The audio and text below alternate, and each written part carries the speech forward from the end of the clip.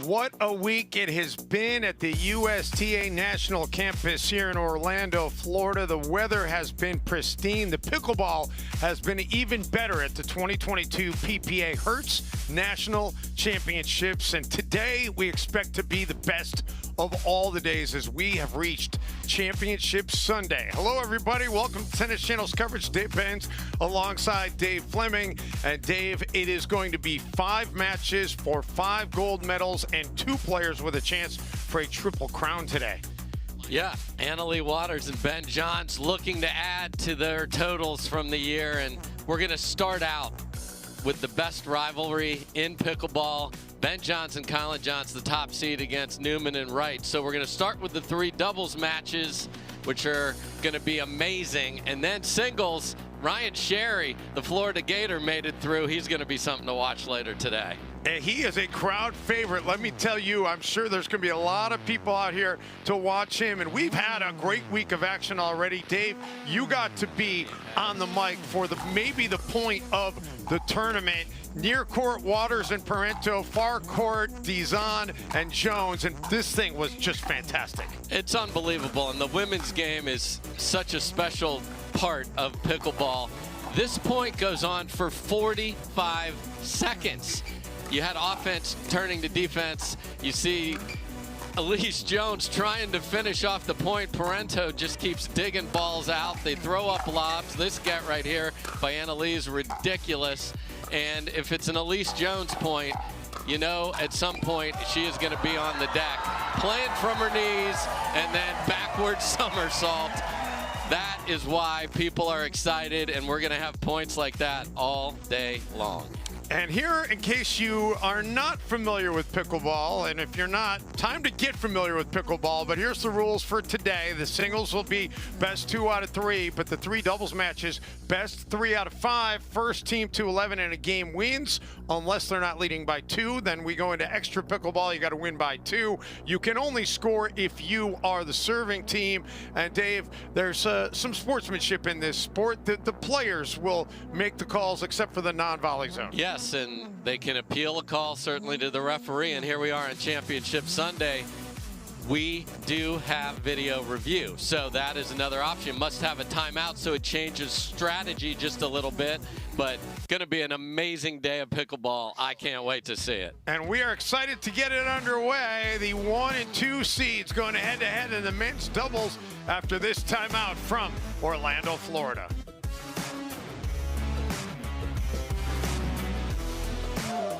Our new EV rental fleet is the absolute GOAT. Nice.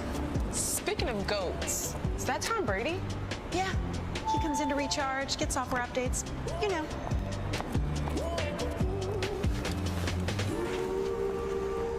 Same time next week? You got it. Cool. Let's go.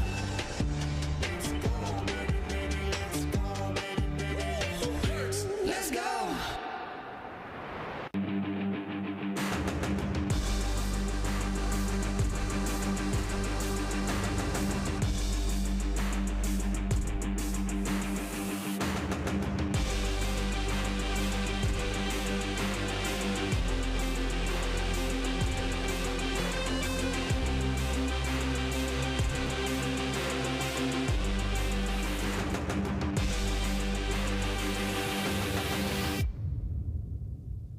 For many of us, we just charge ahead because planning for your future takes time. And right now, thinking about your financial future takes on new meaning. At Baird, our financial advisors have guided individuals and families to achieve their goals through every crisis evolution and groundbreaking idea for over 100 years. That's the difference between thinking you're ready for what lies ahead and knowing you've planned for it. Now that's different. Discover the Baird difference.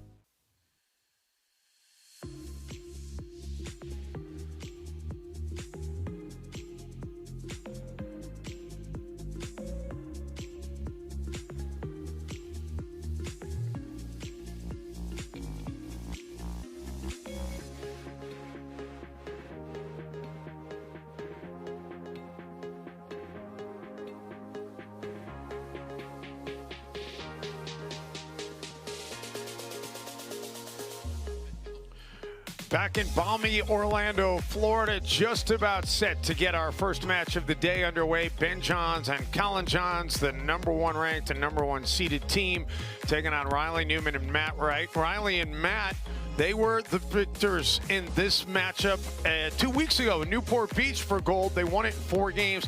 And Dave Fleming, Collin Johns is actually the #1 ranked men's doubles player ahead of Ben Johns. Ben is the best men's player on the planet. Can you please explain this for us? Happy to. Ben made a trip to Europe this summer, and Collin played another match with a different partner, got some points, as you see there. So that is the differential, and why you see him just 150 points, not a lot, but still, hey, if little brother's gonna go overseas, I'm gonna go play some pickleball, and deserving #1 there. So this is gonna be great, and Collin is the #1, and there he is right now, but we know who the best player is.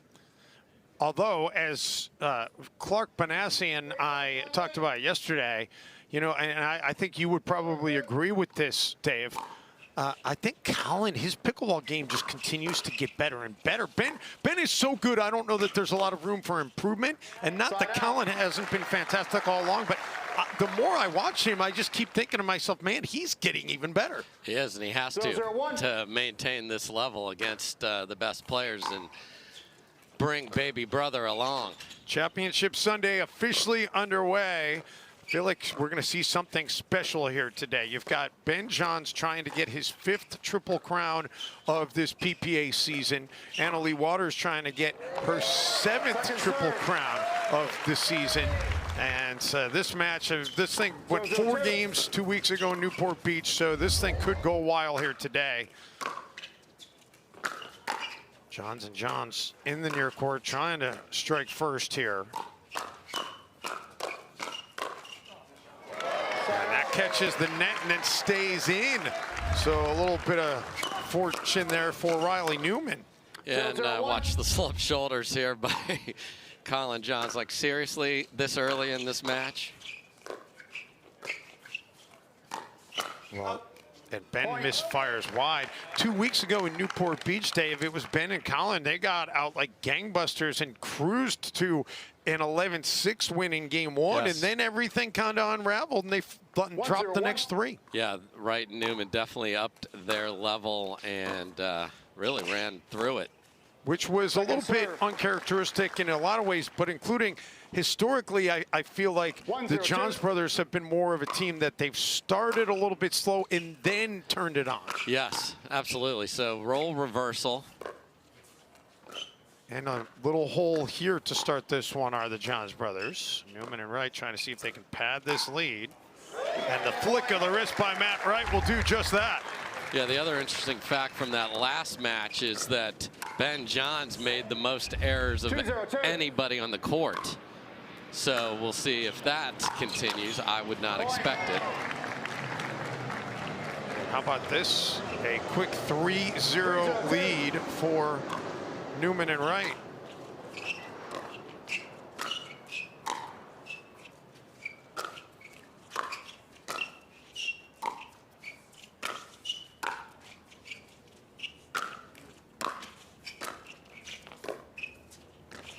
Collin goes for a little finesse. Ernie.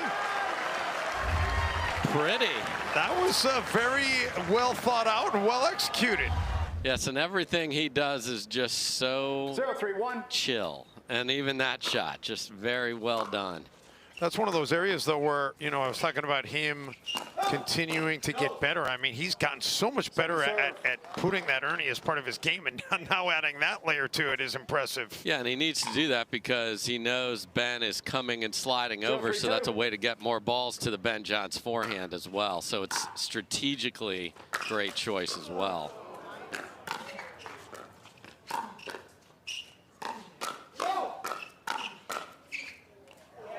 That does catch the back line. So the Johns brothers finally have a point. So Newman and Wright are going to want to play high-octane pickleball, and that's a ball you feel like off the paddle that's going deep. You hate when those catch the line.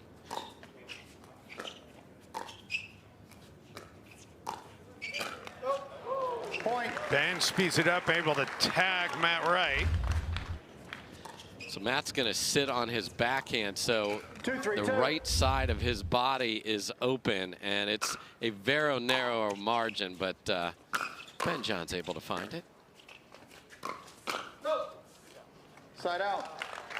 And that is long, so the side out is going to give it back over to Newman right up 3-2. For those of you who may not be intimately familiar with the PPA Tour, Ben Johnson and Matt Wright, they have a relationship that goes back a number of years. They played many doubles tournaments as partners together, so they know each other's games quite well.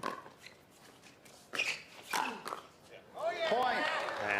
And another point here for Newman and Wright to move it to a 2-point advantage. Yeah, this is a very uncharacteristic high ball in the fourth that just, it's the giving season. It's the holidays. Here's a little present from Ben. And there's a little present from Riley painting that back corner. So if the ball is too shallow to the net when you go for an Ernie or out of reach and you can't do with it, obviously that move puts you way out of position. Yeah, it's a risk reward, right? With Yes. the Ernie, it's you're taking the risk, hoping you'll get a reward, but you're leaving yourself vulnerable if you don't cash it in.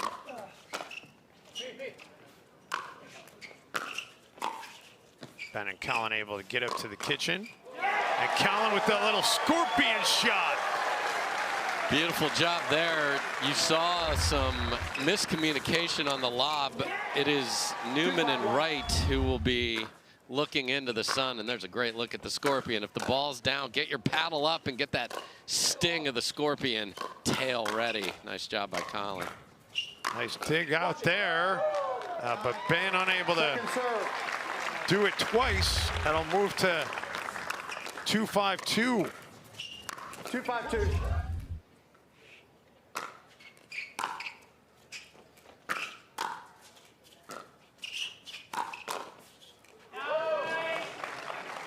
A little bit of late reaction on both sides. Was it in, was it out? And they're going to say in, so 3-5 now. Yeah, double scorpion, and you can see when they're on an odd score, Wright and Newman are leaving Matt Wright on the left side of the court so they don't get caught in a switch. But with Riley, they know he's got the foot speed to get there, so they put him on the left, so they switch it half the time. And Ben puts that one away. Back to a 1-point game.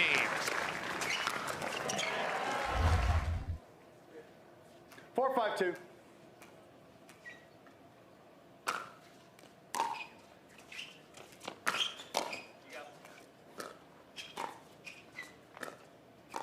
Mentioned Ben going for the Triple Crown today. He will team with Annalie Waters in mixed doubles and then play for the men's singles title as well. And there you see Ben's able to find that right side of the body of Matt Wright. So his name is the target, folks. 5-5-2. Ben will certainly try to tag you if he can.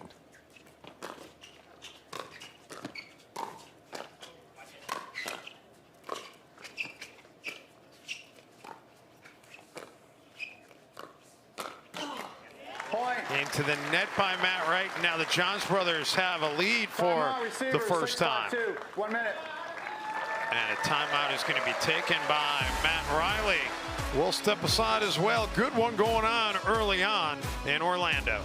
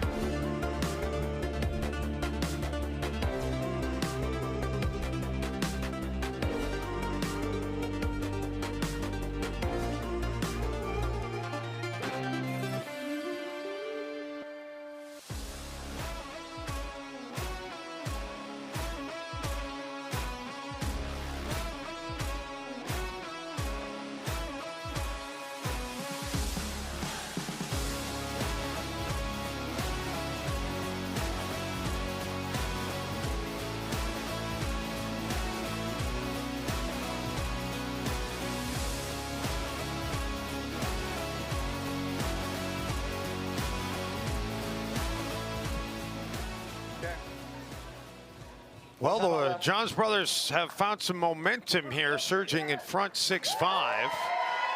See if the timeout by Matt and Riley can try to stop that. And you tracked timeouts during your coverage yesterday and found that it was not as effective as you might think. Correct.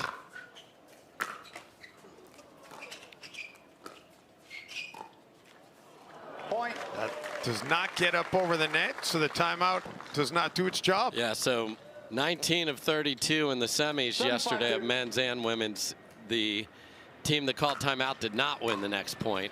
Jim Ramsey, our crack statistician, gave me that bit of info.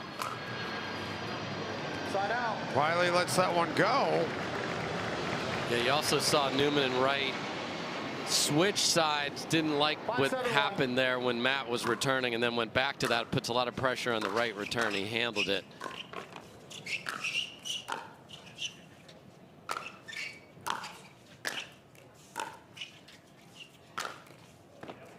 Oh, great angle played there by Ben.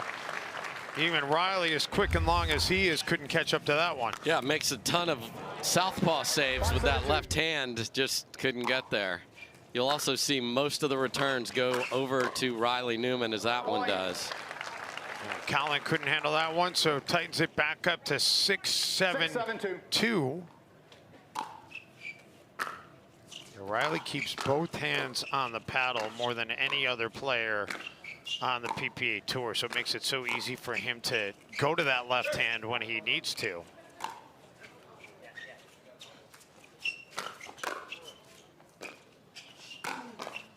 Point. Matt Wright goes right into the body of Collin Johns, who could not return it, and we're tied at 7. Yeah, the rare lob track down lob that gets over the players at the kitchen line. That's a great retrieval. Side out. And Ben says, okay, you're going to do that to my brother, I'll do it to you. Yeah, so the drives from Matt Wright are much more effective than Newman. So you're going to see those returns going there most of the time today. Second serve. That is going to be out of bounds. So move to the second serve here, 7-7-2. Best 3 out of 5 here for the men's doubles title in Orlando. The final traditional PPA event of the calendar for this year, and Ben Johns puts his side back in front. So the Johns brothers know that if they want the ball to bounce at the dinks, they want to put it in the middle, because Newman and Wright are much more dangerous on the outside when they're in this position. They want them to go hunting for things. Smart strategy. Collin nearly pulled off a nearly impossible shot, but it does go into the net. And so side out, back over to Newman and Wright. Point. Now 8 apiece. Get a feeling this one might be going for a while, and not just in game 1, but in this match overall. Ben goes to the Ernie, and that was perfectly executed and placed. Yeah, usually dropping to the backhand is what people like to do, unless you have Crazy Athletic on the other side who's like, oh, thank you. Side out. That'll be wide. Side out, back over to the Johns. The other thing about that third is if you have too much loop on it, Ben's going to step back and hammer it, so that third shot drops, got to get lower. Point. Matt Wright misses wide, and the Johns back in front now. Found it interesting. 91. Ben and Collin were on center court warming up this morning, while Riley and Matt, most of their warm-ups were off on the side court. Yes. And it wasn't like they were saying, no, no, no, no, we're hogging this. There's half a court available for the other team, but they didn't want to go out there. Not sure what the strategery involved in that was, but just worth noting.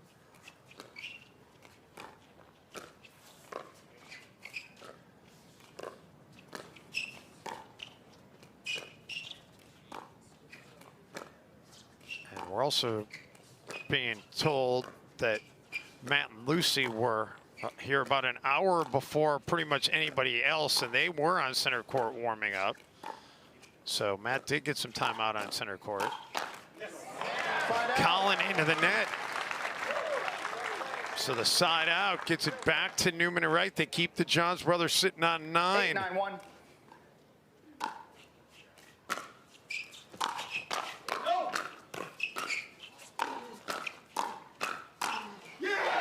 Oh, what great quick hands by Matt Wright. A few backhands and then wins it with the forehand. They're going to attack the Ben Johns backhand in those firefights and try and win it. And what a clutch moment to do it at 8-9. And how about this? Newman and Wright have surged ahead, and they have a game point.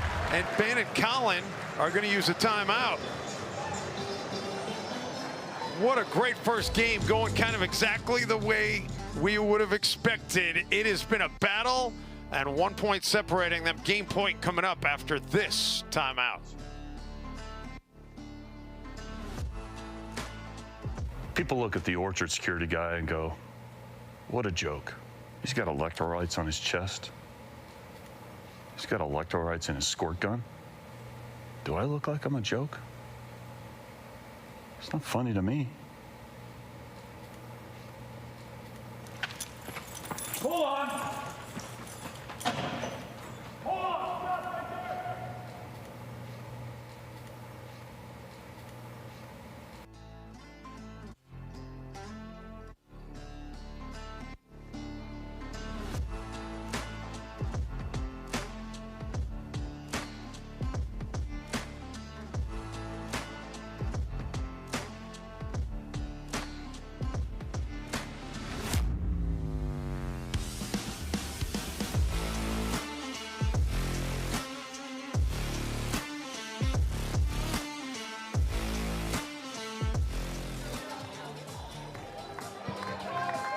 there. Welcome back to Orlando.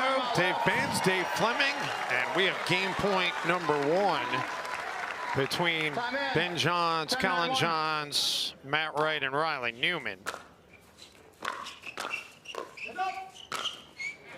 And we're going to have game point number 2 after Ben quickly ends that rally.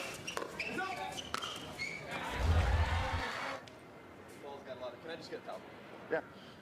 And Riley Newman bringing the ball over to our lead ref, Tom Tadler, who's from Fort Myers, and seeing maybe a small crack in that ball after the way Ben hit it. Our second ref, by the way, Laura Smart. Yoli Tadler is our tracking ref, and Larry Havard is 10-9-2. our video referee, sitting right next to you, Dave Fleming. Indeed. Haven't needed him yet. Collin puts it right down that sideline, and then Ben gets the serve back. Some dangerous close to the line choices there, but you got to with Riley Newman's going to get anything that's in the court of play in the stands. He'll make a lefty get over the advertising. Beautiful finish. Crunch time. Point. And Bain right into Riley, and we're tied. Let's play extras. Extra pickleball in game 1. So first team to get a 2-point lead now will win this game. 10-1.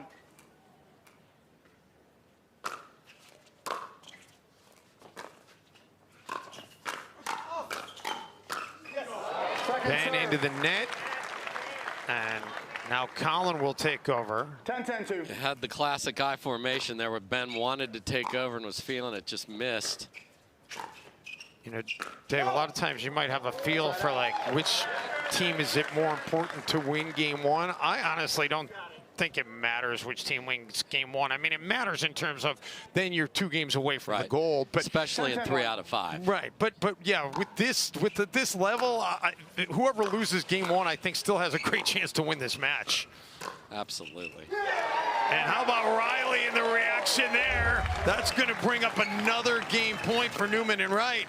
And he's got that grip where he is always sitting forehand. That would have been a much more difficult choice for other players.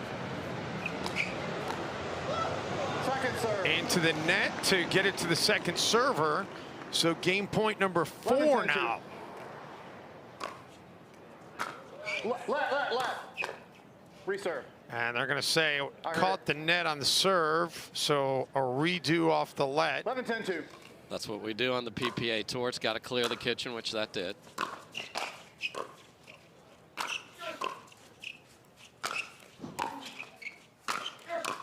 Ben keeping both Matt and Riley back.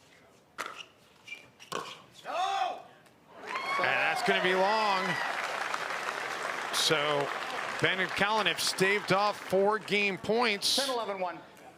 That last overhead was very careful, but Ben kept it in.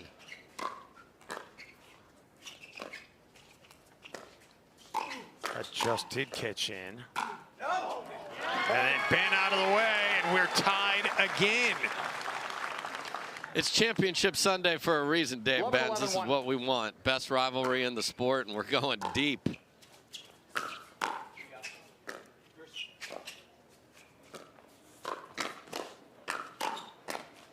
What quick hands by Ben.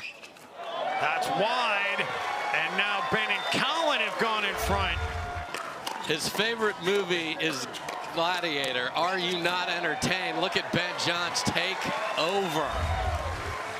Yeah, and his favorite song is Don't Stop Believin'. And even though they were facing a game point by Riley and Matt 4 times, he hasn't stopped believing. Now they've got a chance at game point coming up.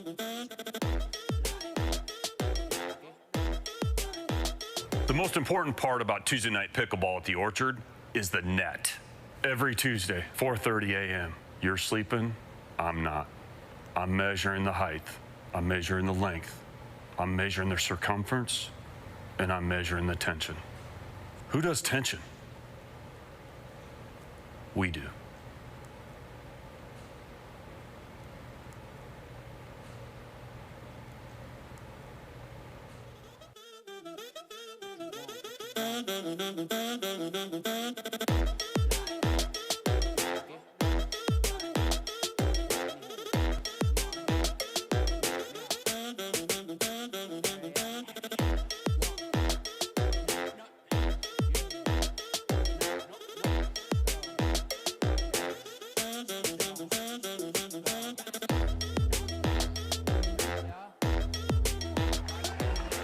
Time in. 12-11-1. Well, Ben and Collin called a timeout on the first game point opportunity for Riley and Matt, and that paid dividends for them. Now, Riley and Matt hoping their timeout can do the same. First game point opportunity for Ben and Collin.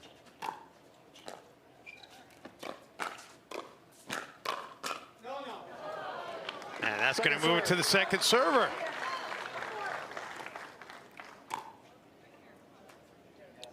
So now Ben 12-11-2. not wanting to give it back to Matt Riley. Game point number 2.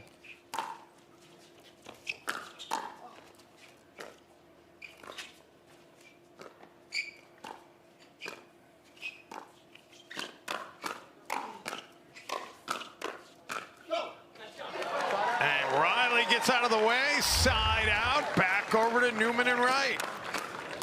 Another little hands battle after a dink that was up from Matt Wright, but Riley Newman bailed him out. Ben getting in front of Collin and taking a couple of them.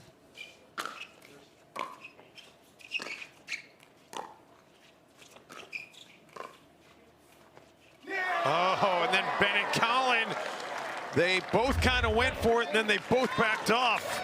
Oh my goodness, a clean winner off of a dink at that moment. Ties it up at 12.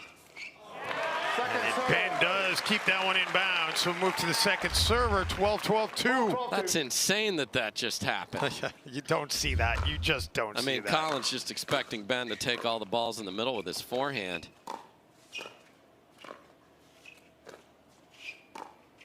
Well, they can atone for that if they can get the serve back here.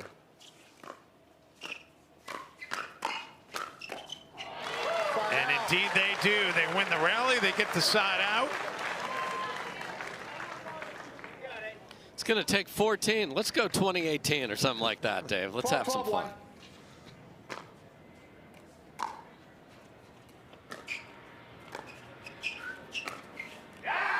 Ben beautifully put into the corner. So that's that right side of the body is the target, and 13-12-1. Matt actually slid to try and protect that and painted the line. Game point number 3 for the Johns. Game point number 7 overall in this game. And that's it. 14-12. The Johns brothers win it 14-12. Boy, that was about as competitive a game as you could possibly hope to see. That's why it's the best rivalry in pickleball. Last 8, 4-4. This is what it's all about. And we're just getting started. It takes 3 games to win gold. More to come from Orlando.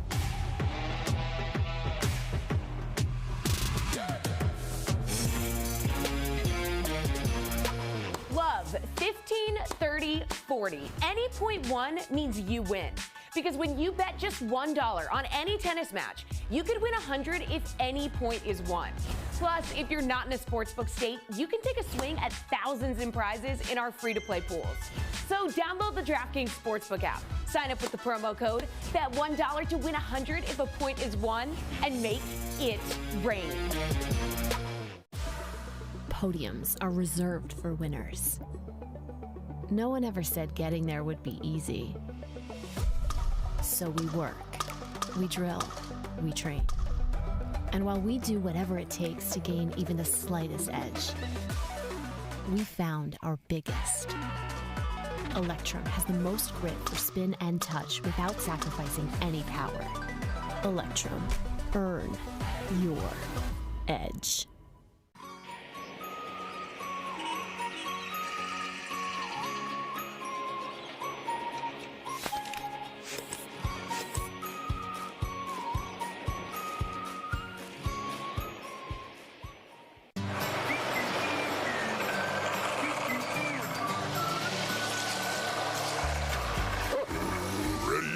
Not yet, buddy.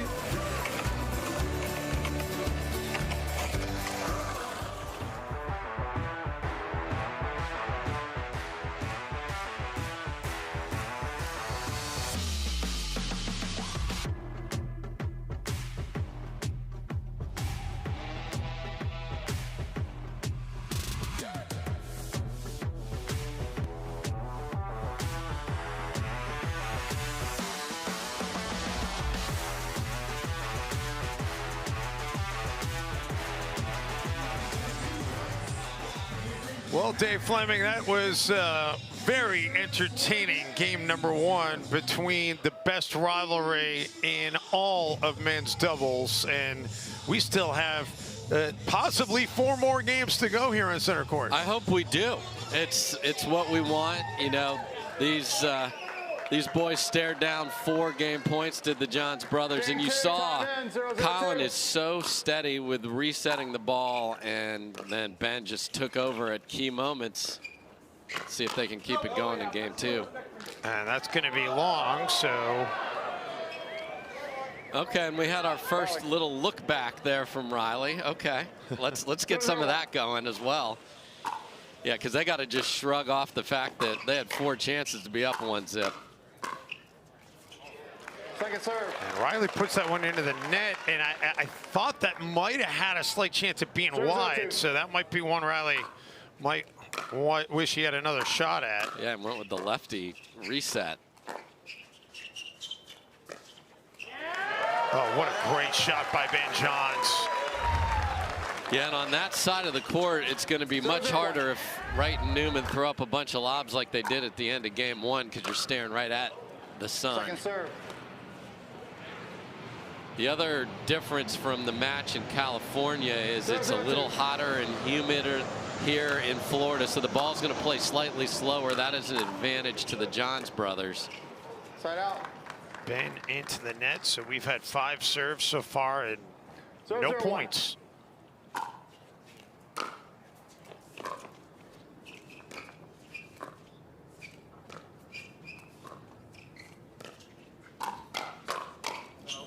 Point. Quick hands by Collin, but it goes into the net. Yeah, so if it's scorpion over your 1-0-1. face or to the right side of your body, good. Bad scorpion on the left side of your body, you can't get the paddle in the right position, hit it in the net. Point. Make it 2 straight points for Newman and Wright. 2-0. Yeah, they had a nice little lead at the beginning of game number 1 and couldn't close it out. Yeah, they opened up a 3-0 advantage to start that one.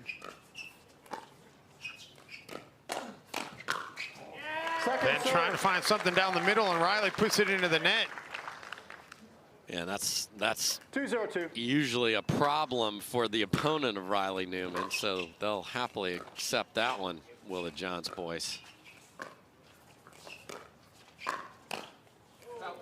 Riley speeds it up, and Ben, did that catch in? I can't overrule that call.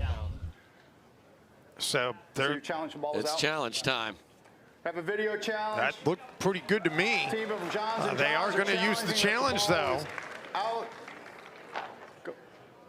That looks inside the line, Video maybe from replay. that angle. Yeah. So, Well, it's time. not our call, Dave, but that's my opinion. Well, time for Larry Howard to start earning his keep as he's sitting here in the truck and he's got the phone in his hand and he's talking to Yoli Tadler and Laura Smart and Tom Tadler are all out on the court. Yeah, and Collin Johns immediately challenged it because he had by far the best look at that of anybody. He's staring right down the line. That was a weird ball from Ben Johns because he was so late on it that's just a bizarre angle. He's not out in front. It came off the paddle in a weird way, and it was just there's so many things that were strange about that. But I think the video that we're seeing looks pretty conclusive to me. Looks like I think this is going to be ruled as an in ball. Yeah, I think this is going to be overturned, and if you're right, you don't lose your timeout either. So, interestingly, had something like this happen at the end of game number 1, Wright and Newman were out of timeouts, obviously, here early in game number 2. You've got all your timeouts. No one's used one yet. And Collin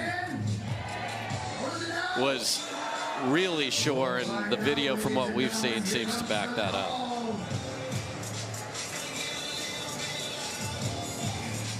So the officials out on the court conferring. Got our little huddle. It's NFL Sunday. Let's call the right play here. Well, we could always cheat and just look over at Larry Howard and see if he's going to give us the thumbs up or the thumbs down. He's giving us a thumbs sideways. He's trying to keep us in some kind of dramatic, tense mode here. Can't even get a little love here in the booth, Dave. And they just. After video review, the call was overturned. The ball was in. The correct score will be 0-1. I'll recall score. So nice job 0-1. by our entire crew of refs getting that right. Great job by Second serve. Collin knowing to use that challenge. Yeah, he's staring right at it. But 0-2. is going to quickly move to the second serve out of the missed side. third there from Ben Johns again.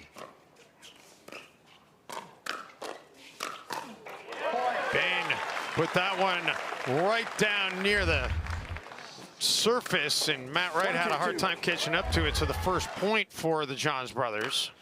Yeah, he's able to take that backhand in so many places, but the big thing he does, and he brings it from ping pong, is he's able to rotate that wrist and hit down. Ben misfires, and it's going to be a side out. And you saw Matt Wright attacking the Ben Johns backhand when he's back because he's more likely to reset from that position, and then you can take the upper hand. Nice defense by Matt Riley here off the baseline.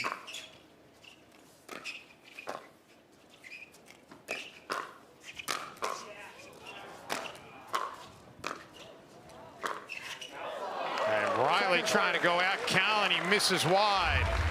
So that's the danger of that shot. We've seen Ben Johns execute it on Matt Wright from that very position and catch the line, there is just no margin. And I know we're on Tennis Channel. There's no doubles alley here, Dave. No, there is not.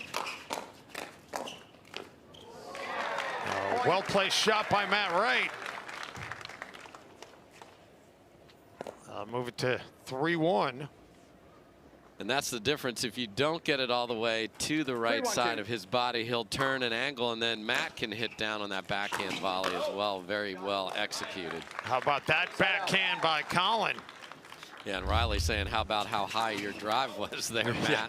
Yes. A little, Collin saying thank you very much for that, by the way. No doubt. Little look back from Riley. He's looking at everybody here.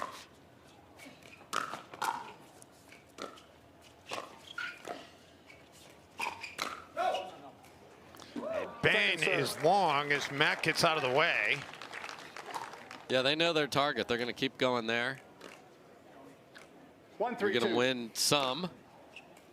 It's how many do you lose till you have to change it. And they're not going to change it anytime soon.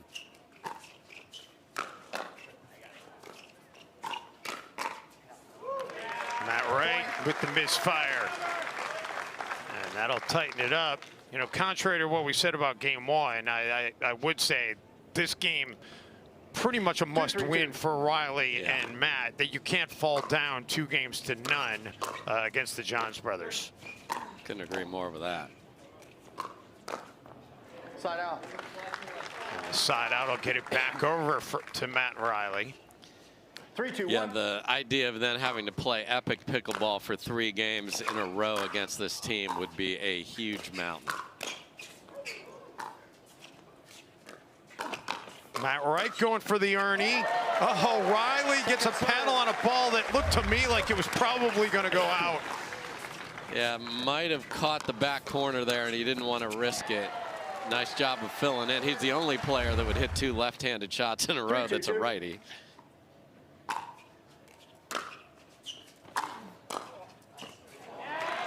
Beautiful drop shot there by Collin Johns. I think Matt Wright is questioning the paddle connection on that one. Well, that was a little more clanky than the intentional backhand droppers he hit earlier.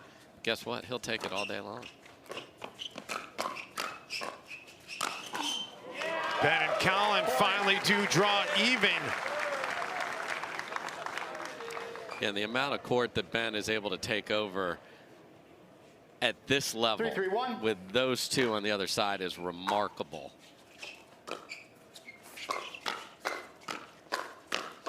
Couple of nice backhands there by Collin to keep it alive, and the Johns brothers now in front. 4-3-1. And you know, he has no intention of hitting a forehand there, and you're hitting into a brick wall. Second serve. Quick hands by Collin, but he can't get it over the tape. So that's the challenge. When Ben jumps in front of him, he's well behind the kitchen line, so to be swinging away from mid-court, that's tough with margin. Yeah, that's not a place that you ever want to be. Side out. And Ben with a little bit of an unforced error there. Yeah, the stats that Jim Ramsey has sort of shown up here again with who's missing thirds. It's been Ben primarily. Not a ton of them, but a few. Ben with a nonchalant return there, and then the speed up, and the firefight is won by Newman and Wright. Yeah, a little ball off the tape made Collin Johns' life miserable right there. Good job to get hands on it, but couldn't get it to safety. Second serve. Right, errant shot, moves it to the second serve. Yeah, and these 2 Lions right here, you know, their partnership was a unique one. They'd never played together. They were actually big rivals. They come together. They had to figure out who's going to play the left side of the court. They've chosen Riley, and it's worked very well.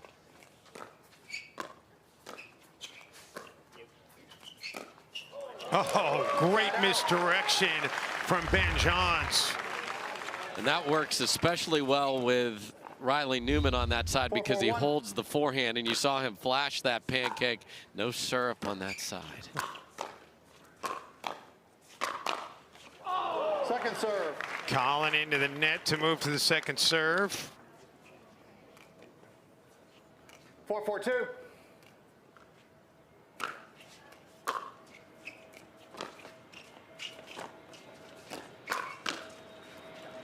Side out. That'll be long. Dave, you get a feeling however this thing plays out with whoever wins the match, I think the cumulative point total from the number of games we play is, I'm going to say the margin's going to be less than 5. Okay. There's an over-under for you, and there's another Ernie from Collin. Ben Johns puts it away.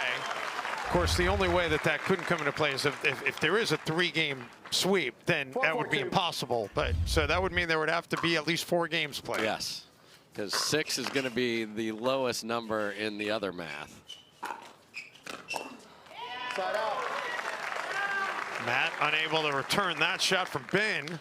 And that backhand is so good that he doesn't move it wildly. So if a ball comes off the tape, it's still in perfect position. Nice job by Ben Johns there. And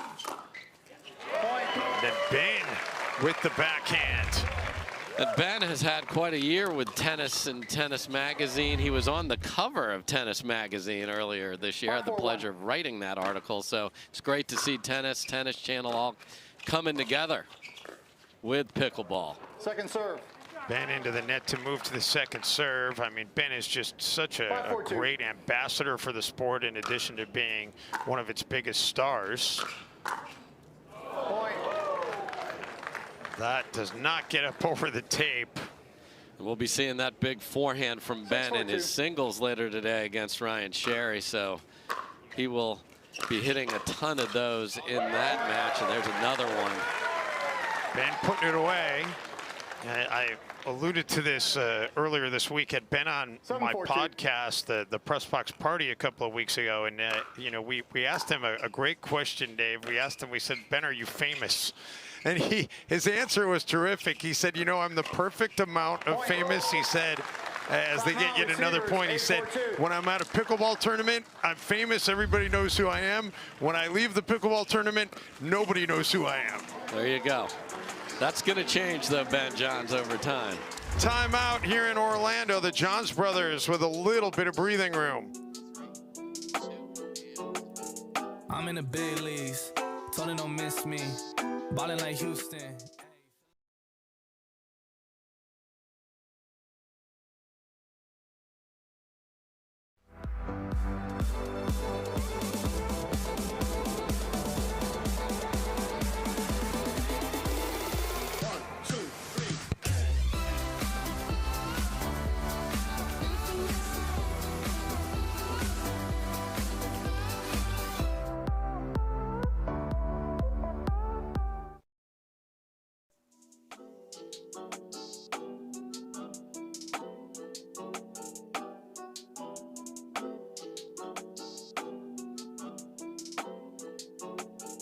I'm in the big leagues.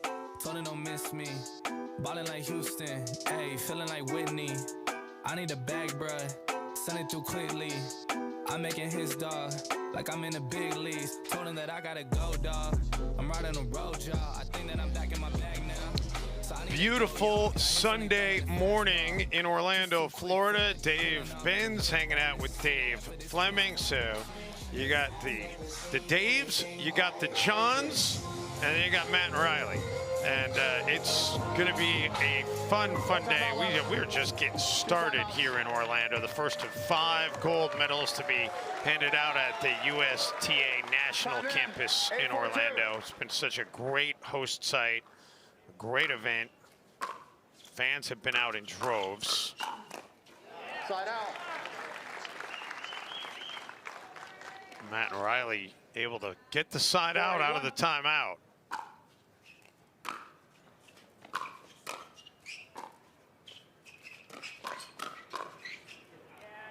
Nice job by the Johns to let that one go. And that is a skill, Dave. Knowing trajectories, knowing the paddle position and the pace of a ball, letting it go is a skill you should practice, and these boys do it better than anybody, do the Johns brothers. And that's a quick side out at 4-8 down in a game that we talked about they really need to have.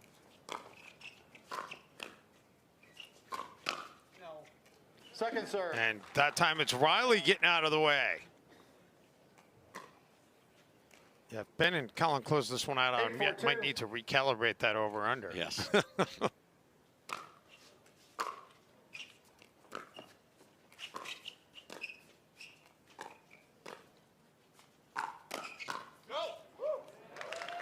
Point. Another point to make it 9-4. So you saw Newman try to fend that off after Matt Wright went at the right hip of Ben Jansen. He's able to get his backhand there and flick it at Newman. That's a great ball. Oh, Ben goes to poach in front of Collin, but puts it into the net. So Newman and Wright keep the Johns brothers on 9, which is huge. Can they take advantage here? Need to get some points out of this service opportunity.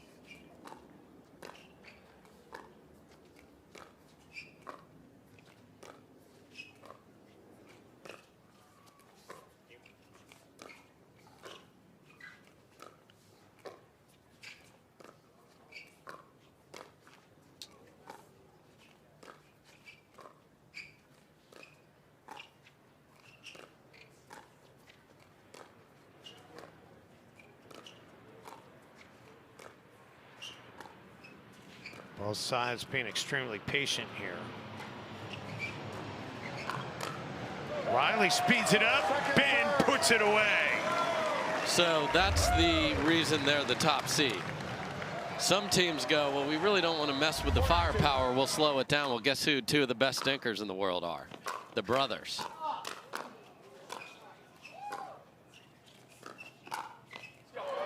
Just out of the reach of Ben as Matt puts it down the boulevard to make it 5-9. So when you ask Ben to cover that much court, if you've never seen them play before, he's the best player in the world, is Ben Jansen. They want him to take more balls, but sometimes that's going to leave an opening.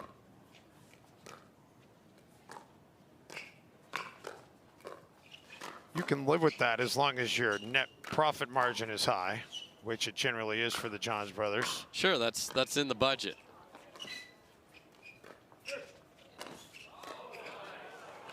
Nice defense on the lob by Matt Wright.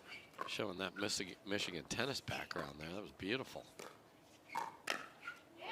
And then Ben, a backhand flick down the middle to end it. So it's been the counters from Ben Johns that have been not resets, but finishes, and that is a big difference. If he resets that ball, he's in trouble. Fires away, and they are looking very good here in game 2. Up 9-5. Riley tried to play an angle. Ben was ready for it.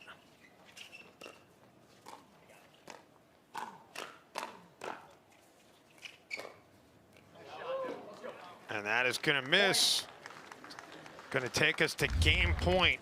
Saw the scorpion retraction here. Watch this by Collin Johns. Nope, I'm not touching that one.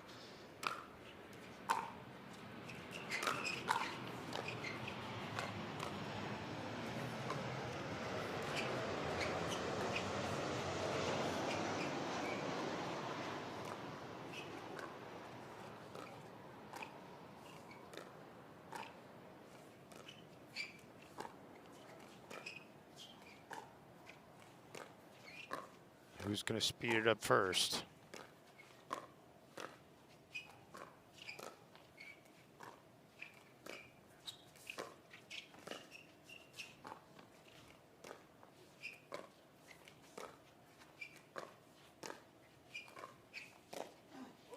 And it's Ben.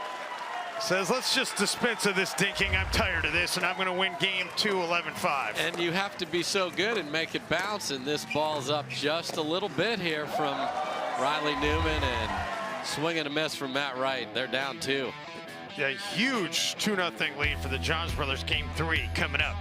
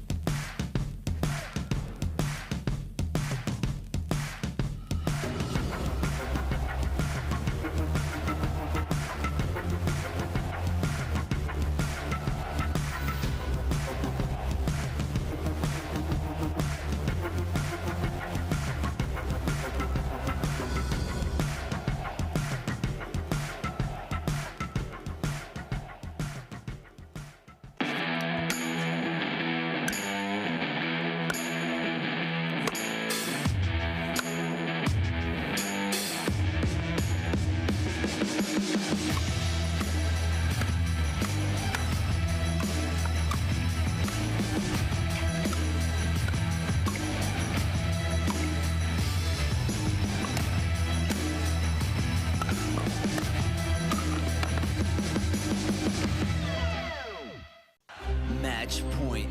It's all up to me.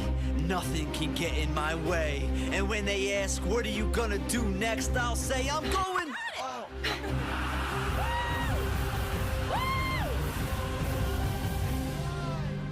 We're going to Margaritaville!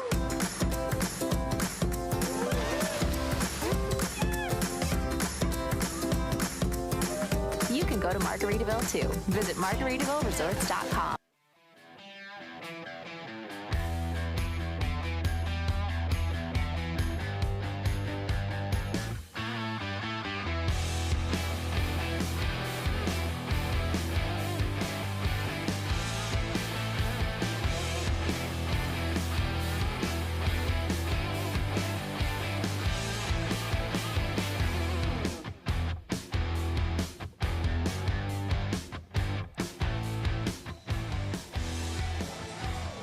This, my friends, is the new cycle of life. Pickle, dink, eat, repeat. I do it every day, Dave. So, you know, that's what I love. The fans are into it. They're making signs.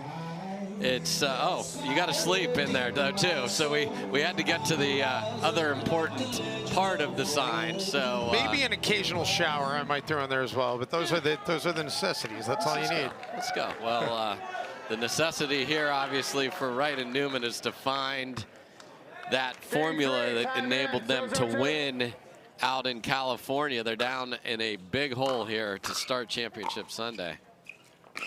We mentioned it earlier. Ben John's trying to get his 5th Triple Crown of this PPA season. That's a great start, and that is it. Go with pace. Couple of areas they want to go. The Ben John's backhand is one of them. Side out. Collin puts the scorpion tail away there. You know, they're going to drive the thirds when they get a chance at Collin and make sure he makes a solid volley. He was able to do that there.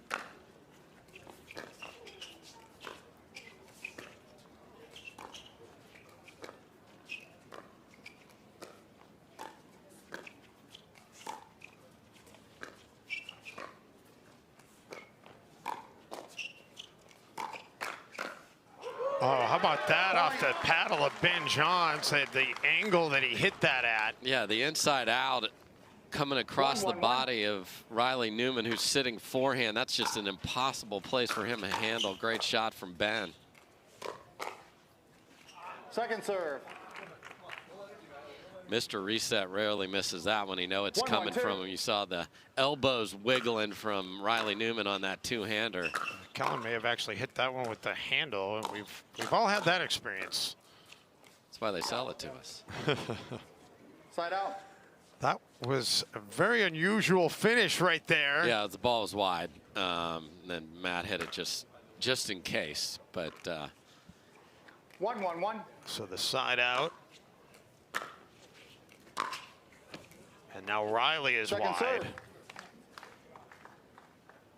They're going to just keep putting pressure on 1-1-2. that. Return it to Riley. He can't come up and be a factor at the net off of a good Matt Wright drive. Bain puts it right off Matt Wright's leg.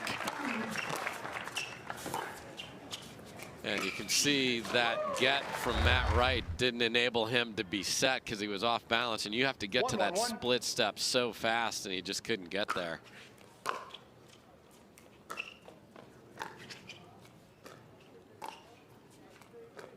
So now back into the dink game, and when they're playing slow like this, they're hoping somebody's going to make a mistake. If somebody makes an unforced error that ends it, that's a gift. But really, you're looking for a mistake, a high ball like that one that you can kind of capitalize and put down. And this ball that 2-1-1. Collin gets was the first ball to hit out of the air and attack, and you want to take advantage of those opportunities. And that right there is the danger of switching, because Matt Wright knows he's got to get all the way across the court in a hurry, and sometimes that creates a missed return, which it does there.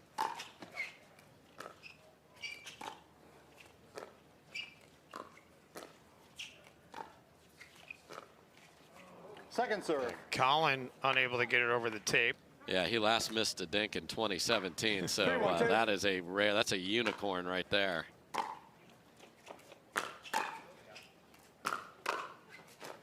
Ben showing some aggressiveness from that middle part of the court, and another finish for the Johns. He's like, Collin, look, you took 2 forehands in a row from me with your backhand, enough. And comes flying in there and finishes. Impressive. Point. This is dangerous. This could be timeout time. Well, they're going to hold on to it for now, but yeah, you get a feeling one more, and it probably is going to come. You want to be a little bit more judicious on Championship Sunday in case you want that for a replay. But when you're getting into a big hole, no sense leaving them in the pocket. Yeah, this is a double hole. This is down 2 games and down 4 points in game 3. Replay at 1-5. 1-5-1. That will set up a reserve.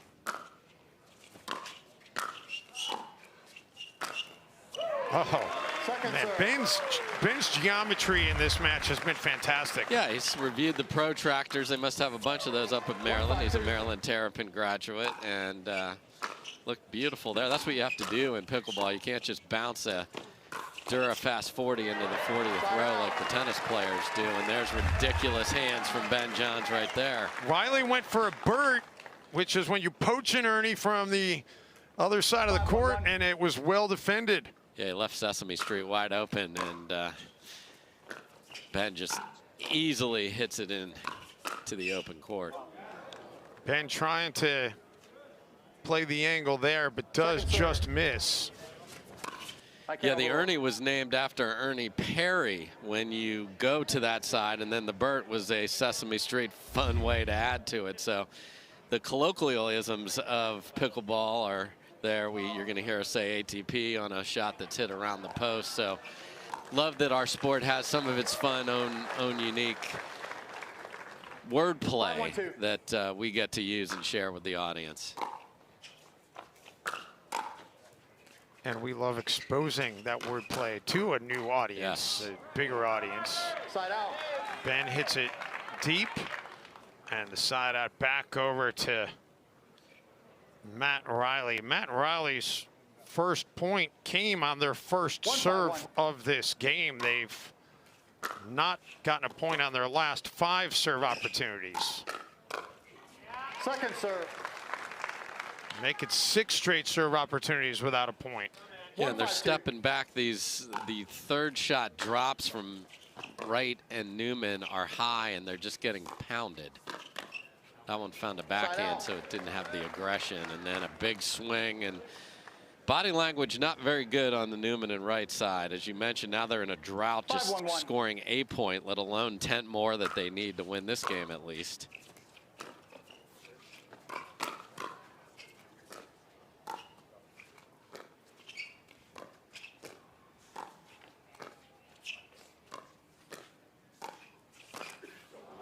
Ben's on opportunity, but puts it into the net. 5-1-2. So move to the second serve here. Good look at net cam. Love that view of the players at the kitchen line. So great. Oh, friendly bounce and stays in for Matt Wright. Sometimes that's all it takes, a little lady luck. The pickleball gods say, hey, we want a 4th game. Let's get involved here and have the net help. So they just need a little run, a little confidence.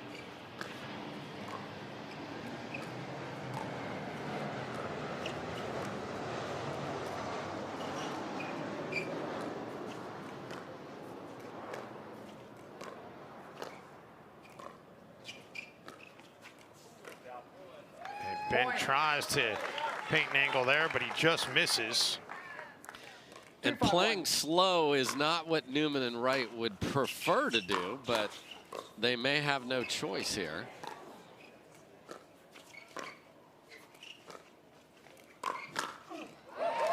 Second serve. Well, quick hands by Collin to end that rally. Yeah, and that's the advantage of having Ben covering so much court. He can just sit on the backhand, fire away, I'm ready. See also that Newman and Wright have gone with Wright on the left side now, so that's a definitely different dynamic. Now the middle of the court is not where you want to dink. Side out. Ben puts it right into Matt Wright, side out. So now he's looking forehand in the middle, and that outside hip is open. It's just such a smart shot. There's like a target there, and Ben hit it. He gets the stuffed animal. Give that man a prize. Yes.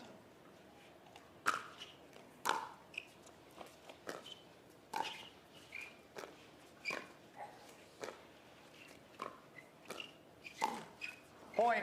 Matt into the net. Yeah, sometimes you get stale as a team with your positioning. So they tried it. They got one. You mentioned how many side outs there have been. So they go back to their traditional way. We'll see what they do. Yeah, so I was about to say they are not lined up right. But here on the PPA, we make sure we want to play points where people are supposed to be. Nice job there by Tom Tadler, the lead ref. Great defense by Collin, but a better finish by Matt. Beautiful angle by the Wolverine there. Michigan style, not Hugh Jackman style. Sure, he was happy with that Big Ten championship outcome last night. Ben able to track that down. Ben covering a lot of court right now. And Collin ended up on sighting of him on the right side of the court in a men's doubles point. Yeah, I was just gonna say they end up on the opposite side. Now they're able to switch back. Riley goes for an early finish. Yeah, 5-hole on Collin there, or nutmeg, since we are in the middle of the World Cup here. 2-6-1. Right through the legs. See if that can get them some momentum. And again, Matt Wright to the left side. Did that catch Riley, or did he get out of the way? That looks I think that missed, Matt. So, and because they've switched sides, they're all discombobulated on whose serve it is.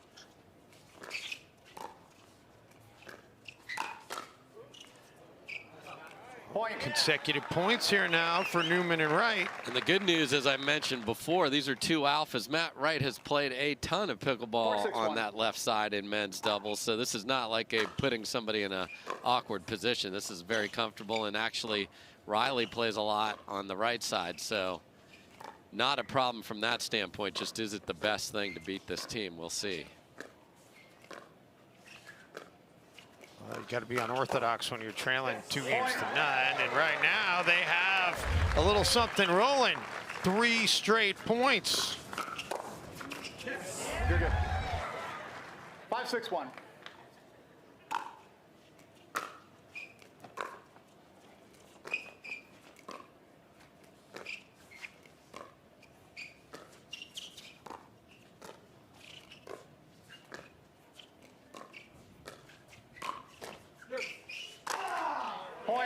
Ben put that one up where Matt Wright was ready to pounce. So Riley Newman's being very smart. He does not want to dink cross-court forehands with Collin Johns all day. That is not a battle he wants. So he's dinking down the line and setting them up. Nice rally from these boys. 4 straight points, and we're tied at 6 timeout here in Orlando.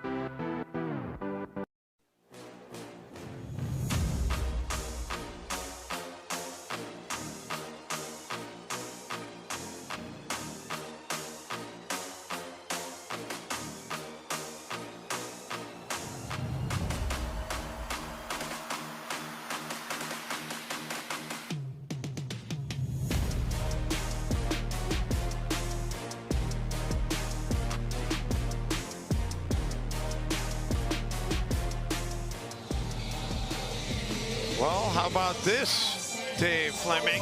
6-6 after it was 6-2. Yeah, I like the side change to give a different look. Matt Wright on the left. Time in. So Wright on the left is Wright right now.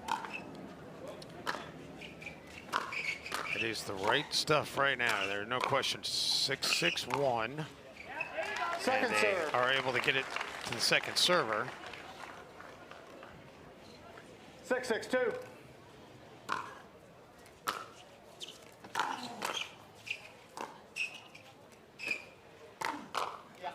And the scorpion by Collin to get the serve back. So that's the choice he has. He can sit backhand or he can slide left and hit forehand and just sit on that. Such a smart player on the right side.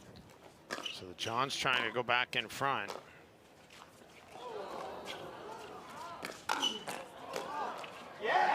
Second serve. And they're going to move to the second serve.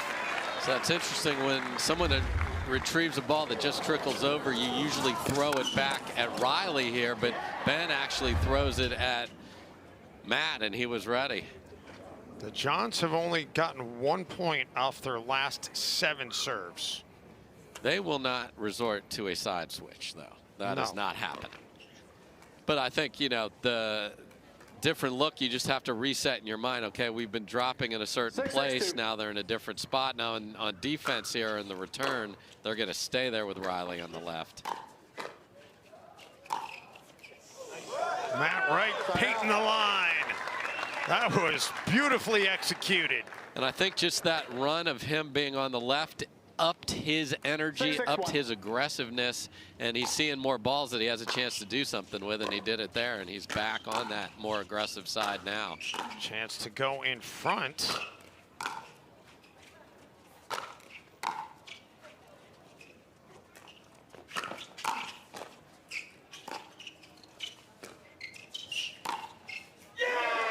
Beautiful shot by Matt Wright. And he is yelling, he is looking, and his forehand is starting to take over. And it was some great lob retrievals and overheads, and then they were able to throw one over their head. So offense, defense, back to offense, and they've got the lead. Their first lead since it was 1-0. Second serve. 7-6-2. 7-6-2. And Collin says, hey, I've got a beautiful forehand too. He holds this. Watch him hold, and then Matt Wright is cheating. 6-7-1. Matt Wright's hand was so far into the cookie jar. There's chocolate chips all over his fingertips.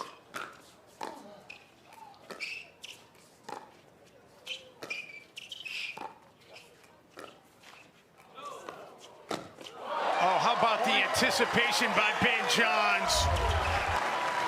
That's just such smart pickleball, because you know from that angle it's almost impossible to put it anywhere, and that is as close as two players will ever be on the pickleball court from a competitive standpoint. Just tremendous read. And then Riley hits it long, so now consecutive points for the Johns brothers to go back in front. You're correct. 8-7-1. Riley and Ben 3 points away. Collin and Ben 3 points away. Riley says not so fast. Yeah, very high third from Collin, uncharacteristic, and hit down. Find some feet when you have that opportunity.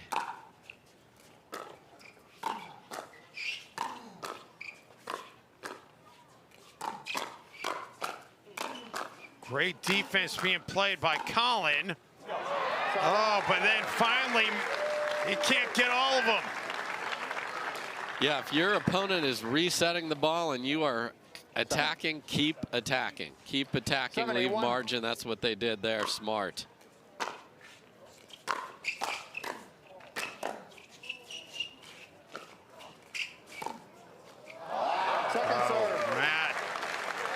Unfortunate result. It can't get up over the tape. And watch how Ben Johns shows you the big forehand swing and then goes inside out dropper. It all looks the same. That's why his forehand is such a weapon.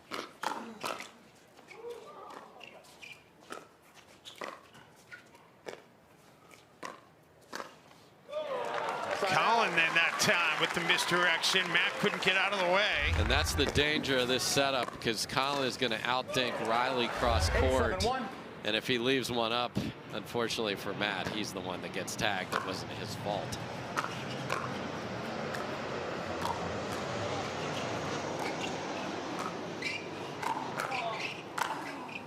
Matt Wright.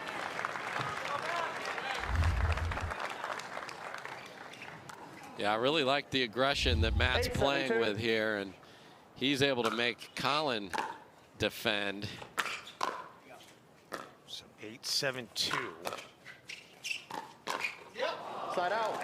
And a scorpion by Collin into the net.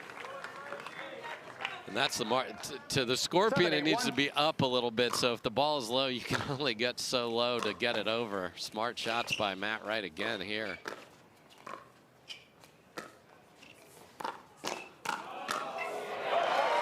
Ben finishes it off with the quick hands. Is that a little nonchalant ATP that Collin was as returned? cash an ATP as you'll see. It was like a deceptive, a little backhand cut by Matt Wright, and Collin was not phased at all. Yeah, it was so nonchalant. I took a second for me to register that that's what we saw. That did not go over the net. Side out. Into the net for Matt Wright. So they switched back to Riley on the left there, and that did not prove fruitful. 8-7-1. So 3 points away from taking game 3 in the title here.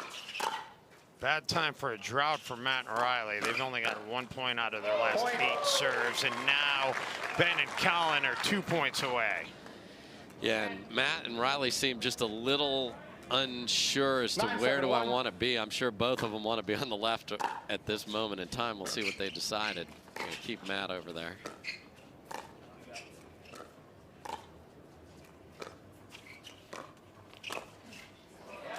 Point. Ben gets it to the final point potentially. And that's the problem.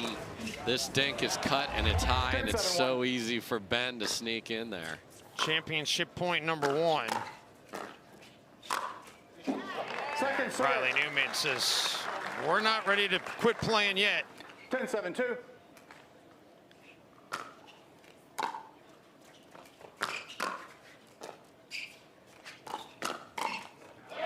But it is all done. The Collins brothers, or the Johns brothers, Collin and John, are able to win it. I still getting it wrong. The Johns brothers, it was so good, it took my breath away, Dave Fleming.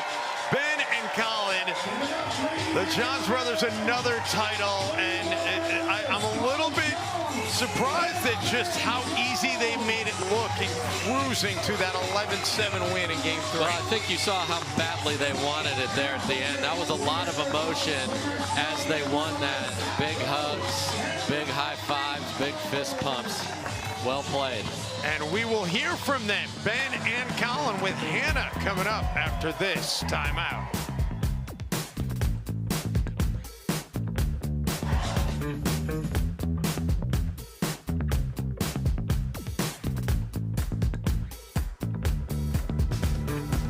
You think you know Rose Namajunas? Rose lost her first title fight. Flat out lost. Right then and there, she made a decision to stop just fighting and start believing she would become a champion. And look who's #1 now. If you've decided to take control of your finances, get the cash you need today with the Cash Out Refi from Guaranteed Rate, a lender real estate agent's trust. Learn more at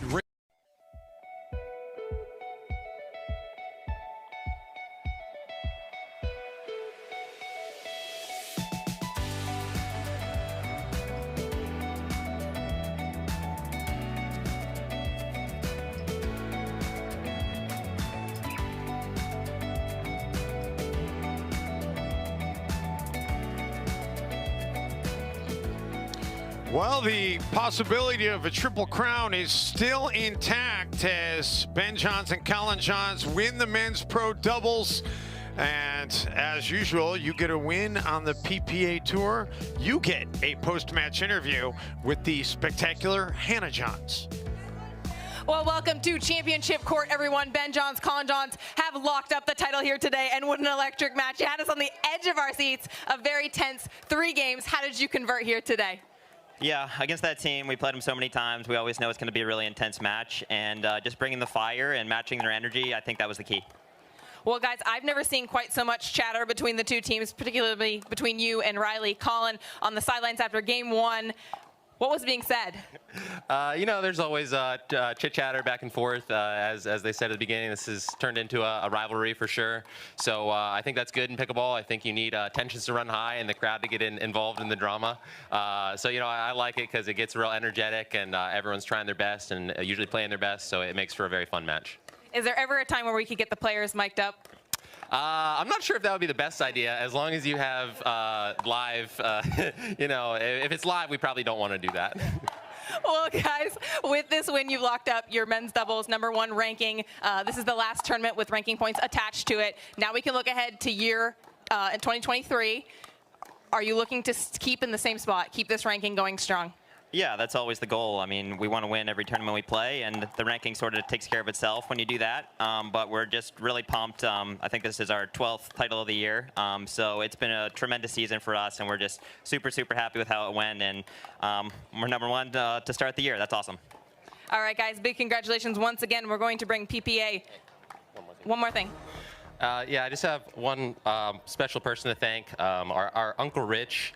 Watches every match we play, and he has Parkinson's, so I just want to give him a very special thank you for supporting us, and yeah, I really appreciate that. And with that, we're going to bring Jake Weinbach, our PPA tournament director, on court now to present your trophy. Jake. Congratulations, guys. On behalf of the PPA Tour and our title sponsor, Hertz, it is my honor to present Ben Johns and Collin Johns with our championship trophy. Incredible performance, guys. Congratulations. Thank you.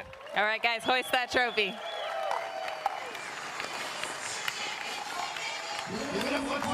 Ladies and gentlemen,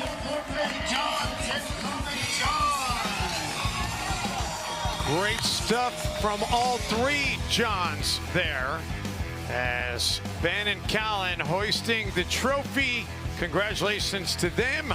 And boy, what a start to Championship Sunday. It continues with the women after this timeout from Orlando.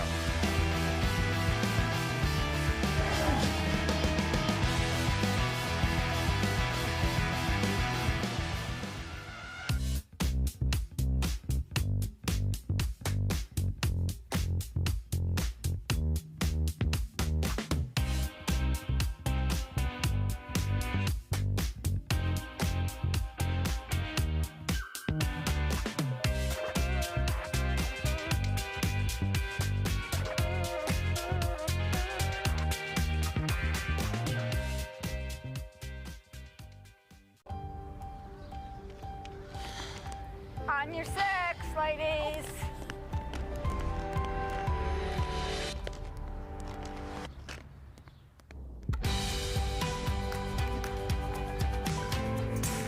The world will get back on its feet.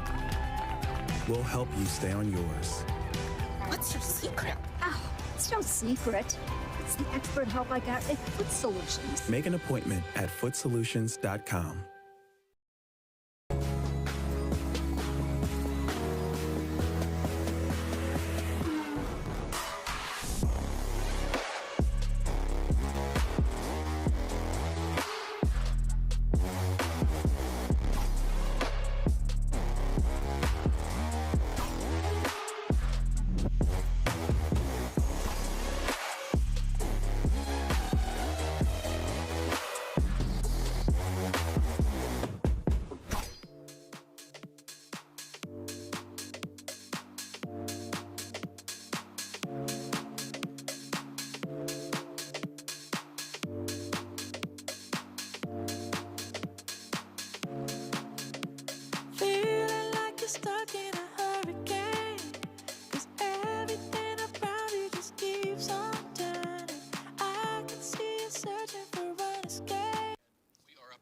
The 2022 Hertz PPA National Championships on Tennis Channel are brought to you by Hertz. Let's Go by Chase, helping you make the most of your money.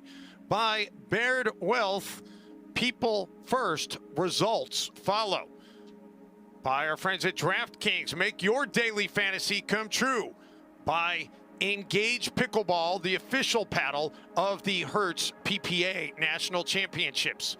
By Guaranteed Rate, and by Margaritaville Hotels and Resorts. And welcome back to sunny Orlando, Florida, everybody. Dave Benz alongside Dave Fleming, and our first match in the books. Ben and Collin Johns clinched their doubles championship. Ben keeps his quest for a 5th Triple Crown alive. He'll be back on the court a little bit later today, but we're going to turn our attention right now to the women's doubles, and we've got the 4 seed of Jansen and Kawamoto against the perhaps underseeded 2 seed of Parenteau and Leigh Waters. And any team that has Leigh Waters on it, I think, is always in contention to be a #1 seed, but they were technically the 2 seed coming into this one. And Dave Fleming, this should be a heck of a match. Yeah, so obviously there is big news surrounding that, because if you're just joining us or followed Leigh all year, where's Leigh Waters? Well, unfortunately, Leigh Waters, her mom and her partner all year long, tore her ACL at Nationals, and just a really unfortunate injury for her, and that's a long recovery, so she's going to be out all of the 2023 season. What's great for Leigh is she can stay engaged. Obviously, she's going to be coaching up Leigh, her daughter, who you see there. She coaches some other players like Christian Alshon, who we saw, who's an up-and-comer, so she's going to be able to stay connected. So Leigh and Catherine are playing their first PPA tournament together here today. They did play together at the National Championships out in Indian Wells, and they were victorious, and they have been pushed quite a bit in this tournament as well.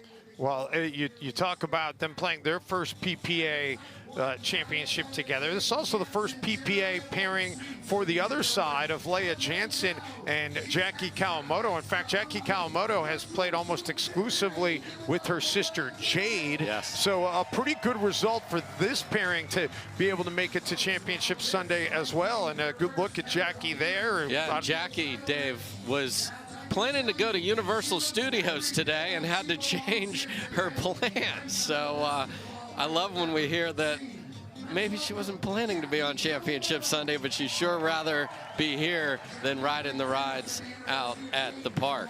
Yeah, the park isn't going anywhere, but the Hertz PPA National Championships, they're done today. So yeah, you want to take advantage of it. And her teammate, Leigh Jansen, 30 years old, and you see her number of PPA titles. She's got 3. She'd love to get that number to 4 here today.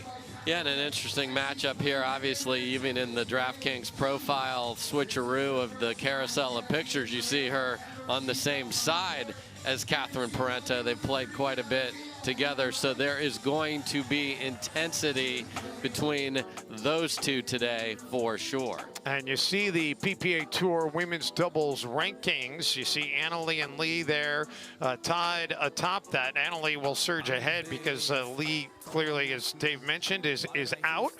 Callie Smith, Lucy Kovalova, and Jessie Irvin rounding out the top 5. And you know, it's just been so fun to see all of these ladies ascend and watch them play all season long, but it is fitting to see Leigh on Championship Sunday. Yep, she's going for 3 titles today, and we'll see if she can get this one, but this is not going to be easy against a team that is on fire.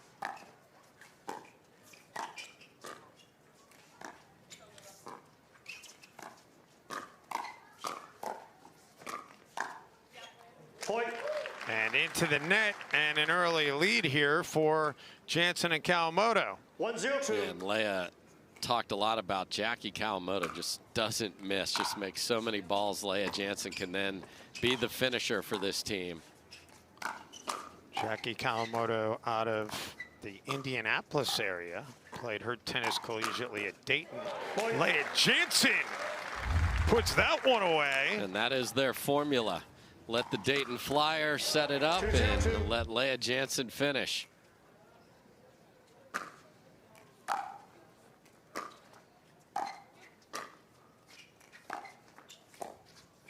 Set up. Into the net by Jackie. Yeah, and Annalie Waters' two-handed backhand is just lethal 0-2-1. anywhere on the court, especially with that two-handed roll dink.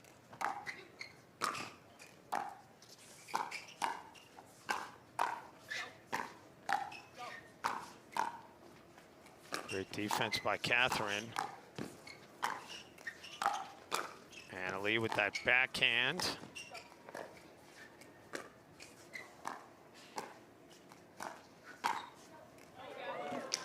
Did that catch in?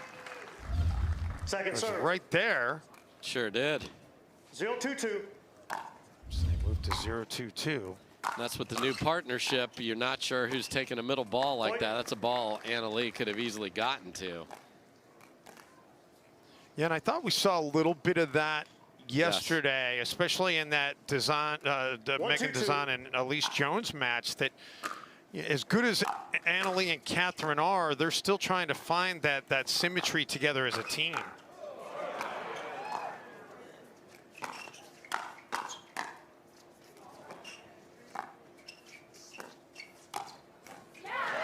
Annalie, so good.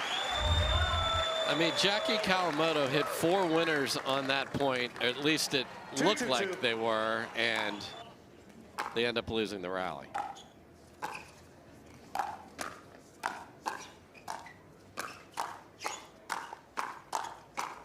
Catherine just so quick. Annalie, a misfire there.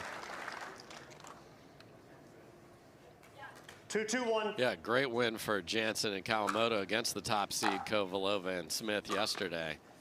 Yeah, they played really well in that semi.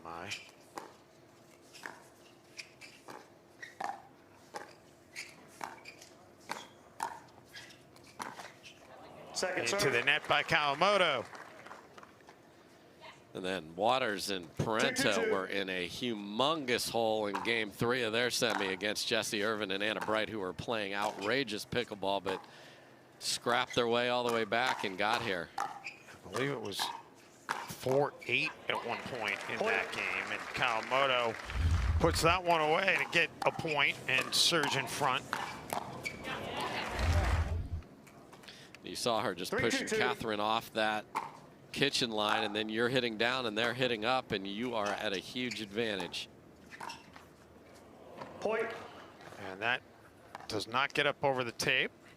Yeah, the Selkirk net was riding the rails for a minute there, but stayed on the other side.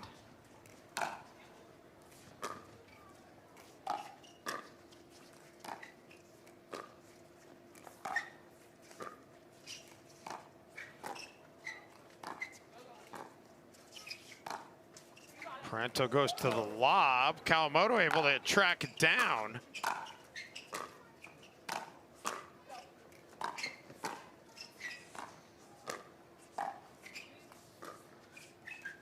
A long rally going on here, and finally hit into the net by Jansen. Yeah, and you saw Waters and Parenteau said, okay, let's put Catherine on the left side. This is something that Annalie is used to doing frequently with her mom. I don't think Annalie really has a side. The side is when she takes a side of the court, not a side of her half of the court. Exactly. The court itself is her side. That's her side. 2-4-2. Move to the second serve here at 2-4-2. Set up. Catherine was trying to put it down the middle of the court, but put it in the net instead. 4-2-1. Yeah, that was a huge forehand drive by Annalie, but you were driving at one of the best volleyers. That lady right there, Leigh Jansen, unfazed by that pace.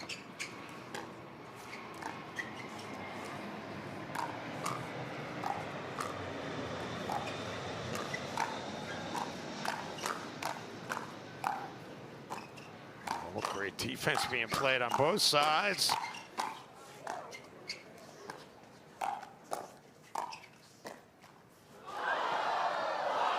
Leigh caught up to it, but couldn't get enough paddle on it to get it back over, and the crowd appreciating that exchange. Crowds love a net cord because it's like a fireworks show. They ooh and ah, and there was just no angle for Anna-Leigh. I mean, she got there with plenty of time, but since it just dribbled over, you can't pop it up over that 34-inch center of the net. Catherine goes for a put away and induces Leigh hitting it long. 5-2-2.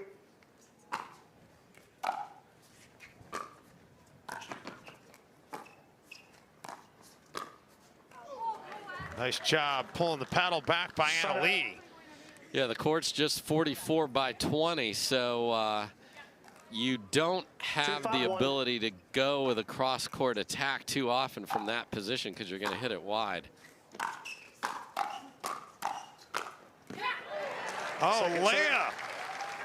She had Anna-Leigh at the middle of the court and knew that back corner was open, takes advantage. 2-5-2.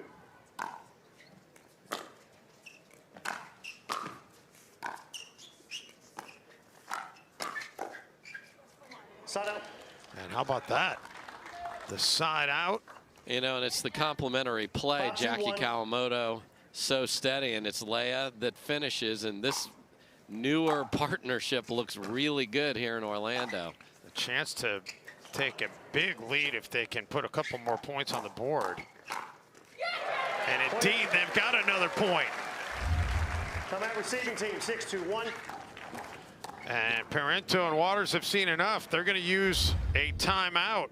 And there's that Anna-Leigh Waters march to the bench. Timeout. She doesn't even really call timeout. It's just a GPS setting. 6-2 in game one in Orlando.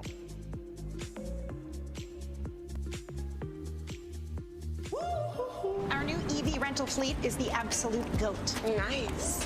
Speaking of GOATs, is that Tom Brady? Yeah. He comes in to recharge, get software updates, you know.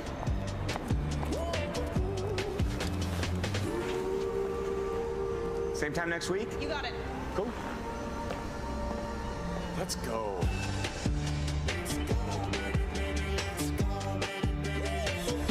Let's go.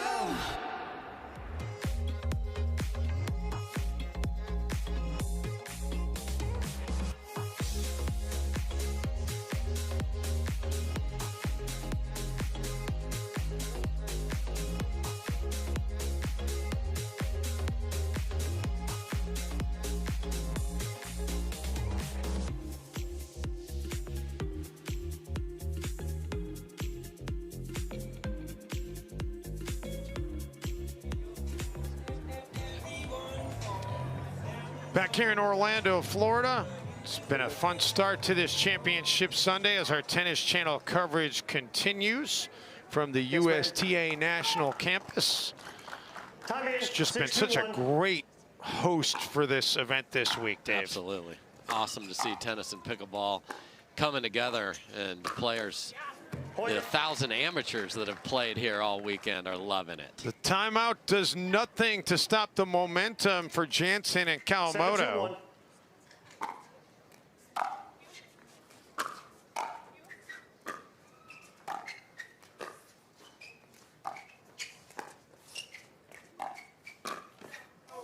Leigh tries to go to that back corner and misfires. That'll move it to 7-2-2. And this is a lot of pressure on Catherine, because I'm not saying this is like trying out for a movie role, but you are trying to figure out, is this the partnership for next year with Anna-Leigh Waters? She wants to play well, obviously, and win, but there are long-term implications of this match as well. Yeah, no question. I mean, it's a foregone conclusion. Pretty much anybody that Anna-Leigh says, do you want to play alongside me, is going to say yes to her. Into the net from Parenteau to move it to 8-2. Yes, ma'am. 8-2-2.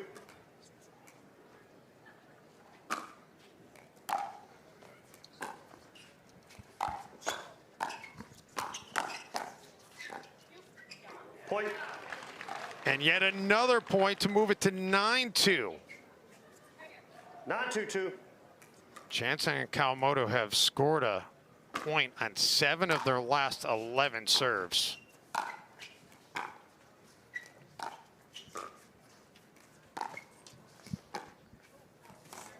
Kawamoto misses wide, so Waters and Parenteau will get it here. They need to make something happen. They've gone 5 straight serves without getting a point. And the mojo meter is cranked towards Kawamoto and Jansen. Second serve. And again, they fail to net a point. Yeah, just you don't usually see Anna Leigh looking uncomfortable, and just like that ball right there, just not her typical solid over the ball, and now hits a drive deep. They've looked like this in some of their matches and been able to recover, but this team is on fire.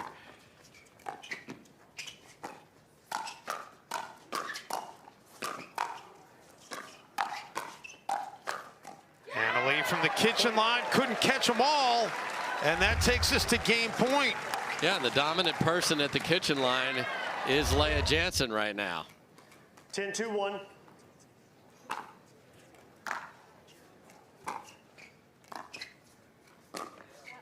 Point game, switch ends. And that'll do it. It only took 1 game point. I mean, that thing was a little bit more one-sided than I think anybody would have expected. Parenteau and Waters certainly capable of coming back to win this match, but they got to figure something out. They fall in game 1, 11-2.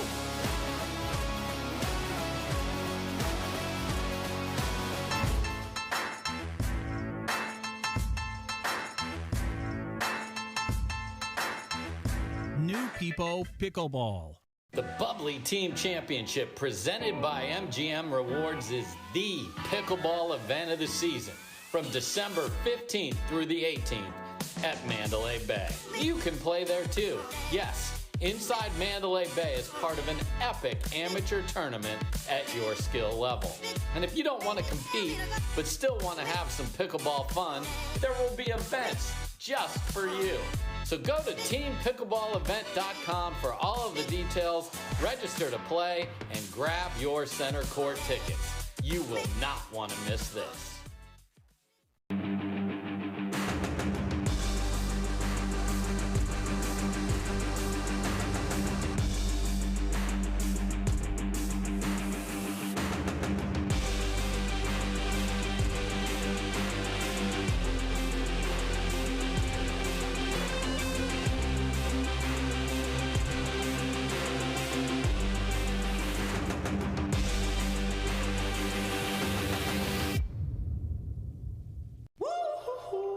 This holiday season, when you rent an EV from Hertz, you can enjoy all the traditions with none of the emissions. Hertz, let's go. Ho, ho, ho. Hertz, let's go.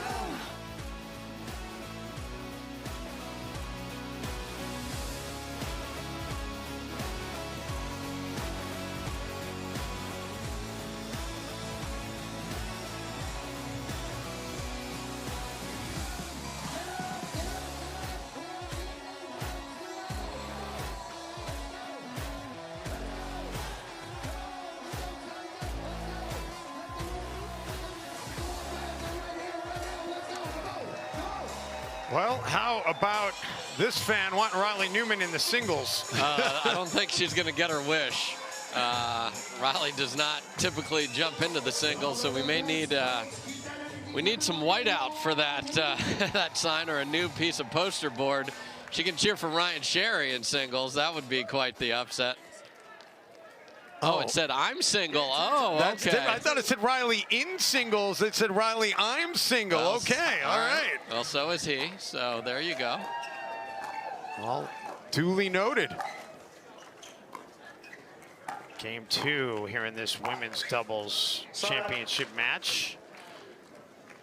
And Waters and Parenteau going back to that first game, Dave. They've now gone 8 straight serves without scoring a point.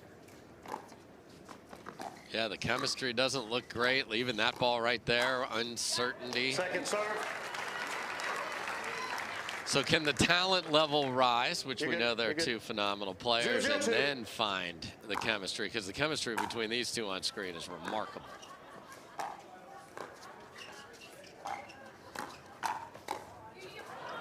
That was just totally miscommunication there. They end up bunched together, and that was just too easy for Jansen and Kawamoto. Yeah, how much court, who's taking what? I mean, Leigh comes flying over there to drill a forehand, and she has that weird, special, secret communication with her mom that Leigh would have gotten out of the way of that ball, but we are far from that here with these two. Oh, a beautiful double backhand around the post. Yeah, on the sprint from the tee here, that is not an easy ball to hit, but she is there in plenty of time. So I like the energy. Can they find some chemistry to go with the energy? I mean, Catherine's hopping up and down.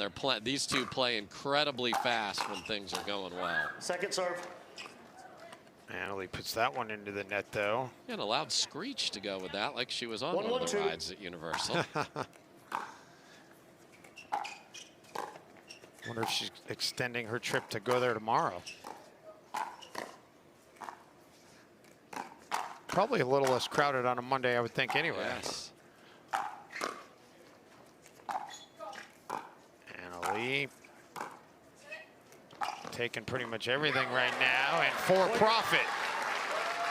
Yeah, it's hard to be patient when you're on attack the whole time and make sure you just keep your opponents deep, and then you want to find a pedicure, Dave. Find those feet. Beautiful job by Leigh there. So the energy has turned into quality play here to start. And much like we said with that men's game, it's certainly a 1-0 lead. The math favors your side taking game one, but I think both these sides capable still of winning this championship. No doubt about it. And Parenteau down the middle.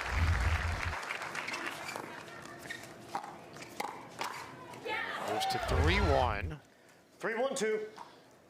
Catherine Parenteau, a native of Montreal, now calls Florida home, as does Leigh. So a home state match, if you will, for both of them. ATP by Leigh is too deep. No, you didn't make a call. There was no call. You hit the ball, you did not make a call. Did you hear an out call? There was no call made. The ball was not, there was no call made before the ball was dead. That's a point. No call was made. Timeout receiving team. 4. Well, Leia's saying the ball was out. She hit it anyway. You heard great explanation there from Don Stanley, who's not only the lead referee for this match, but is the lead referee for the PPA. Diane Anderson out there as the second ref, saying she didn't hear a call. So here's what happened there, Dave. She's got a shot at the ATP. She's not sure. That's a tough ball to call the sideline, but you don't get the best of both worlds. So you don't get to see that you missed your shot and then say that ball was out.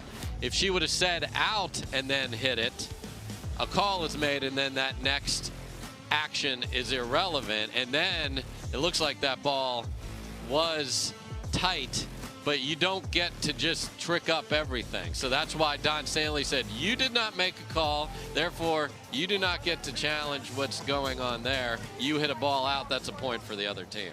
100%. Great job explaining it, Dave Fleming. And Petra Reynolds, who's in the booth with us as our video referee, is sitting here shaking her head, yes, up and down, approving of that. By the way, let's give Lou Adamson some love, too. He's the tracking ref for this gold medal match, and we'll play back in at a 4-1 count here. Point. And make it 5-1. So after a huge drought to close out game one, all but one serve for Parenteau and Waters, and this one so far has resulted in a point up until then. Yeah, so they were lacking chemistry, but they weren't lacking energy, and now the scoreboard can produce chemistry as well as a beaker. So, and they're going to go grab that ball and get it back. They're going to go high pace. 1-5-2. It's up to Jansen and Kawamoto to slow this down even before how quickly they serve.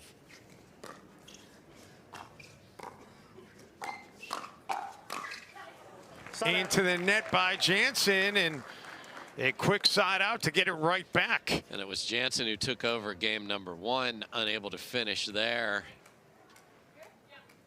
5-1-1.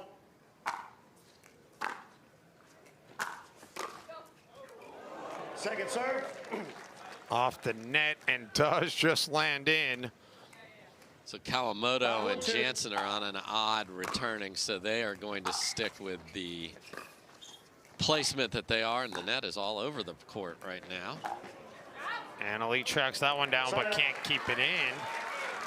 And Jackie Kawamoto, for 2 consecutive days, has been throwing topspin lobs over people and landing them right on the baseline. No, your shot was the last shot of the rally-ending action. That cannot be challenged.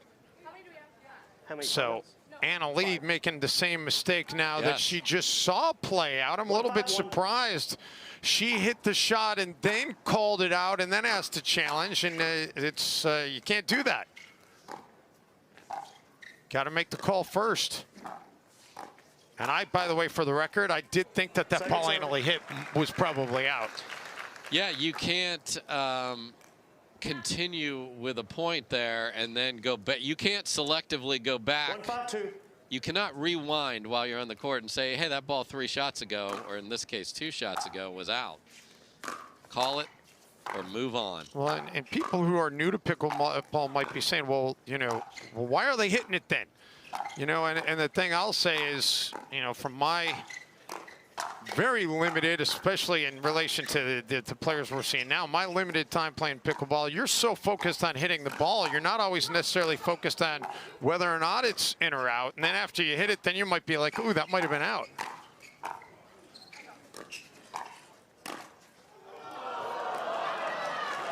Off the net and out.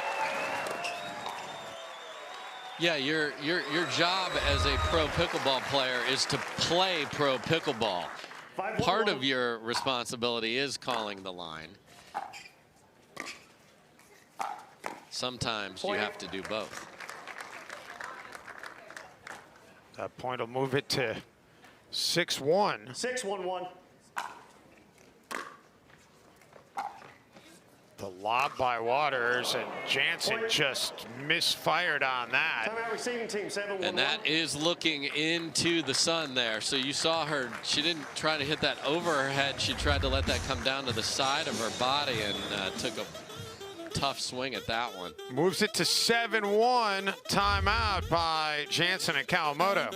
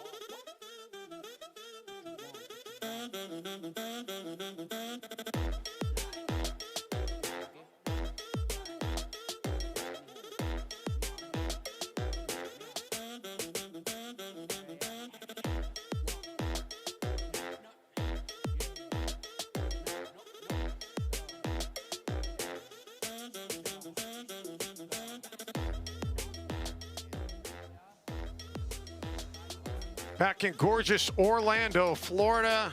Perfect pickleball weather. Dave Benz alongside Dave Fleming. Parenteau and Waters up 7-1 here in game 2. They seem to have figured something out after not looking at all together in game 1. No, and they have put more pressure on Kawamoto and Jansen, and Jansen's level has dropped just a bit, and if it drops just a bit, the scoreboard will change dramatically, and it has here in game 2. By the way, Jansen and Kawamoto are out of timeouts. So keep that in mind. They won't be able to challenge anything the rest of this game should there be a challenge that they would want to make. Parenteau nonchalantly puts it into the net. And I think she thought this ball on the sideline might have been wide. Very awkward pseudo scorpion from Leigh Jansen there, just protecting her body.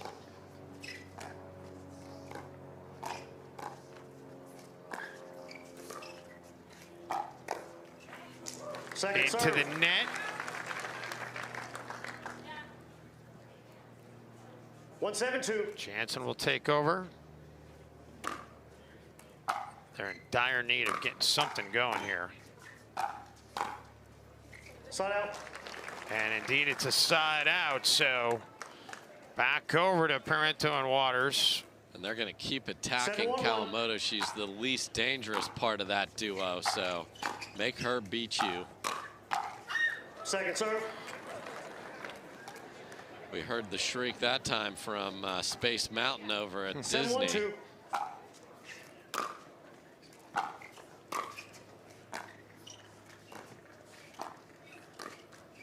Point.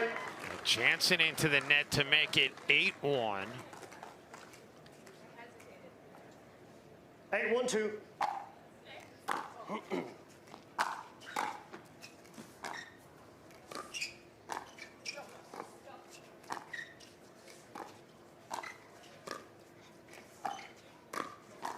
Jansen speeds it up, and Parenteau caught a little bit off guard.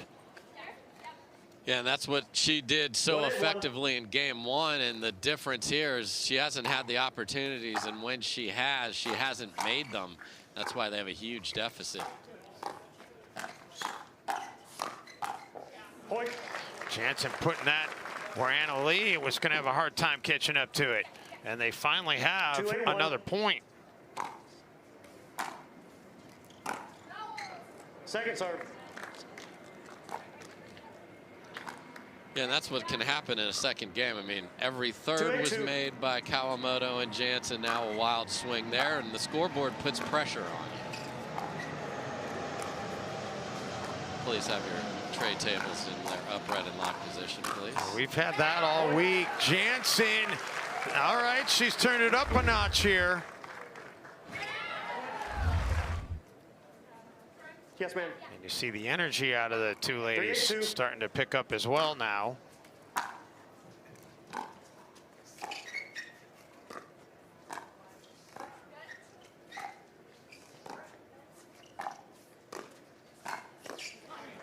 Catherine able to force Kawamoto into an awkward defensive shot. Yeah, placement over power there. You don't have to hit it through them. Sometimes you have to disguise it. That's beautiful inside out from Parenteau. Kawamoto can't return the serve. That takes us to 9. 3-1.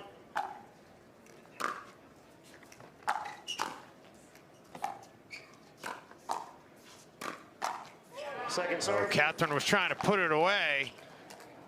Instead, it moves to 9-3-2. 9-3-2.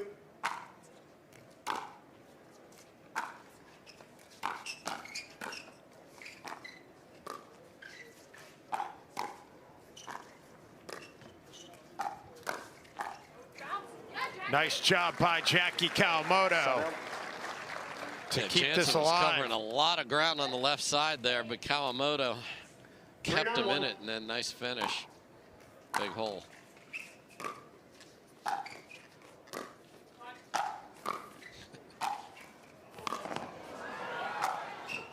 Leigh throwing everything at him right now. And finally they're able to break through.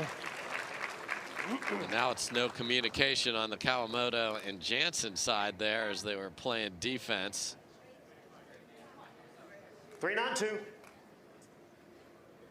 Jansen goes through that routine before she serves every time just to get centered. Side out.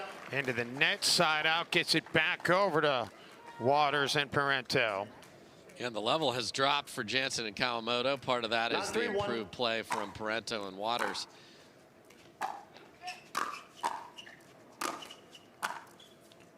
Jansen trying to pound it through. Second serve. And Leigh from that baseline can't get it back over, so move to the second serve. And that's what a tennis overhead is. You pound it into the ground and bounce it into the 98th row. You cannot do that with the Dura. Got to find angles. Well, they're staying alive here. They've held Waters and Parenteau to only 1 point on their last 5 serves, but they got to start putting some points on the board themselves.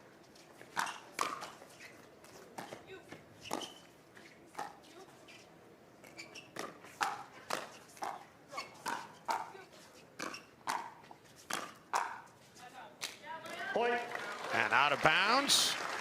And that'll get it to 4-9. And 4-9-1. Catherine kind of got caught in the middle there, Dave, between the kitchen line and the baseline. Trying to defend, and they just couldn't make a ball bounce. Until it bounces, you are stuck where you're at. So if you come forward on a ball that's up, you're going to eat it. 4-9-2.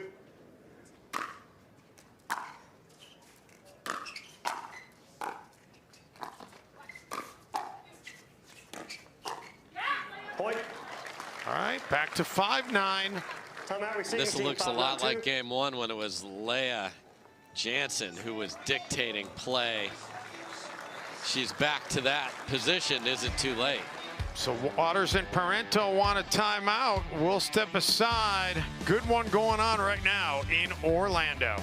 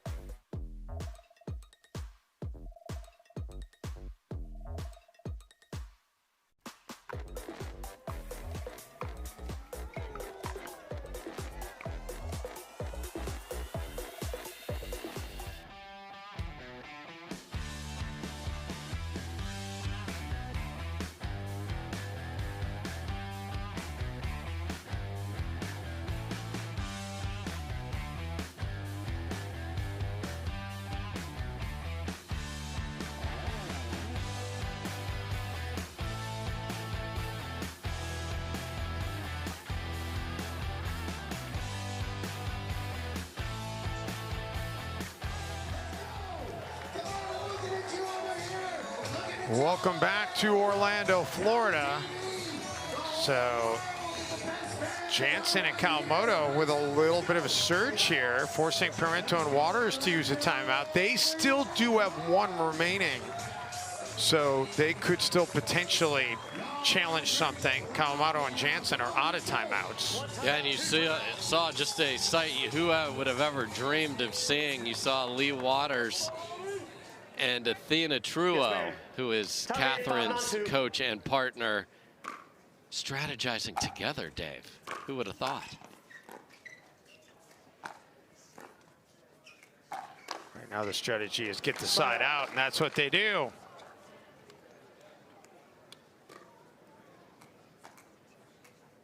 Nine, 5-1. Still stuck on this precipice point, the point that would put them on onto a game point. And now they do get point number 10. So here we go, game point opportunity for Waters and Parenteau. Yeah, nice cross-court attack there with Leigh, trying to sit middle, and the margin to the side is significant, but able to catch Jansen. Second serve. And that's wide by Leigh, so this will be game point number 2. Side out. Oh, not done yet. Yeah, a couple of sloppy misses at game point there.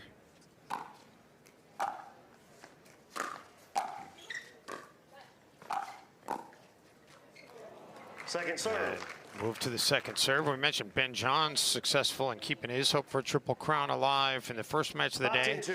That would make 5 for him on the season if he could do it. Leigh has 6 on the PPA Tour this season. She's got a chance to do that today as well, and she's gotten the serve back for her side here. Game point number 3. 10-5-1. Yeah, a couple of high thirds from Kawamoto, and Jansen couldn't do any damage.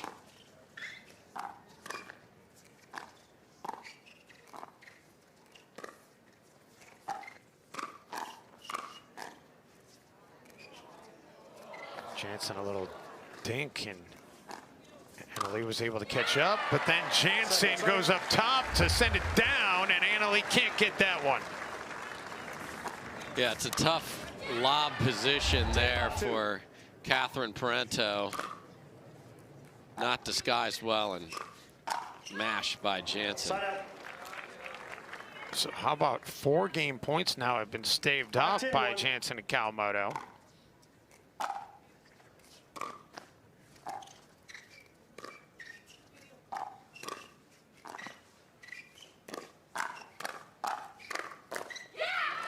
Jansen wins another firefight.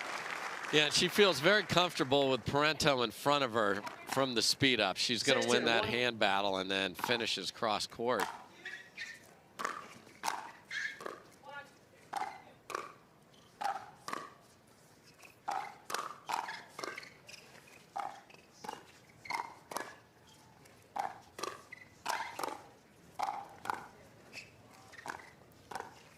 Jackie and Leigh keeping everything alive. And Annalise says that one's out. All right. I got it. Ref, are you calling it out? Okay, we have a challenge, yes. Referee timeout. They don't have any timeouts left. The out call puts us at 6-10-2. We will now proceed with the video review. So Annalise called it out and is challenging her own call. That has to be the case because Annalise and Catherine are the only ones with timeouts left.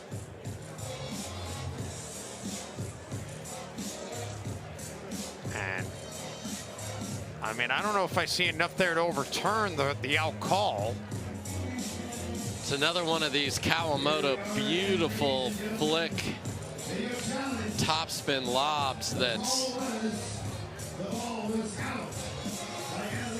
I mean, it's so close, Dave, but I don't know if I see enough to overturn. But we'll see what Petra Reynolds, our video referee, says. But I think Annalise and Catherine are using the timeout to confirm their own out call. Leigh, they wouldn't have to do that. So but Leigh and Jackie are out of timeouts. There's a timeout discrepancy from what you've got versus what's...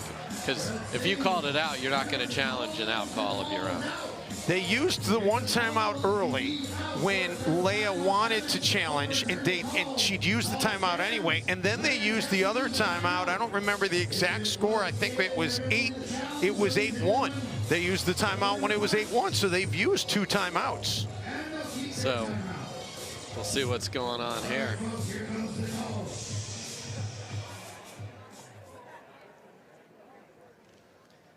After video review, the out call stands. The ball was out.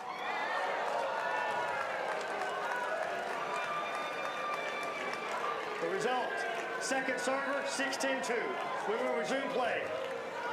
So move to 6-10-2. Okay. So, in any case, we got the call right. We got the call right. We move on. And I'll say definitively 100% now Jansen and Kawamoto are out of timeouts. I thought they were out of timeouts before. 6-10-2.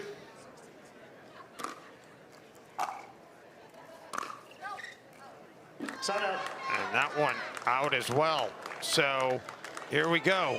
Game point number 5 coming up for Waters and Parenteau.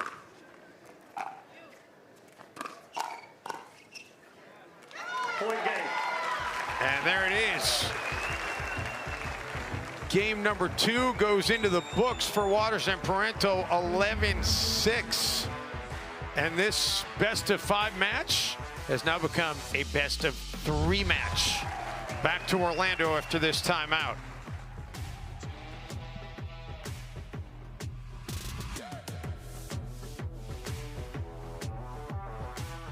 What if you could have shades like these for a fraction of big brand prices?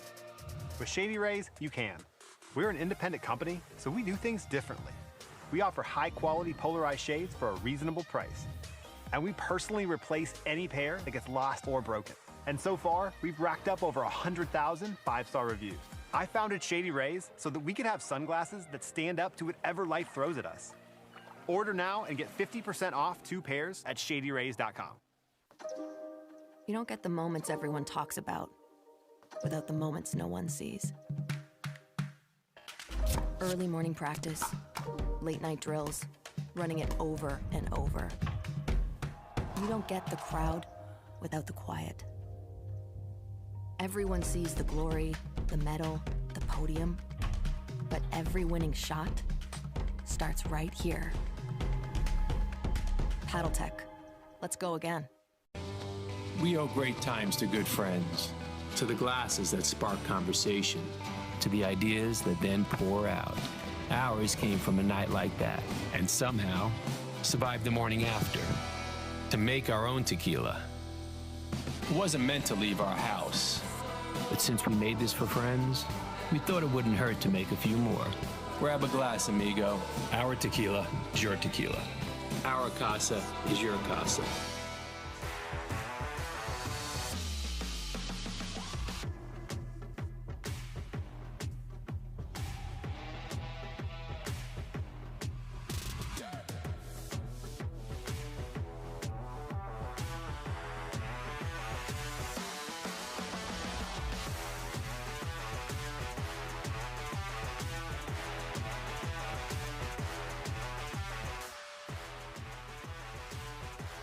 Welcome back, everybody, and this is the last tour stop with a traditional look and feel of pickleball, but we have an amazing team championship, the Bubbly Team Championship. These players are going to play on teams inside Mandalay Bay, so right on the strip. Coming up, the coverage will be on Tennis Channel, and you, amateur player, can sign up and play in that event as well. Go to teampickleballevent.com for all the details.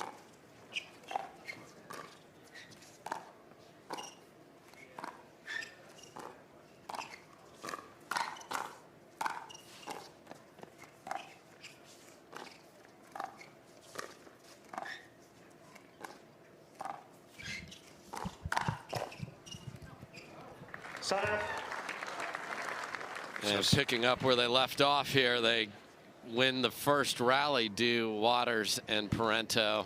0-0-1. And those feet are walking fast and confidently now. Point. And they quickly get a point on the board. 1-0-1. You feel like they get some momentum going. It's going to be tough to slow down. So Jansen and Kawamoto are going to have to really make sure they don't let that happen. Yeah, and they just need to get back to what they did in game number one. Play clean, and then let Jansen take over, and Kawamoto just needs to be that steady part of this squad. Point. Jansen into the net.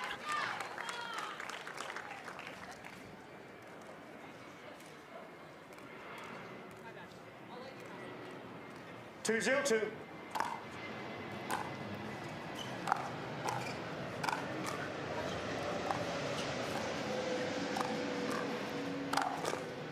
Oh, Leigh goes down the middle, and then she goes right at the feet of Leigh Jansen. Yeah, and the mistake there is Leigh Jansen sticking her backhand in front of Kawamoto's forehand and popping it up. You know the ball's close to you, but you have to let that travel to your partner's forehand. And Leigh a little frustrated as she got a little bit too much on that one. 4-0-2. And there was a discussion of whether they should take a timeout. They said no. Another great deep serve by Parenteau. And just like that, timeout it's receiving 5-0. And the threat of Leigh Waters, the movement there created the mistake. So everything's working. 5 points already on the board for Parenteau and Waters. Jansen and Kawamoto trying to see if they can stop that with the timeout.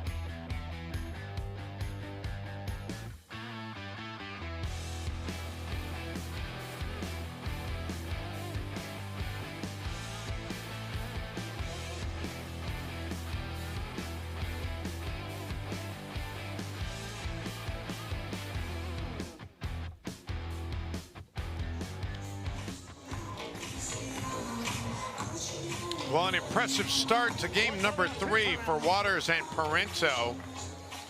5 points already. And they've needed only 6 serves to get those 5 points thus far.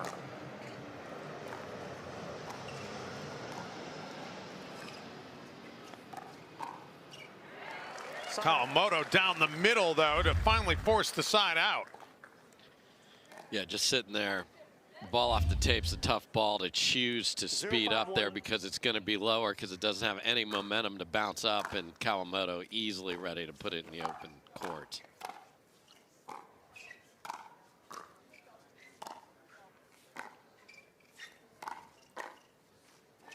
That one will not get up over the tape. 0-5-2. So still stuck on the bagel. So they switch to Jansen on the left, change it up here. We'll see what happens. Well, that was the result they were hoping for. Yeah, typically the more aggressive player plays the left side. In the women's game, that two-handed backhand that many of these ladies have enables it to be a little more right side, can have some big influence, as Leigh Jansen showed in game number 1 here. Leigh right down the middle, great place to put it. And that's a great example of what a two-handed backhand in the middle can do. The forehand does not always take the middle ball, folks. Especially when it's Leigh with the backhand, which is one of her best shots.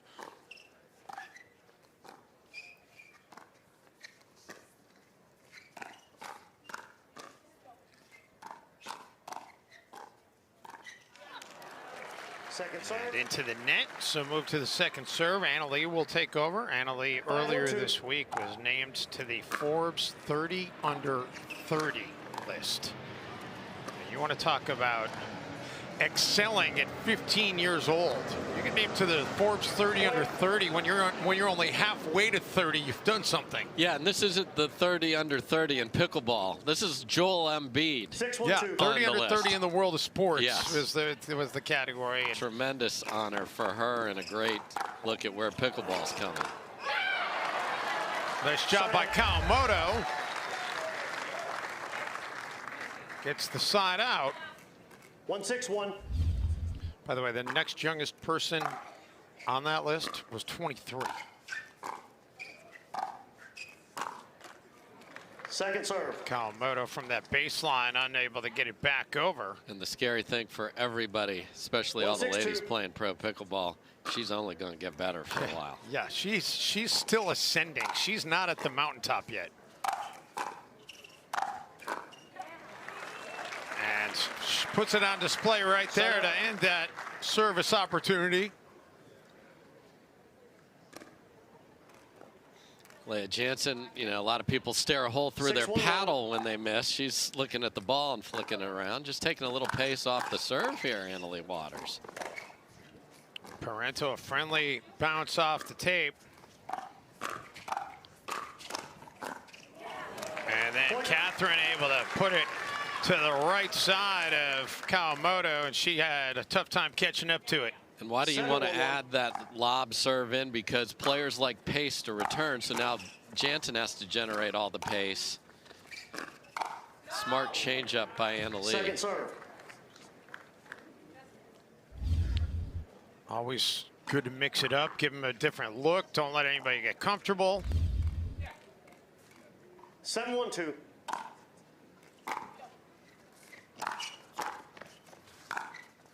Side up.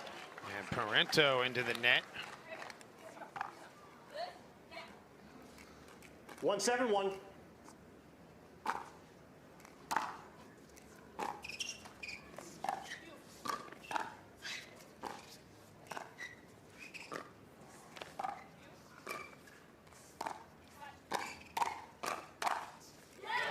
Down the middle on the backhand by Catherine.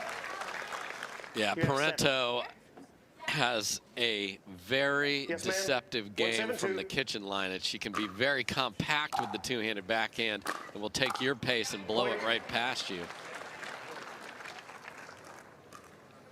So finally that elusive second point on the board. 2-7-2.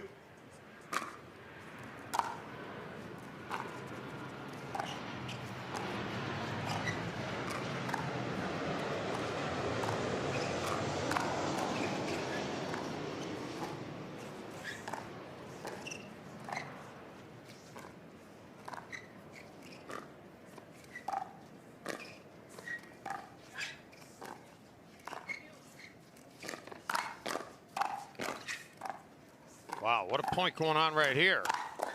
And then Kawamoto finally into the net. And what you saw there is Catherine Parenteau slides to the sideline and just sets up forehand and then can't have her body be hit. And if you want to try and get it to her backhand, it'll be wide. Really smart court positioning by her.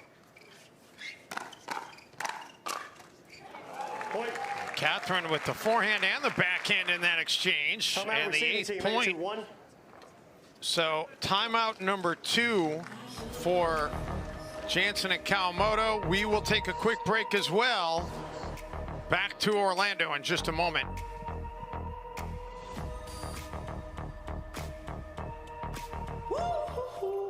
This holiday season, when you rent an EV from Hertz, you can enjoy all the traditions with none of the emissions. Hertz, let's go. Ho, ho, ho. Let's go.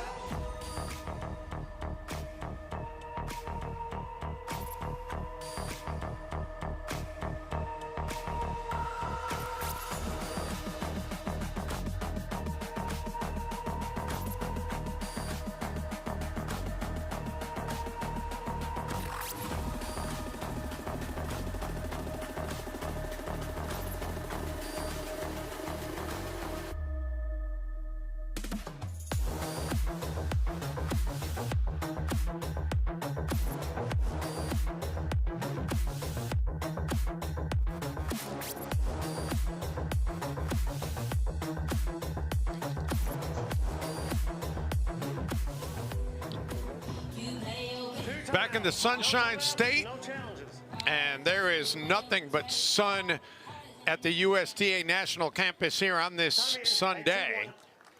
A fantastic day of pickleball coming your way on Tennis Channel. This is just match number 2 of 5. And another point on the board here for Parenteau and Waters to put them on the precipice of getting to a game point. And we've seen the threat of Leigh Waters. That time she's actually able to connect on the poach and finish. Second serve.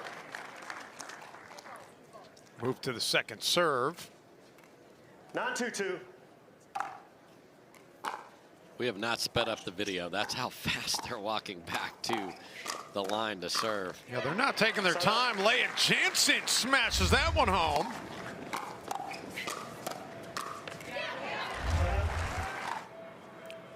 Did hear Don Stanley say after that last time out, Dave, just so there's no question, you were out of timeouts and you were out of challenges. So make sure everyone understands where we're at. Look at Catherine all the way out of the court. Point. And that one was out. Yeah, that's a ball that Leigh doesn't need to take off the bounce, because then she is way out of position and not set.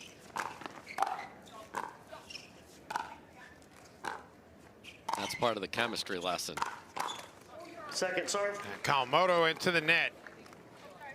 2 big words, chemistry and trust, on where balls are and what is my partner going to do with them. And you only get that from reps. And this is literally their first PPA and second tournament together. Oh, what a well-placed shot by Leigh. Yeah, Jackie Kawamoto has played almost exclusively with her sister Jade. Yeah, they're identical twins. The big difference, though, for announcers, which is nice, is that Jade's a lefty. Duly noted. I have not called a match with Jade yet, so. Point. And Jackie, with that right hand, puts it into the net, and that gets us to game point. 10-3-1.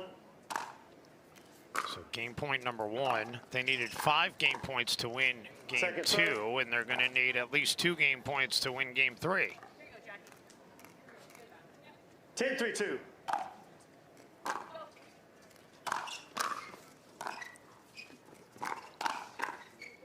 And there it is. Game number 2 into the books, 11-3 for Parenteau and Waters, and they are 1 game away from winning a gold here in Orlando, Florida.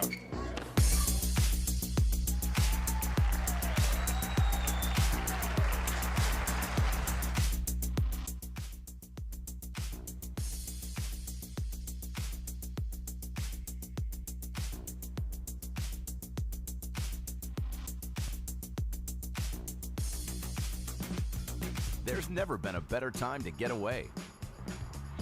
With a great deal on the Hyundai you've always wanted. With America's best warranty and up to 3 years complimentary maintenance. It's your journey. Own every mile at the Hyundai Getaway Sales Event.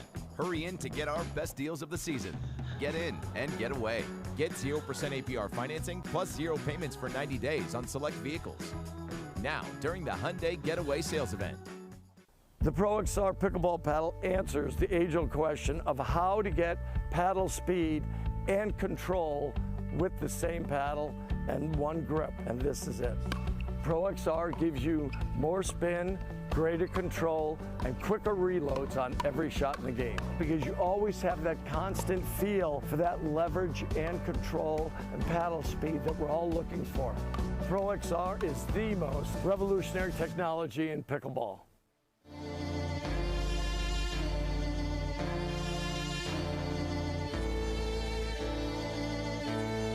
There's only one way now, just one way out. With every single break comes crashing down. There's only one.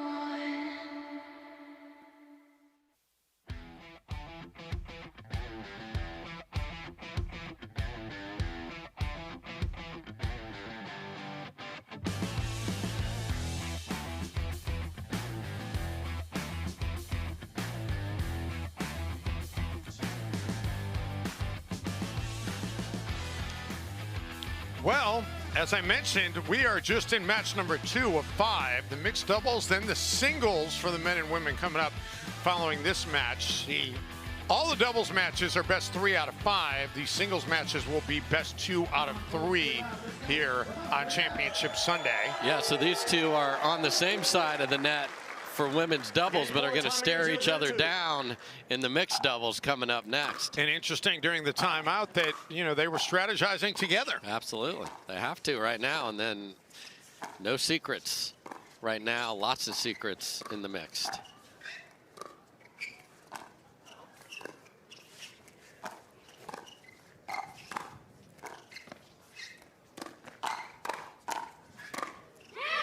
Quick hands by Leigh Jansen to end that.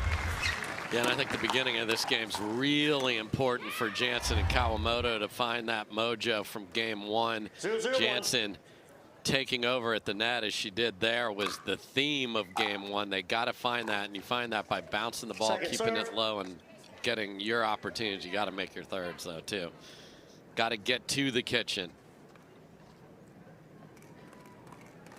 0-0-2.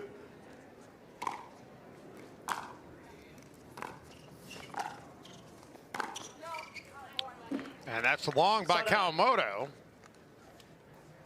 So the side out will get it back over to Waters and Parenteau.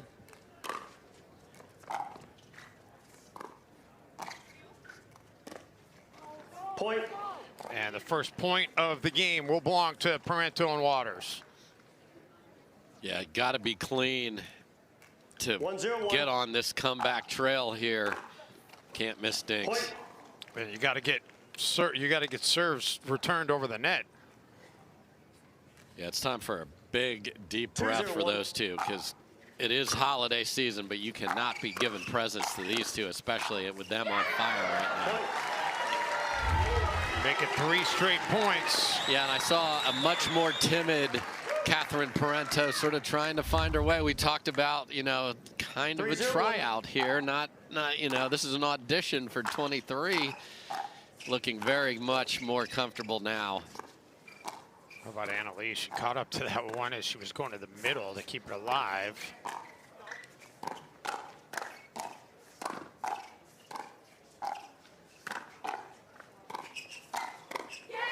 And Parenteau gets involved to finish it off. 4 straight points.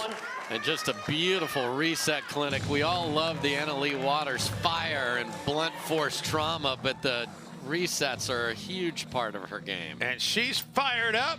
Timeout here in Orlando.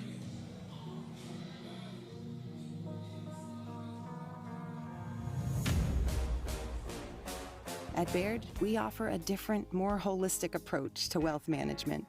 With your career, family, friends, and community, finding time for you and making sure your family's financial plans are on track can be a real challenge. At Baird, our financial advisors get it. We'll partner with you to create a unique financial plan and coordinate with your legal and tax advisors to bring it all together. So you have more time for what matters most.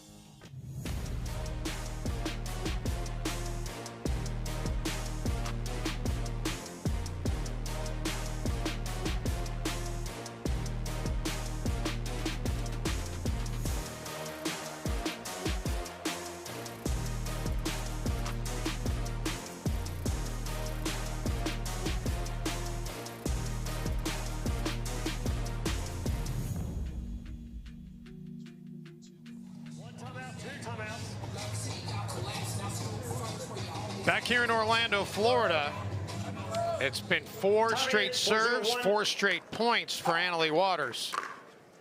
And Jansen finally able to put it at the feet of Parenteau to force the second server. 4-0-2.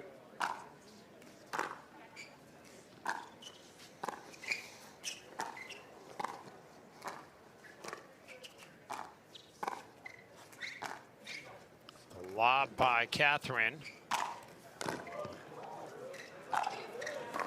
Leigh hit that one, and it ends up being a winner. Wasn't sure that that one was in, but it doesn't matter. Yeah, a very slow-moving ball right on the sideline there, but then to bring that back cross court and catches Jansen flat-footed, just a smart choice there from Leigh Waters. Great lob by Parenteau to push them off the kitchen line.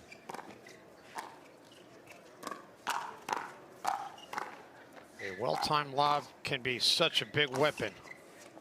Another ball close. Oh, Jansen playing the angles that time. And again, we talked about it in the men's match. It's in the budget for Leigh to be real aggressive in the middle. And if you get beat, you get beat. You tap your paddle, move on.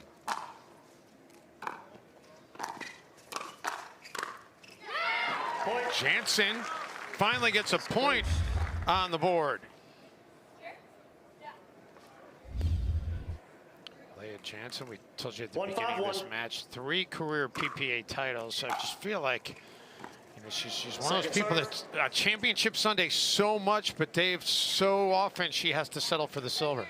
Yeah, and cannot settle for, we don't know who's going to hit the third ball there either. Yes, an incredibly talented player. Just getting to Sunday is a feat in this field with so many great players. I mean, they had to beat the top seed to get here, and they did it impressively. 2-5-2. And make it 3-5-2. So a little rally here by Jansen and Kawamoto. Another nice shot by Kawamoto, keeping Leigh honest. And what I mean by that, if she's going to keep sneaking into the middle, you got to go behind her, and she did beautifully there. That's deep. So that's been the difference here. They haven't been able to stack smart, good points to be able to make a run. Can't miss that ball right there.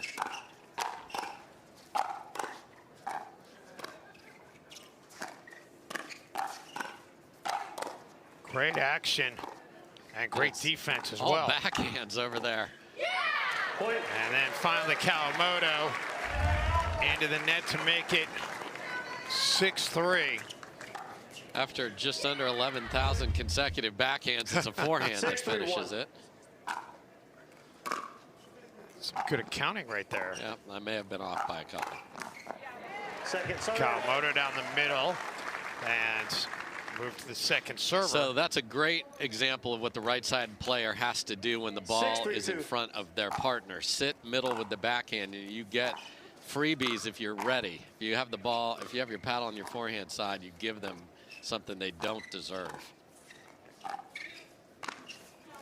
Jansen had an opportunity, but she misfires. And you know what all people do when you misfire on an overhead? No, man. Stare at your paddle. It's got to be that Yola paddle's fault. Well, 7-3-2. In my circles, Dave, we call that the 99%er. 99% of the time, you should absolutely be able to do something with that shot. 99% of the time, you mess it up. Kawamoto able to get the side out, get the serve back. Yeah, and that's smart. You attack one side of a person's body, they're defending on the left, and then she goes to the right. Can't get your paddle all the way across your body to defend. Smart placement.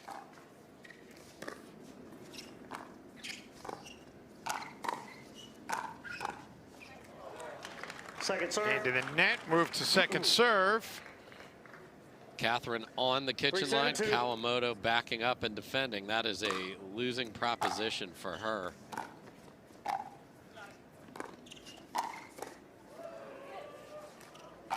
Awkward shot, but it lands in.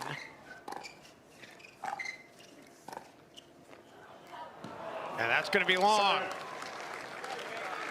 She's been so good with that throughout the tournament, but missed a couple here. She showed her tremendous hands on that weird ball that went off the net. She was able to put in a safe place. Second serve. Well, that third shot doesn't get over. 7-3-2.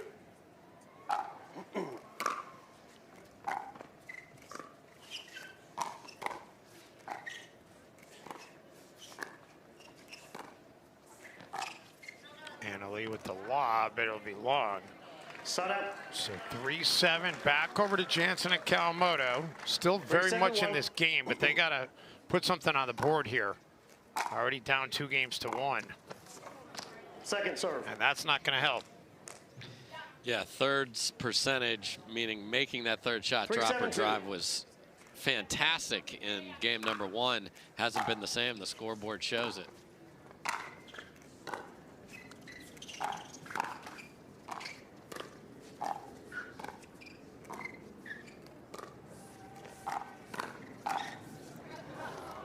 Off the tape, Kawamoto catches up to it. Parenteau goes for a lob, and Kawamoto was ready with a great return.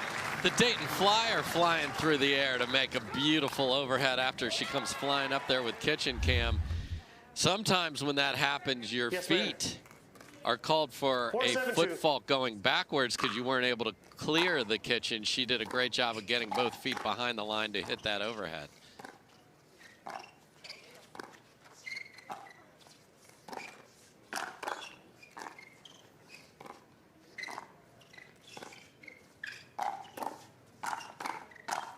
Catherine puts it down the middle, and that worked out beautifully for Parenteau. 7-4-1. So 7-4-1.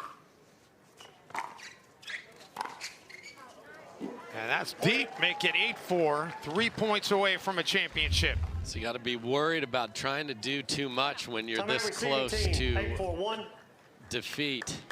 That's a smart timeout. It's their final timeout. And at 8-4, and you can't take them with you. You can't challenge anything anymore now. But listen, they looked so good in game 1, but I don't know if it was more that Kawamoto and Jansen looked good, or it was just that Parenteau and Waters just didn't seem like they were in sync, and now they're in sync, and we see what they can do. Yeah, and there you see Jade. Jade is was just on camera there talking to Jackie. It's probably like, maybe we are going to Universal here because it's only 12:40 here local time, but I'm sure she'd much rather cheer her sister and her twin sister on to victory. And then this combination here is just crazy with Catherine, Athena, Leigh, and Leigh Waters coaching all each other up. They've been rivals like crazy all year, but strange things. Well, we will see the mixed doubles championship after the conclusion of this one. Little time for Leigh Waters to catch her breath. She'll team with Ben Johns as Catherine Parenteau and Riley Newman will try to see if they can get a gold in mixed doubles. Riley was already thwarted in his chance to get a men's doubles gold. Time in. 8-4-1.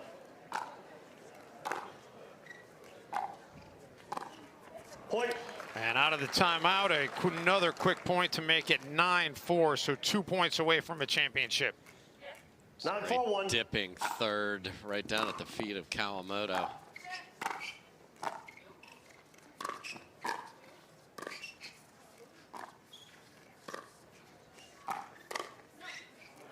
That'll be deep, and that takes us to championship point. 10-4-1.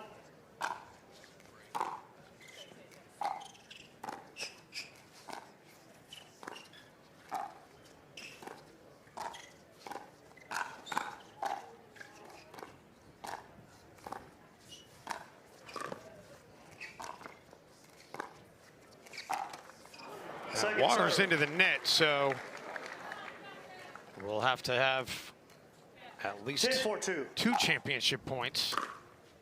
And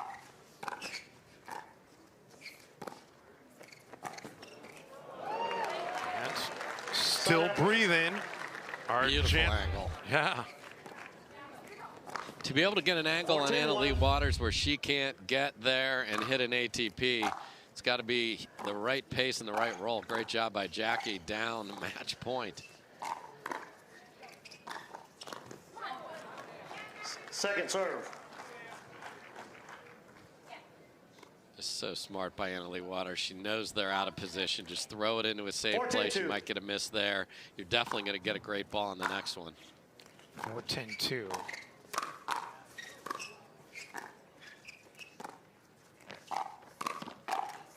Oh, Leigh, she set up that backhand, but then put it into the net. Yeah, this is one of those where the point construction is perfection, just an execution challenge. You'll take that, especially with a fairly comfortable lead here.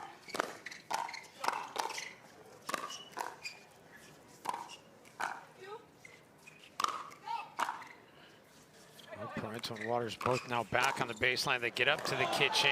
Great job covering the court by Jansen.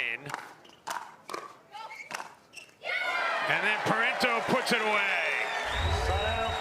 And Jansen earlier in this point thought Kawamoto was going to take an overhead and did not. And then she had to go scrambling all the way across the court. 10-5-1.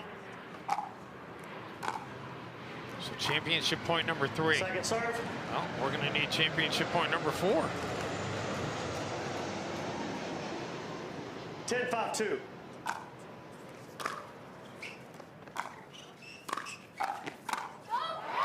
Oh, Leigh went to poach and left the court open.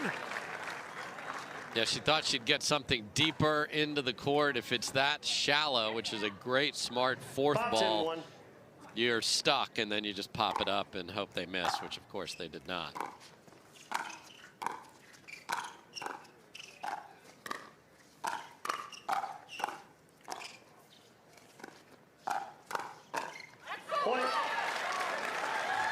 And that poach is a big difference between pickleball and tennis. When you poach in tennis, you can be a few inches from the net and just finish that every time. The team has obviously got to respect the kitchen line, and that's why Leigh wasn't able to put a lot on that last one. And now Leigh on the left side, but Kawamoto into the net. So move to 6-10-2. 6-10-2.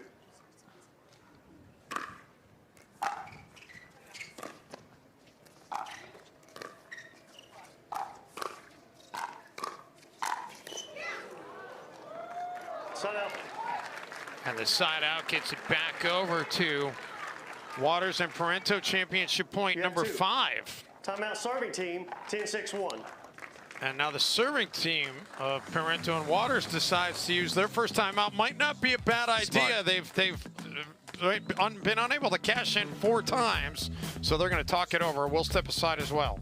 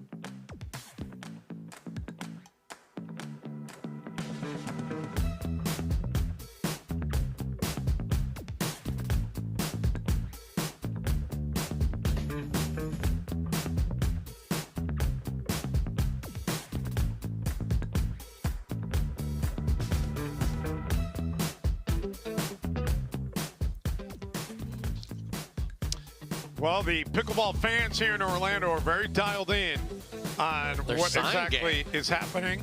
I love their sign game, and of course, another reason for Leigh, and they had a big breakthrough win on this very court last year, the two of them. Very emotional win.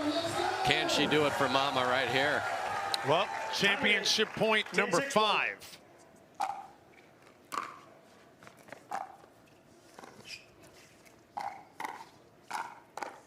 Point game match. And there it is. The championship goes to Waters and Parenteau. They win it in 3 games, and Leig's dream of a triple crown is very much still alive. Very much so, and after a wonky first chemistry problem, man, did they have those beakers and everything flowing after that, and it was the energy. They never lost their energy, so kudos to them. Great job rallying from losing game 1 to win it in 4. It was an impressive effort, and we will hear from the champions on the other side of this timeout. Stay with us from Orlando.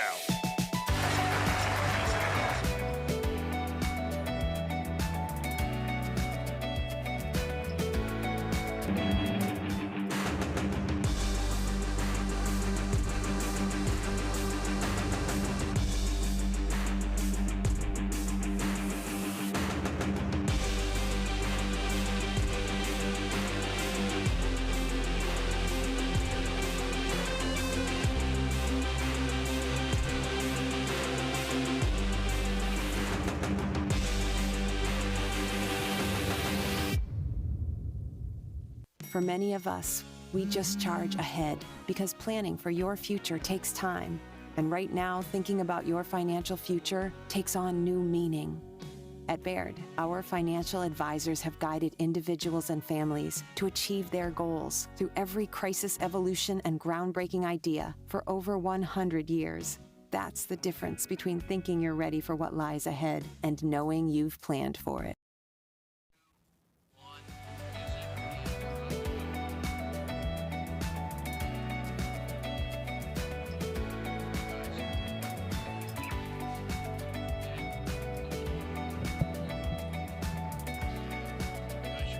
Back in Orlando, Florida, what a match between Leigh Waters, Catherine Parenteau, Leigh Jansen, and Kawamoto. And the victors are standing by, as always, with our Johns, Hannah Johns, on center court. Let's take it down to her right now. Hannah? Well, welcome back, everyone, to Championship Court. I've got our next set of winners to introduce to you. Catherine Parenteau, Leigh Waters. Guys, congratulations.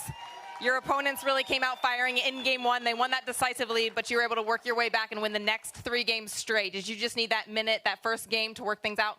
Yeah, I think so. I think Leigh and I sometimes are a little bit slow when we first start. But yeah, they came out firing. I mean, they were on fire. So we just had to stay in it and just work 1 point at a time, and we were able to do it. Well, Leigh, Orlando is an emotional place for you. It was the place you won your first doubles title with your mom last year. How tough is it? How bittersweet is it to now be standing here with somebody else due to Leigh's injury? Yeah, it's just definitely an emotional moment. I saw someone in the crowd had a sign that said, like, Baby Waters, do it for Mama Waters, and we were stuck on 10. And Catherine, showed me the sign, and we won that next point, so that really meant a lot. So thank you to the fan who brought that sign. Yeah, I'm just going through a lot of emotions right now. Definitely very happy and definitely getting a lot of flashbacks from last year. But, like I said yesterday, I'm super glad that it was Catherine who I got to share the court with today. Well, the future looks very bright for both of you together. Can we look ahead to this exciting partnership in 2023? Yeah, well, we'll see. I would hope so. Yeah, no, I would just want to say a quick shout out to Leigh. I know, and Leigh, I don't know how Leigh did it, but, it was a shocking news on last Monday, that her mom is out for 2023. So I can't even imagine she just played like a beast. That's crazy. So just a big congrats to Leigh. She's a beast. A lot of the time, I'm like, how is she getting that ball? There's no way we win that point, and she's just there. So yeah, I just love sharing the court with her. She's a great person on and off the court. It absolutely was so fun for all of us to watch, ladies. Congratulations again. We're going to bring Brian Powell from Hertz on court now to present your trophy. Brian. Well, on behalf of Hertz, we congratulate you guys, and we present this championship trophy. Great match. Congrats. Dave, take us away. All right, Hannah, thanks so much. And I suspect we will probably hear from Leigh Waters yet again today. She's got a chance for 2 more golds. But right now, feeling good about that pairing with Catherine Parenteau as they take women's doubles. Don't go anywhere when we come back. The Mixed Doubles Championship in Orlando.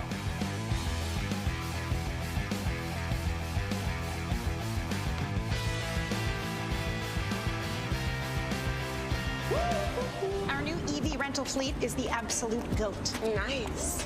Speaking of goats, is that Tom Brady? Yeah. He comes in to recharge, get software updates, you know.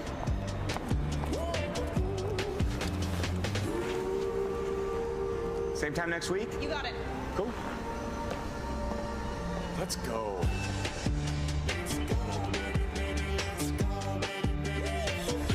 Let's go.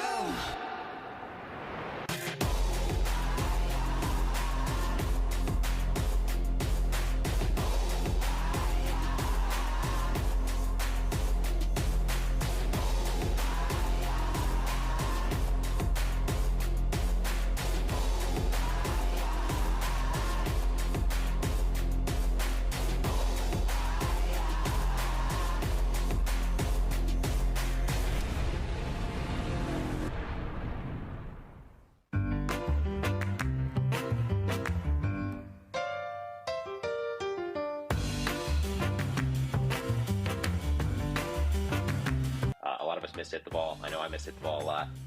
So Speak for more yourself, forgiving.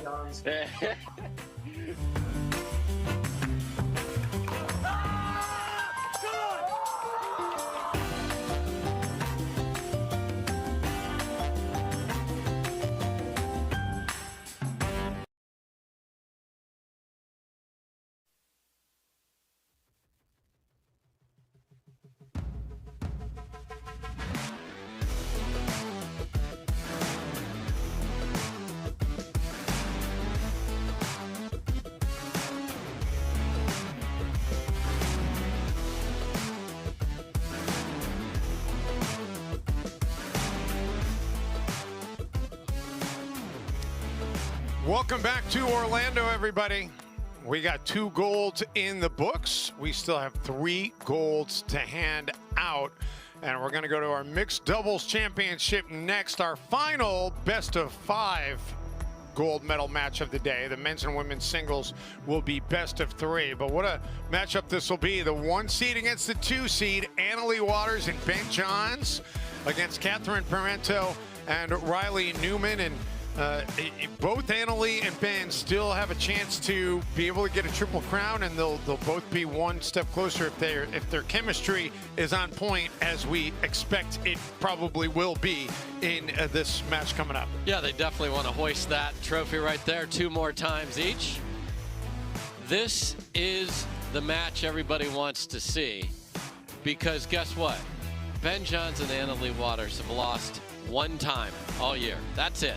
1 time.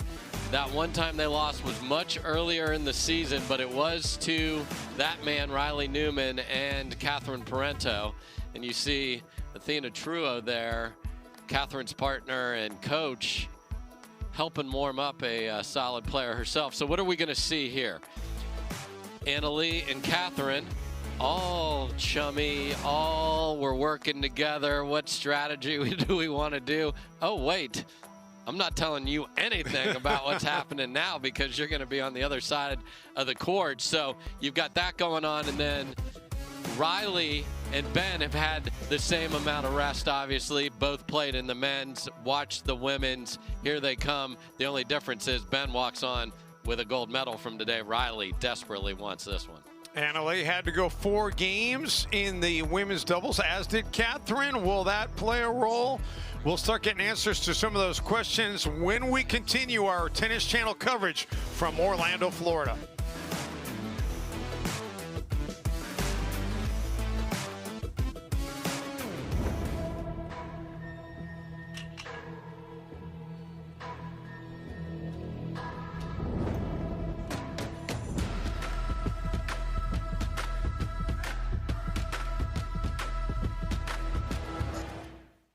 Bubbly Team Championship presented by MGM Rewards is the pickleball event of the season from December 15th through the 18th at Mandalay Bay. You can play there too. Yes, inside Mandalay Bay is part of an epic amateur tournament at your skill level. And if you don't want to compete, but still want to have some pickleball fun, there will be events just for you. So go to teampickleballevent.com for all of the details, register to play, and grab your center court tickets. You will not want to miss this.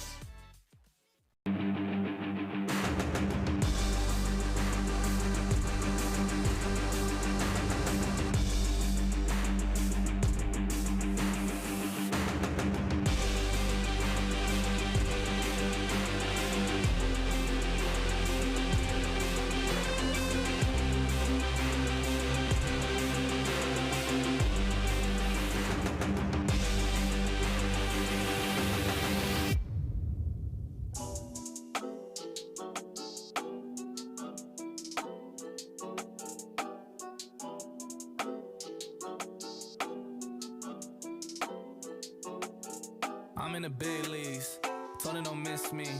Ballin' like Houston, ayy, feeling like Whitney. I need a bag, bruh, send it through quickly.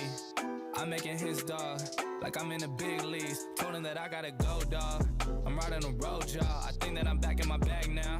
So I need that go, y'all. Got hits when he throwing the fastball. Just too quick for it, peeling off like the whip orange. Seen they effort this piss poor, I got too much, I gotta. Well, Dave Fleming, I said this is the final regular PPA event of 2022, but there is still one more event on the calendar. Yeah, I can't wait. The Bubbly Team Championships. We're going to have 4 teams of 6. All these great players that you're seeing are going to be more of a Davis Cup style type of a competition, men's, women's, doubles, and then a mixed doubles will be a fun tiebreaker if we get to that.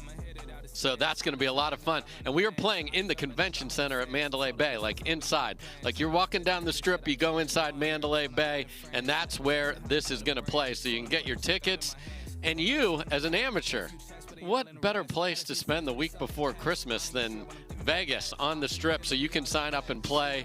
Go to teampickleballevent.com, and if you want to watch it, it'll be right here on Tennis Channel as well. So there you go. It's fantastic on every level, as has been the play all week long here in Orlando, Florida. Here's a look at what has transpired so far today on this championship Sunday. Ben Johns and Collin Johns, they got taken to extra pickleball in game 1 against Riley Newman and Matt Wright, but then they found their footing in game 2 and cruised to a 3-game championship. You just saw the conclusion of the women's doubles with Leigh Waters and Catherine Parenteau rebounding from that game 1 loss to roll off 3 straight games and win it.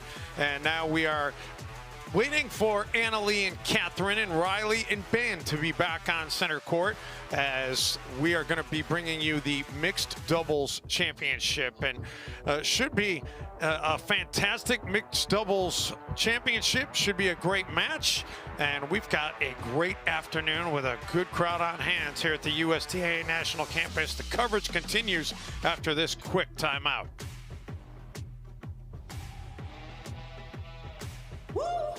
Our new EV rental fleet is the absolute GOAT. Nice. Speaking of goats, is that Tom Brady? Yeah, he comes in to recharge, get software updates, you know.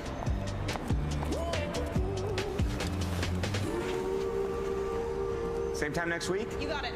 Cool. Let's go.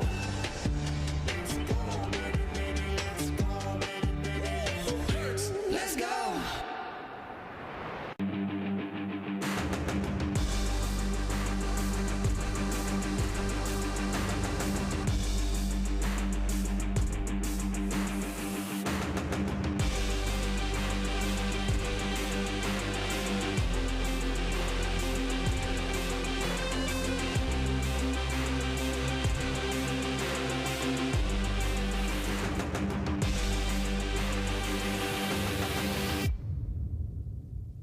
For many of us, we just charge ahead because planning for your future takes time. And right now, thinking about your financial future takes on new meaning. At Baird, our financial advisors have guided individuals and families to achieve their goals through every crisis evolution and groundbreaking idea for over 100 years. That's the difference between thinking you're ready for what lies ahead and knowing you've planned for it. Now that's different. Discover the Baird difference.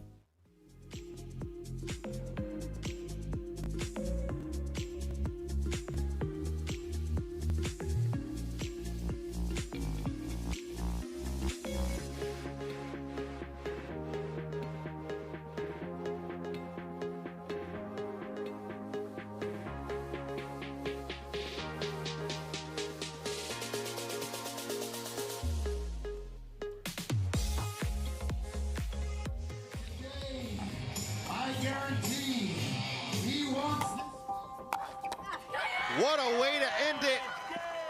Family matters in Orlando.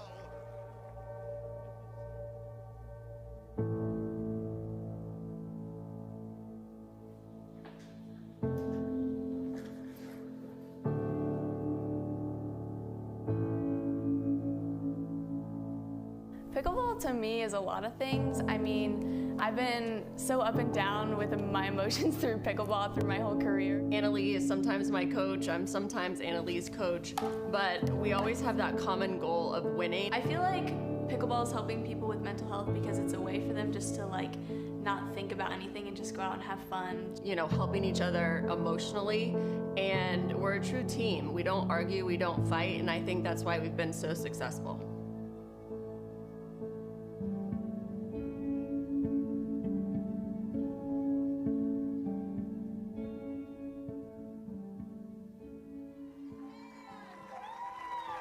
Singles and doubles champion Annalie Waters. Her mother, Leigh Waters.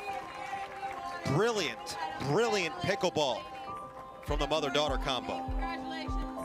That is as good as it gets. I'm so happy I was here to call it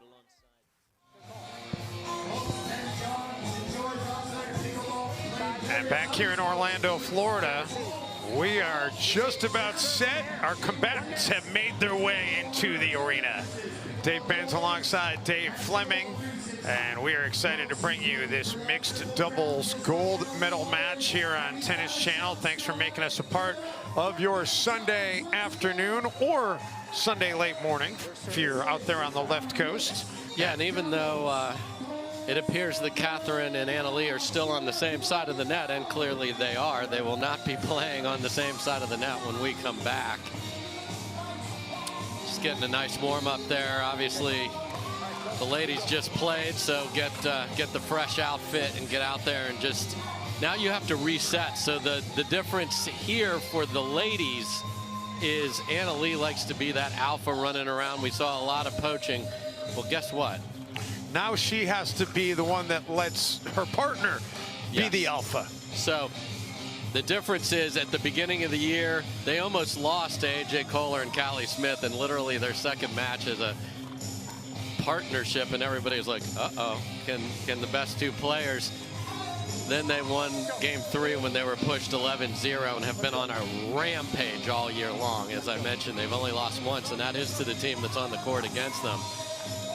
And that was early in the year, as you said. Yes. And I've got some backstory on that. That may have been the weekend that Ben graduated from college. So he may have been a little bit, little bit not dialed in. Yeah, maybe not at his best for that. And, these two want to just keep stamping.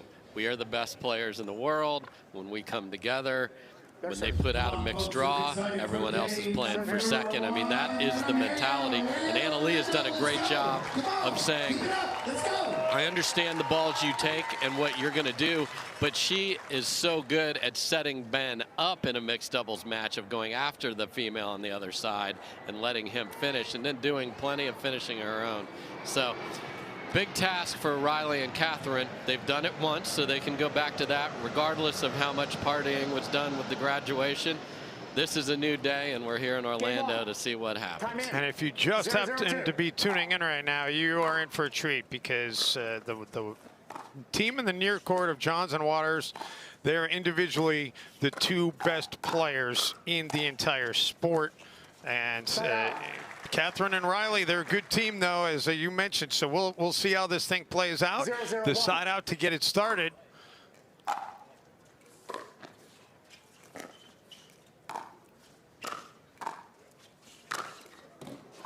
Second serve. And moves right away to the second serve here. Yeah, let's check the scoreboard. 0-0-2. I hope the video board seems to be fine. That thing was pelted. Yeah, Ben hit a shot so hard in the Side out. men's doubles earlier Give me this point. morning that Riley Newman picked up the ball and took it over and 1-0-2. said, yeah, I think we need a new ball. Yes. Again, a ball just trickling over. There's no angle to bring that up and over. Annalee is there, but Side out. can't execute it. That was a good idea by Riley, but he hits it a little bit long. Just a little 0-1-1. off balance, just a little more roll on that. Saw the opening.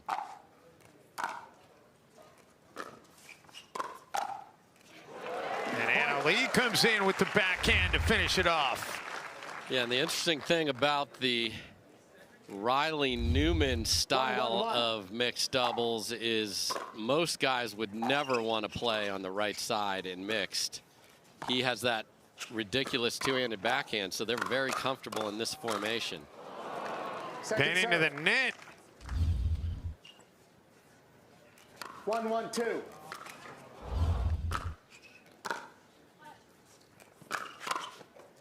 Point. And then Riley unable to get it to clear. So a lead here for Johnson Waters for the first time. 2-1-2.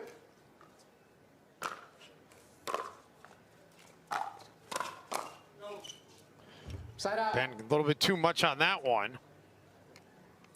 Yeah, so you don't get usually when there's four righties on the court, heads up men on half and women heads up on half, but this is the way Riley and his sister Lindsay have won a ton of mixed doubles this way as well.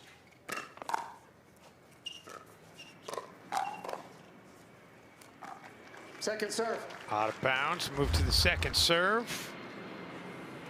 1-2-2. Seems like Riley is so good at adapting to whoever he's playing with, Dave. Side out. Absolutely, and his game style enables you to do that. He can play insane defense, as we've seen, running down things with his left hand, hitting left-handed overheads. Can be the alpha on either side, but in this case, he's going to want to sit here and let Catherine just sit on her forehand. So Catherine will just slide to the sideline and sit on the forehand, and he will take over in the middle is the hope.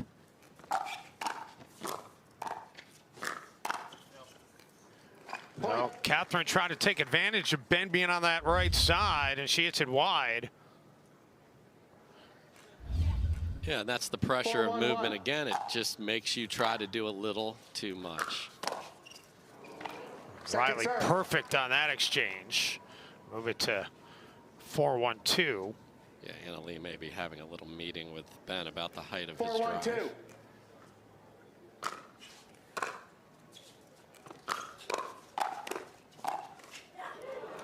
Riley unable to catch up to that one. And that's the difference that Annalee brings to this team. Ben can fire at Riley, and Annalee can go up there and go head-to-head with Riley Newman and win those battles. She's that good.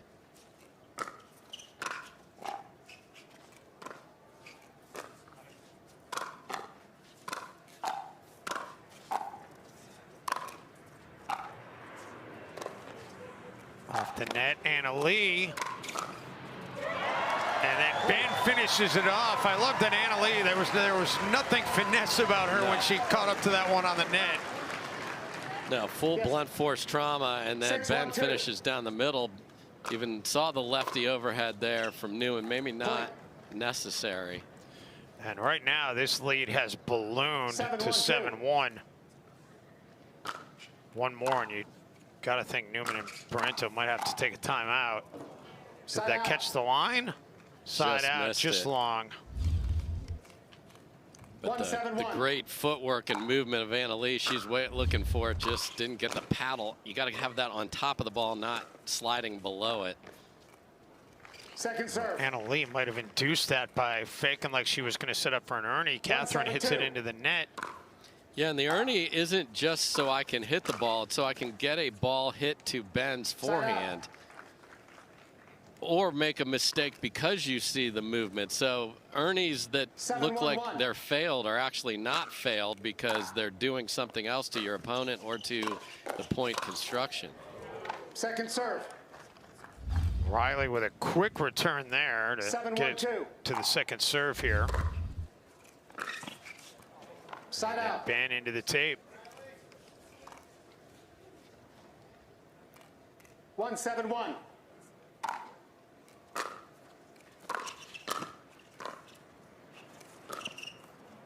Point.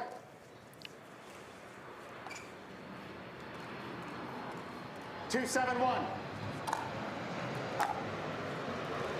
Point. A little bit long. 2 straight points now for 3-7-1. Newman and Parenteau.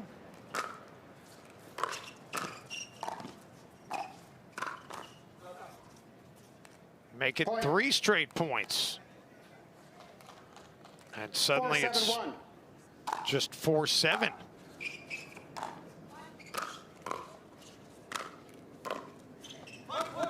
Ben, oh my goodness, how good was that, Ernie? Beautiful read, and then while the angle looks so impressive, it's the smart ball because he left plenty of margin. That ball was nowhere near the sideline. There's no way that the fleet-footed Riley Newman or Catherine Parenteau is getting near that. Just smart from the get-go. But then another error in this set, so there have been 3 freebies. They've rolled off 4 straight points. Side out. And now Ben and Leigh will finally get the serve back. 7-5-1.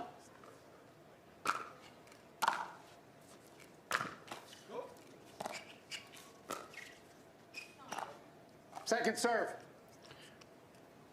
Move to 7-5-2. 7-5-2.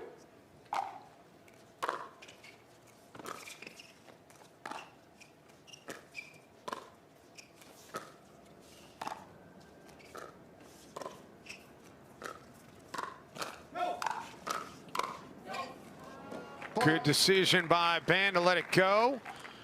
And they finally get that 8th point. Yeah, a lot of extra left-handedness here from Riley as he didn't know where the ball was going, turns around and it's on him. That's why he had to go there.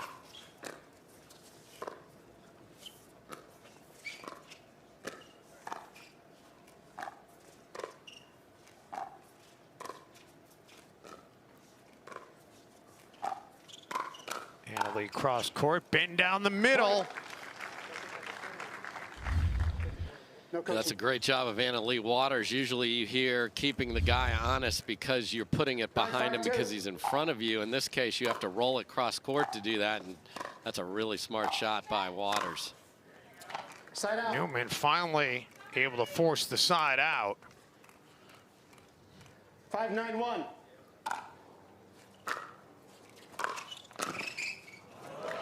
Ben with the backhand. He's got all the tools in the box. Yeah, and he can take that anywhere. So he knows Newman's going to cheat into the middle. Rolls it beautifully down the line. And an empty service opportunity gets it right back over to Jansen and Waters.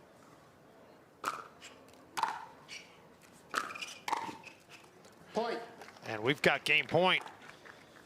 Yep, and that's the danger of a short return when you're changing sides. You got to go running over there and handle a Ben John's drive. Sometimes difficult to do. Johnson and Waters trade sides of the court.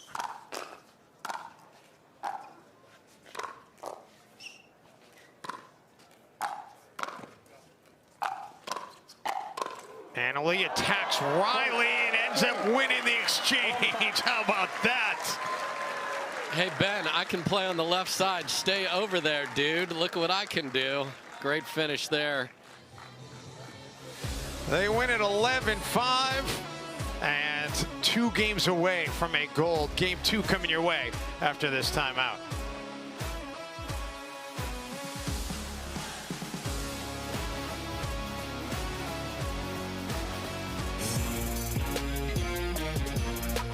Love 1530 30-40. Any point won means you win. Because when you bet just $1 on any tennis match, you could win $100 if any point is won.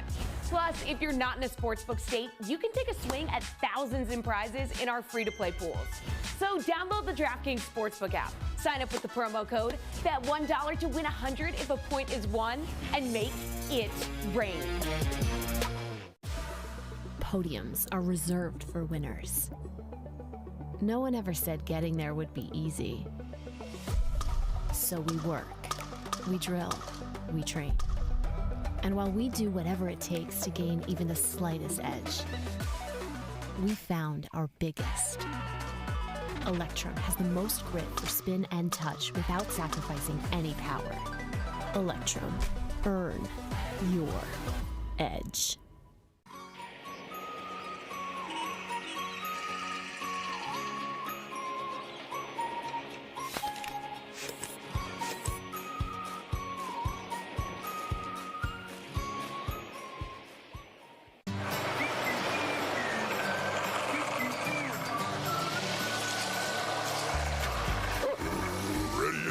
Not yet, buddy.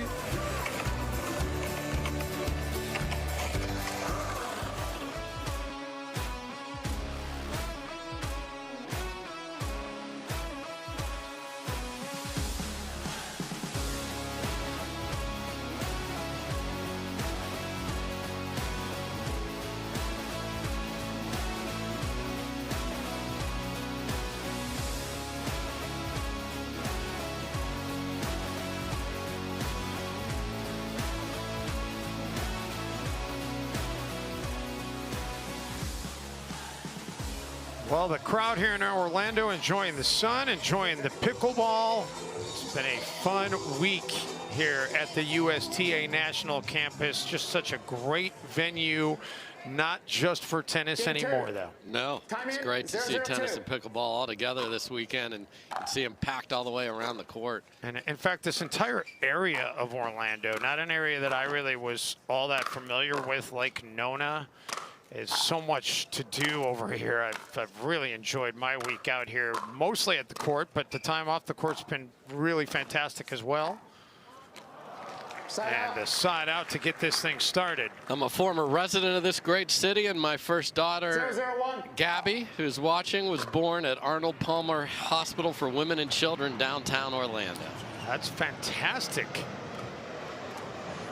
I'm a former resident of Florida, but not Orlando. And how about Annalie Waters? She's a Florida resident. She's right at home with that Ernie. Yeah, and that's the difference. You know, you talk about, man, that score seemed lopsided. Well, she's got the movement. She will run and gun at Riley. She's not scared of anything. And she gets out of the way there. That's a skill set in and of itself. So that's why this team is so deadly and so tough to beat. They had a great charity event here earlier this week, Dave. They Bros versus Pros with the Gronk brothers. Rob Gronkowski and his other brothers were all here playing in a Pro-Am. And Danny Duncan, the YouTube sensation, was here as well. And just a fun night all around. And I had a chance to talk to Collin Johns a little bit about Annalie, and I said, you know, listen, if she was to insert herself into the men's draw in a fantasy world, if that were to happen, he goes, oh, she's top 10. I mean, that's how good she is. Ben Johns, though, is the #1 men's player in the world, and he shows why right there. Yeah, it's fun to call a little bit of that on our streaming side. Rob Gronkowski and Ryan Sherry were down 12-1 in a game to 15 and won it, so maybe that's good news for Ryan Sherry, who's up next in singles. Annalie tries to go play the angle, but puts it into the net. And then what's scary is that's the absolute right move, and she went for finesse instead of power. She could have drilled that into the opening, but wanted the highlight reel. Phil came up short. Point. 1-4-1. That was weird. Yeah, that was an unusual little sequence there, but obviously Called out. Yep. Second serve. Newman couldn't catch up to that one. Ryan Sherry should be a whole lot of fun to watch him take center court. Best interview in pickleball. No doubt. he's not afraid to say anything. He's full of confidence. And that, Leigh is saying, did you see that is in? They could challenge. Maybe that did catch a little line. I thought live that it was out, and they called it out. They're going to play on. If you're not staring right down the line of the camera, it's... The challenge of the out call. Maybe they're not going to they are going to play challenge. on. They are going to challenge. So, Hanley and Ben use the timeout, and Howard Hepworth, our lead referee, along with Patricia Daly, our second referee, Onisha Smith, our tracking referee. They'll get on with AP LeBaron, who's sitting near our broadcast location, taking a look at the video. We'll let you know what they come up with. We'll step aside back to Orlando in just a moment.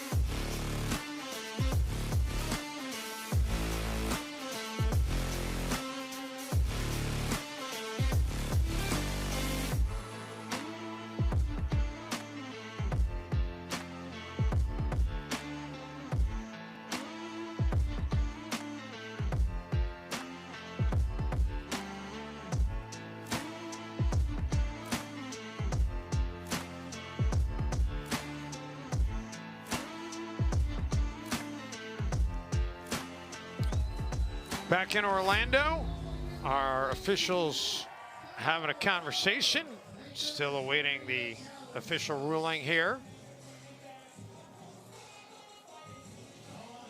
Yeah, that's intensity right there, man. Tight huddle, making sure they get that call right. We thought it looked wide from our vantage point. We'll see if the call stands. The challenge is lost and a timeout is charged to Waters and Johns. We'll resume play at 2:42. You have one timeout remaining. You have 2 timeouts remaining. Give it up, folks. Video review. So there you go. It's a lost challenge and a lost timeout. 2:42.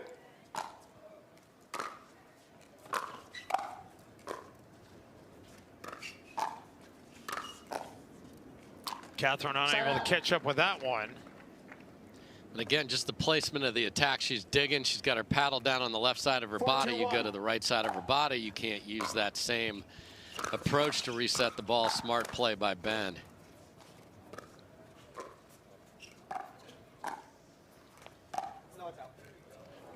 Leigh misses deep. So Ben will take over. 4-2-2.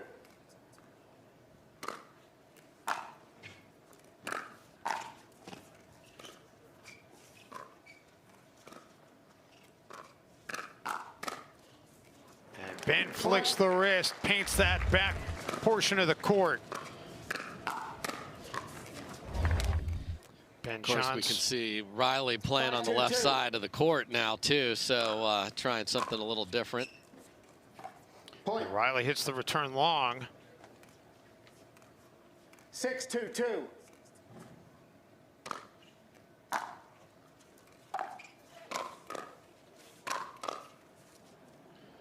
Ben unable to keep that one in bounds, so the side out. But the point percentage on the serves so far in this match for Waters and Johns has been impressive. They got their 11 points on 20 serves in game 1. And so far 6 points on 10 serves here in game 2. If you're batting over 50%, that's insane.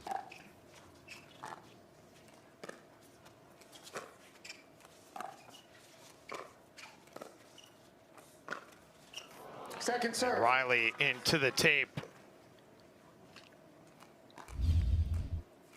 2-6-2. Here's what frustration looks like close up.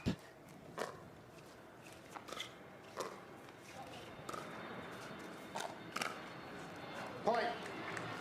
Ben gets Another point for Parenteau and Newman on the board. 3-6-2. Yeah, nice little flick to keep Johns honest in front of her by Parenteau. So now that's her shot with Riley on the left. Ben goes for an Ernie. Great defense on that baseline. Riley, really smart decision. Not much Anna Leigh could do about that. No, just took a little disguise, had the paddle up like he was going to kill it, and then just dropped it over. Very smart.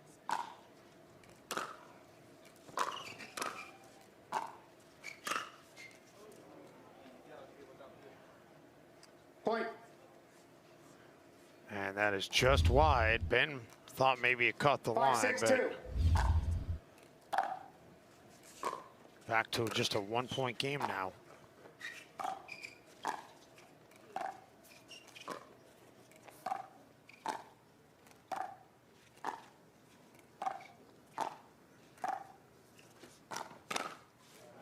Oh, Ben right down the middle with the backhand. Yeah, Ben's not overcommitting there. You see he just slid a couple steps when he saw the ball flight. That's not a spot Parenteau's going to want to go off that ball in that positioning. But a nice run with the side change. Nice work by Parenteau there. Hit a couple of shots from standing out of bounds and then into the net. 6-5-2. Characteristic mistake on that ball from Waters. Side out. Side out, gets it back over to Riley and Catherine. Chance to draw it even here.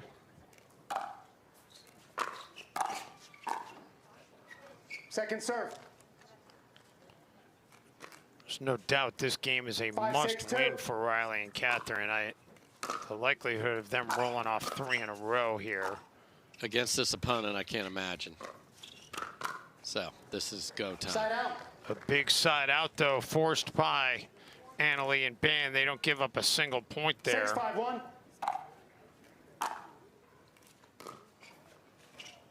Second serve.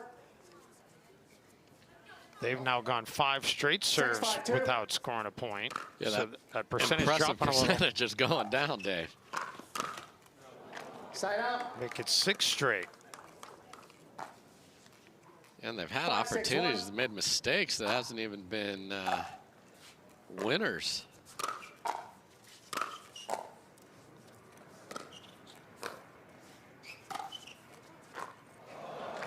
Well-placed shot by Anna Leigh. After total miscommunication. Like, who's taking this? And then Anna Leigh just sort of slides like a half-speed topspin ball that no one, including herself, was expecting. They're so talented, they can overcome so many things. But how about the scoreboard right now? Back to even. Newman and Parenteau have not led in this game. And they will not take the lead there. Yeah, but I like the switch over. Riley Newman playing the left. The points are different. You don't have Anna Leigh Waters just coming at Catherine in front of her. Anna Leigh goes at Riley that time and gets a lead back. So now the poach is different because she's coming across and then wanting to hit at Catherine in front of her. So great job by Anna Leigh Waters on that exchange. Oh, the power by Anna Leigh right there. I see your stinking percentage, Benz. They put 2 straight now on the board. Make it 3 straight. Riley and Catherine still have both timeouts available. They didn't use a timeout in game 1 either.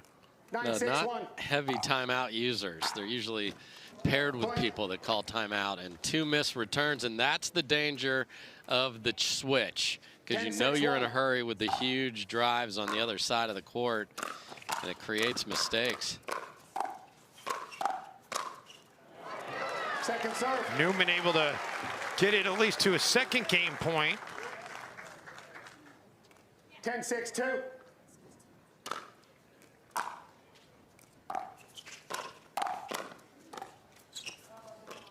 Friendly roll there for Leigh. Side out. She had Riley on the left side of the court, wanted to exploit that and couldn't. It's a really tough ball for a two-handed backhand to hit inside out and not hit it too far or too wide, so she tried to cut it short and left it in the net. Point. So Newman and Parenteau still hanging on here at 7-10.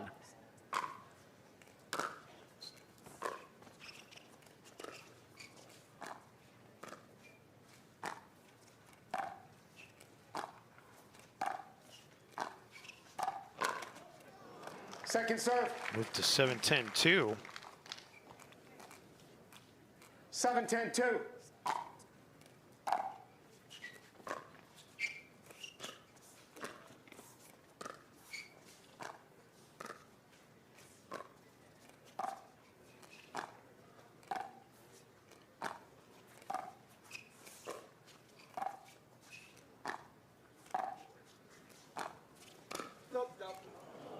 Been just long. You're good. And that'll move it to 8-10-2. 8-10.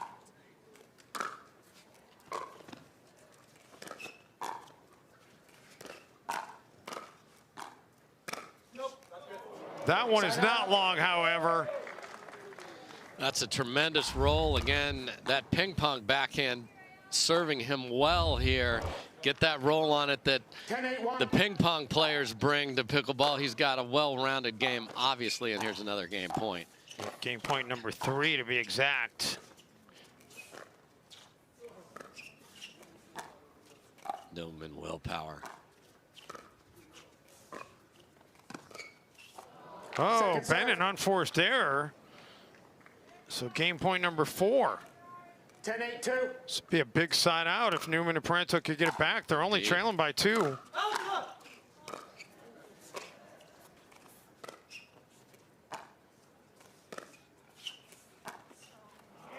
But they will not get it back.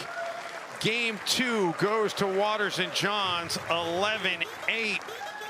And Ben and Leigh are 1 game away from claiming their 2nd gold medal of this championship Sunday.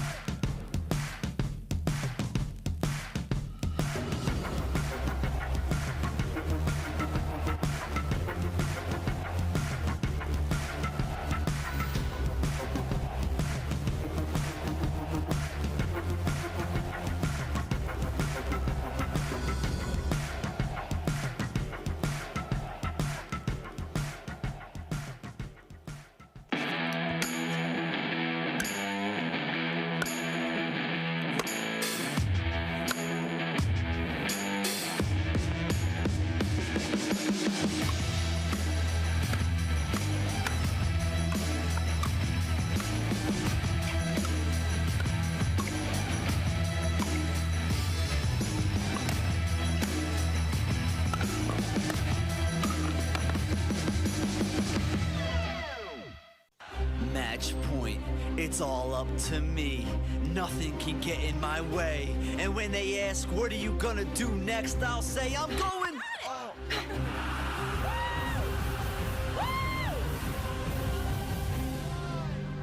We're going to Margaritaville!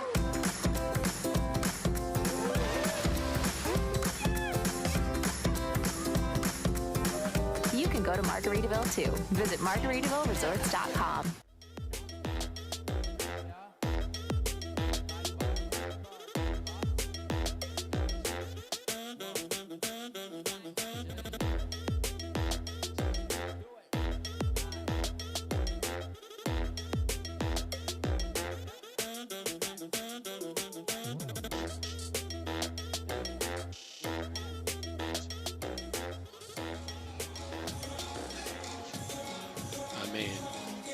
There's a great look at, this is a high-level soccer player, too, before she went all in. I mean, she was playing at the highest levels of youth soccer So just making sure we all remember that she's got that in her game of athletic tricks as well, and that's why she moves so well. Side out. She very wisely has put her attention solely on the pickleball at this point. Still doing other things recreationally, of course. But she is 15 after all. It's hard to remember that sometimes. She acts way mature beyond her years, by the way.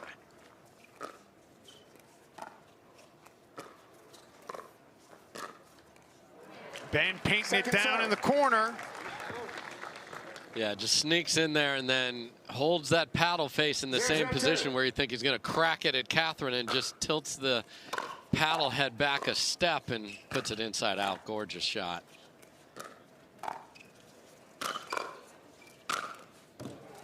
Ben just exerting his will right there.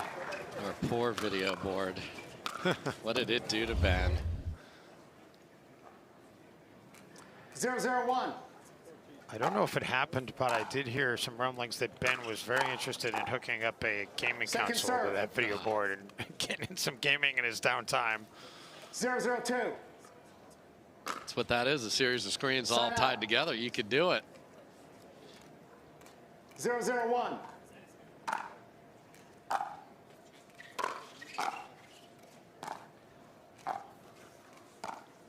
We're hearing rumors from our production team that that may have already happened. Not necessarily with Ben, but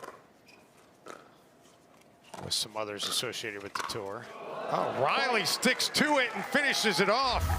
So difficult not to just panic here when it comes off the tape, and that's how good it. Look at that. He took a Bugs Bunny 2 swings and then finished with the third there. That was nice. Oh, hello, delicate. Oh, that was just not fair. No. Side out. Well, she made it look easy just to get a dropper that tight to the net. It's beautiful. 0-1-1. Second serve. Riley wisely lets that one go. 0-1-2.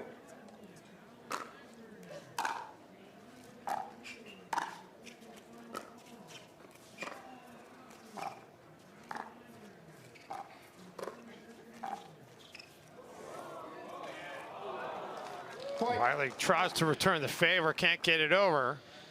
And then took it out on the Selkirk net there a little bit. 1-1-2. It was that or the guaranteed rate sign. Also got a little friendly fire. Yep.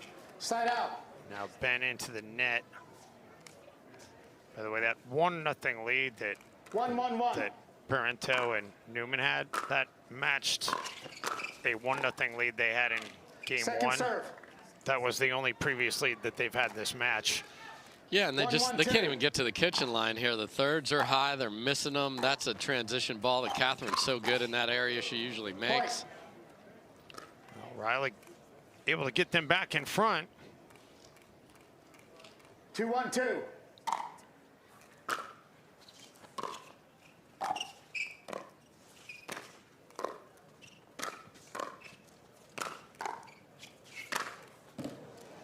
John's putting that one away.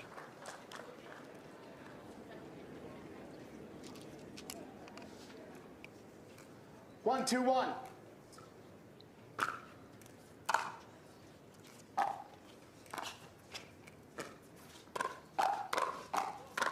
Annalie taking it right to Riley. And it stays in on the reply. Yeah, that's the big difference. You do not see a lot of women in mixed doubles attacking the man, and Annalie will attack anybody. Yeah, not consistently. I think the ladies have proven that you need to do that on occasion, but she doesn't care at all day long. And it helps to have the best player in the world to her side as well. Because that gives you freedom to maybe make a 50-50 choice that isn't perfect, because he'll be there to help clean it up. But it's willingness, trust, and then the confidence, and she's got it oozing through her veins.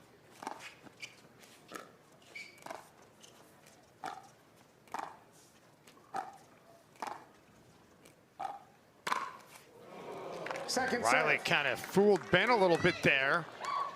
Now, if she wants to go at Riley with a dink, that ball has to bounce, or Ben's going to be like, you know, this is not what we agreed to.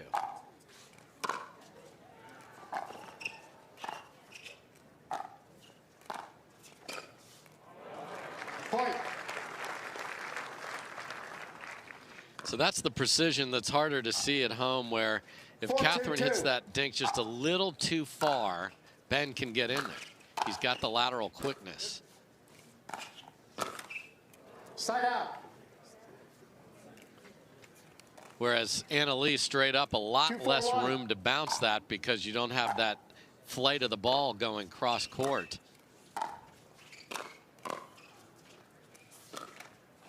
Point. Ben, another shot he'd like to have back into the net. He got his feet a little tied up there and then had to run around him at the end.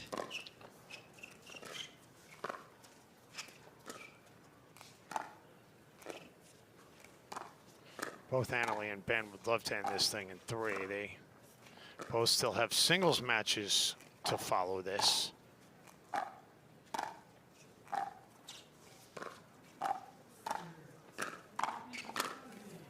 And Ben ends it with the backhand.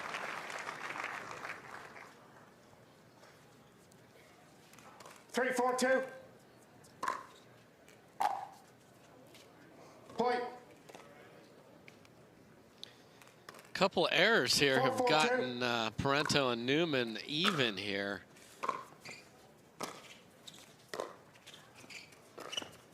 This has been their best game of the match, no question, and now they've got a lead.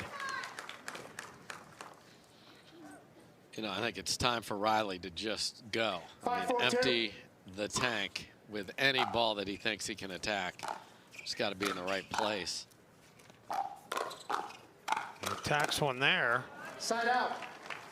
But the side out will get it back over to Ben and Leigh. 4-5-1.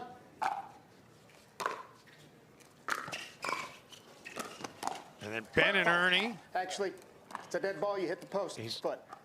Second serve. Well, there you go. Howard Hepworth right on it. 4-5-2. So moves to the second serve. Yeah, caught the post with his left foot there, and that is the fault call. But back to live action. Leigh doesn't care. No. All right, fine. Foot fault. And when you are thrusting forward, you got to throw those anti-lock brakes on quickly so your momentum doesn't take you in. Because even if you hit the ball behind the line and your momentum carries you in, that is a fault. Well-placed return there by Catherine. 5-5-1.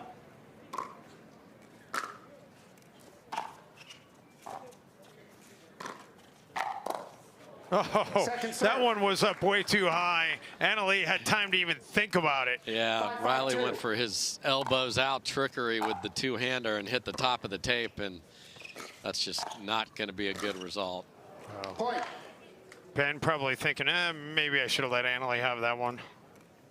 Yeah, he had an idea based on the high third he got to put a combo together, but didn't work out.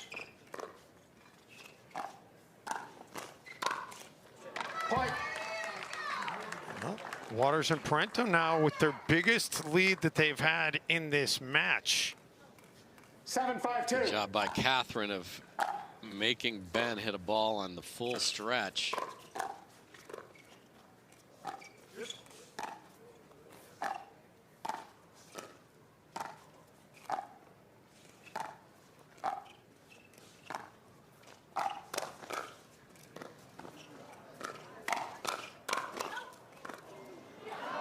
Riley finally into the net. There was a whole lot of body movement there without the ball getting hit.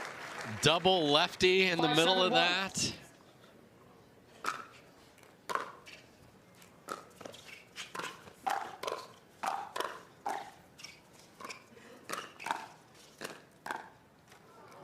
Ben going at Catherine.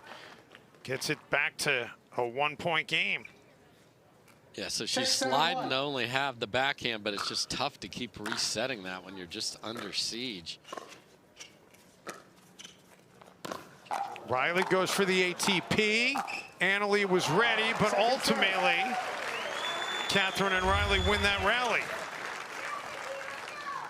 6-7-2. Yeah, that hook from Ben went way wide. So Anna Leigh was ready, but Catherine in the proper position as well. And then a cheap one. Riley's hoping somebody maybe saw something different than what we all saw, and that was an out ball. Catherine attacking Ben right there. Yeah, keeping him honest again. As long as she goes down the line and it can bounce or catch him in an awkward spot, which could actually be high, it just can't go right at paddle height. Second serve. Anna Leigh quickly moves it to the second server. 7-7-2. Point. Return long, so Newman and Parenteau back in front. Need to keep this momentum going. And indeed they do. Now 9-7. Great save with the backside of the paddle to the right side of the body by Newman in the middle of that exchange. Ben goes for the Ernie as Riley was in a position that could be exploited, but it's not able to get the result they wanted. And Anna Leigh Waters has called timeout. And we have a game point coming up for Parenteau and Newman on the other side of this break from Orlando.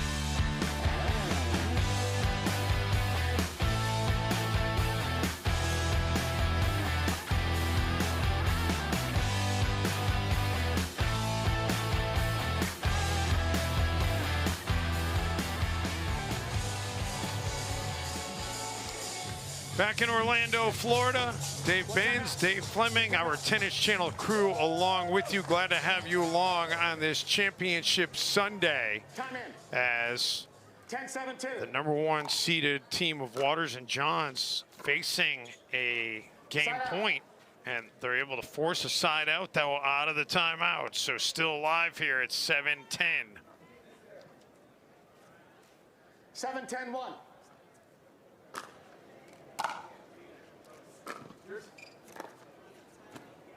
It looked like it was wide, and Ben does pick it up, so make it 8-10.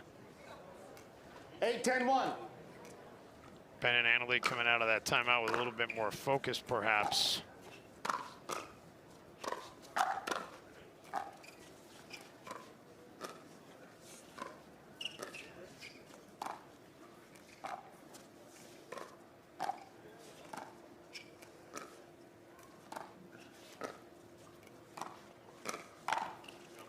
Ben puts it up high, and Catherine hits it out. So 9-10. Yeah, if you're going to slide to your backhand and then you want to hit it, it's hard to keep that in because you swing across your body and the ball's going to follow that path. Oh, nice shot by Catherine right there.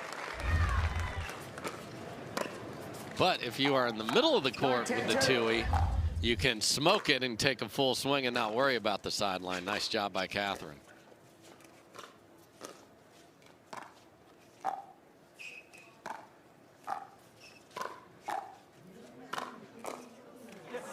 Ben unable to catch up to it.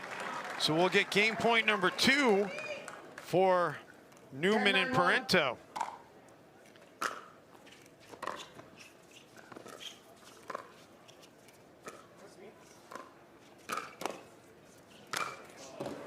Ben Second serve. able to tee off on that one.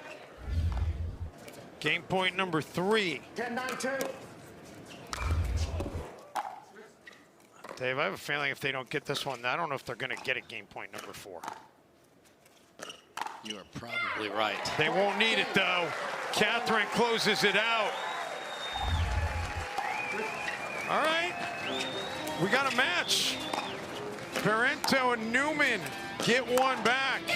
Game 4 from Orlando coming your way after this quick timeout.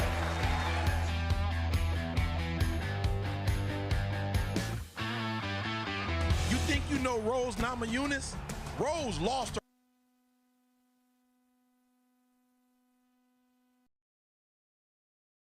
You think you know Rose Namajunas? Rose lost her first title fight. Flat out lost. Right then and there, she made a decision to stop just fighting and start believing she would become a champion. And look who's #1 now. If you've decided to take control of your finances, get the cash you need today with the Cash Out Refi from Guaranteed Rate, a lender real estate agent's trust. Learn more at rate.com.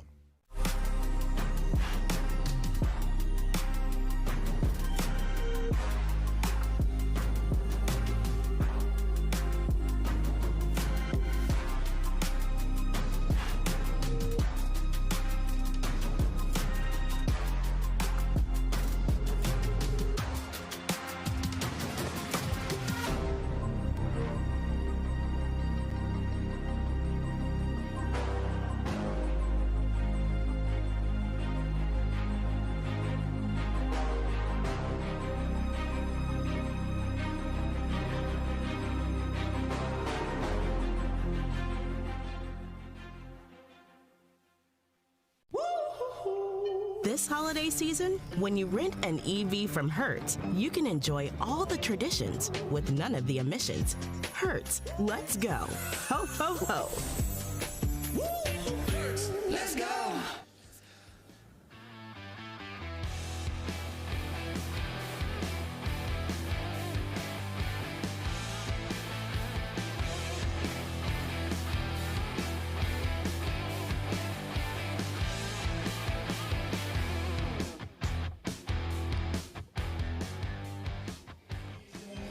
Well, we talked about the Gronk brothers being here on, was it Thursday night or Friday night? All my days have run together. I think it was Friday night. Yeah, Friday night. And there's Gordy Gronkowski.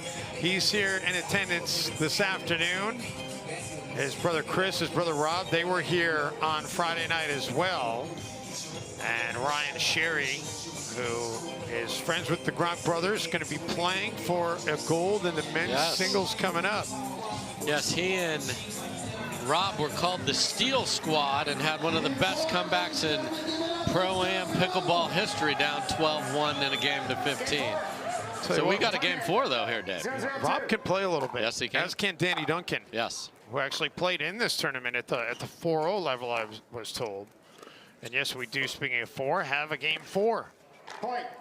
Much to the delight of Newman and Parenteau. Yeah, that switch to put Riley over to the left side of the court has been a big part of this, plus him amping up his offense.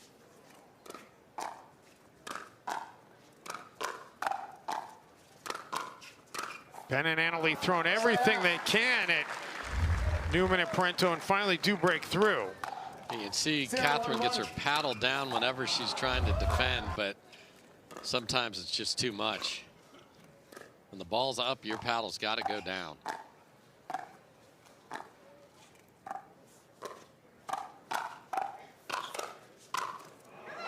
Riley skies and puts one away. 0-1-2. Yeah, Annalie's getting balls she likes, but she's hitting them hard cross court into the Parenteau backhand.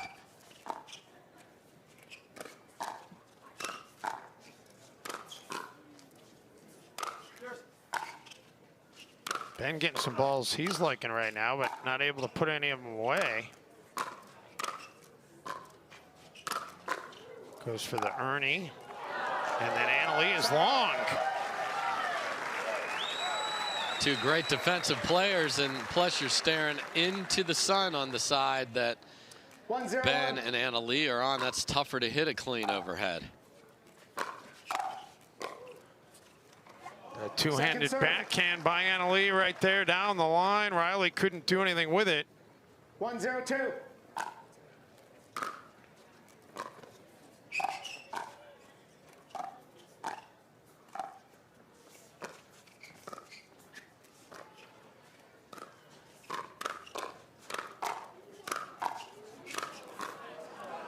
Ben finally wins the firefight. Look at Catherine Parenteau play defense. It's outrageous, the ball she makes people hit. 14 winners against her. Oh, a tweener by Waters to keep that alive, and then Ben finishes it off. What an exchange. Wow. 1-1-1. Second serve. Ben into the net. That was fantastic. Yeah, and then, 1-1-2. then you have a third into the net. Let's keep that energy going up here.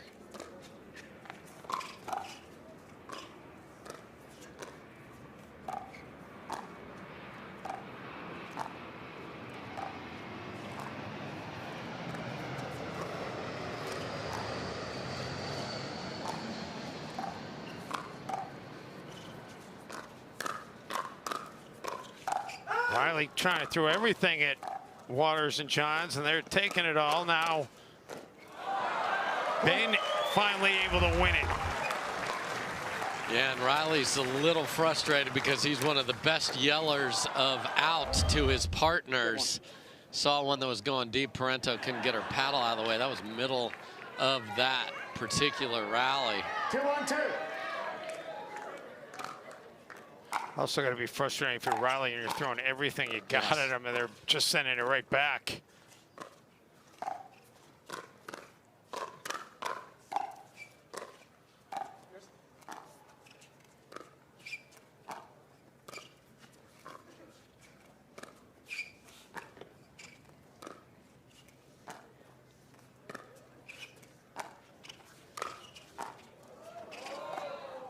And Leigh comes in to take it. And Ben comes in to finish it. Yeah, and this is the positioning that they started game number one in with Riley Newman on the right, because they don't want to get caught on the exchange of sides. And it had a very similar feel to how points worked in game one, where Anna Leigh and Ben were in control. Well, this is a lot of fun right now. Waters and Johns trying to see if they can get that elusive third game.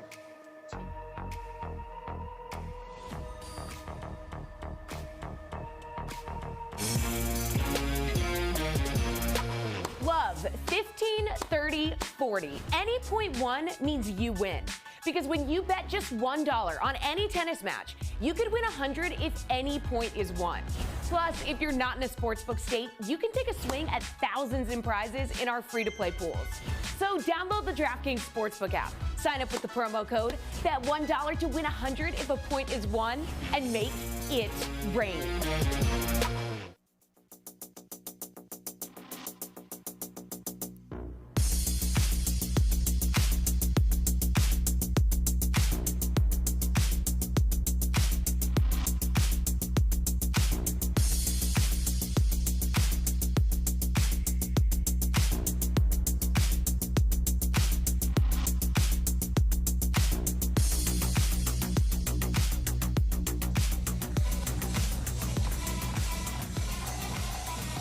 Back in Orlando, Florida, well, Parenteau and Newman decide to use a timeout. Yeah, they've been defending a lot of balls, so that one was... Well, hello to this lady's mom. She is on Tennis Channel. Hi, Mom. Glad you made it. Yeah, glad to have everybody along watching, including a shout out to Ben Johns' uncle Rich, who Ben gave a nod to following his men's doubles victory, suffering from Parkinson's, and watches all of Ben's matches on television. Thanks so much for watching, and obviously I'm sure you're quite pleased to see your nephew doing so well. Yeah, that timeout was for hydration and fitness as much as anything, and then the power and pace comes right back after it. Point. And then some footwork problems again with Riley on the right. It has not been nearly as clean as when Riley's on the left, so I think they need to just accept that it's going to be harder to get to the kitchen with the return. Just hit a better return and get up there. You got to do it. They'll switch this.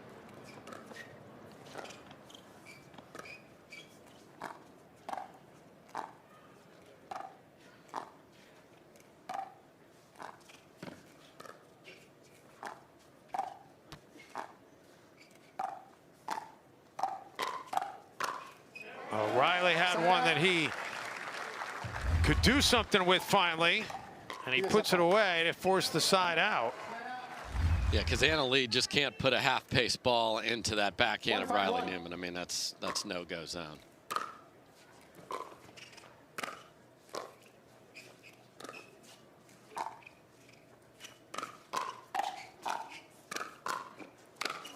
Oh, Ben did everything there. He tried to win it a couple of hits earlier, and Riley was able to catch up to it, but Ben finally does crack through. 1-5-2. Yeah, just a ton of lefty. I guarantee you Gamma's not paying him extra to hit balls with his left hand today, but he's put a bunch in play left-handed.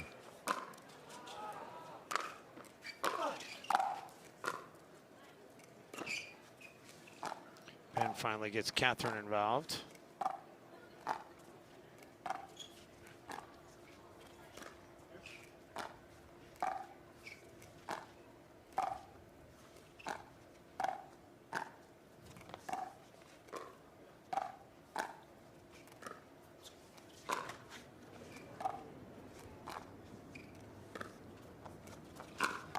Riley an ATP, and it ends up being a good decision. He is so good at that. You have to let this ball travel. If you panic and hit it now, you don't have the angle. He waits till it's just an inch above the ground and smokes a winner. That's great, smart, crafty ATP from Riley Newman.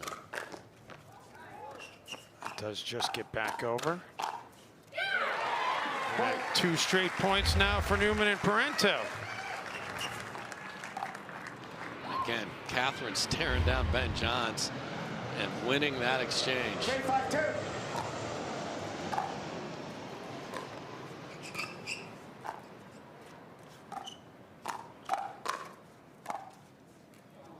Point. That looked awfully close, but they do call it out, and no protest from Ben and Leigh. Yeah, a little too much slice on that one instead of getting on top of it.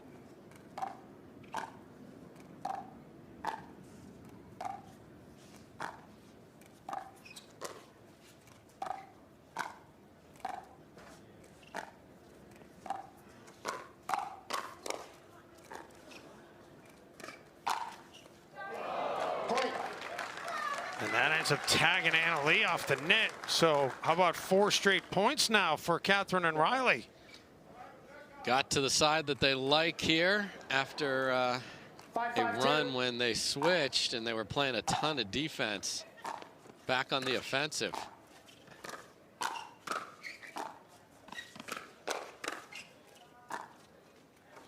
Side out. Catherine knew that one was short the second she hit it.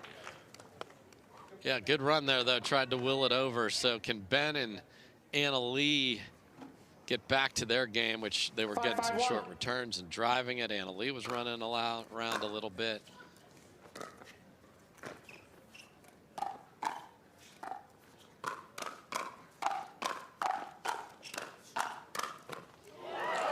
Ben and Leigh finally win that exchange to go back in front.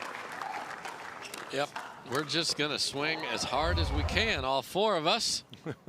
Isn't that the way it's supposed to be played? I love it. I love it. The fans love it. Floor's lava. Let's go. And it continues. And that time Riley comes out victorious. 6-5-2.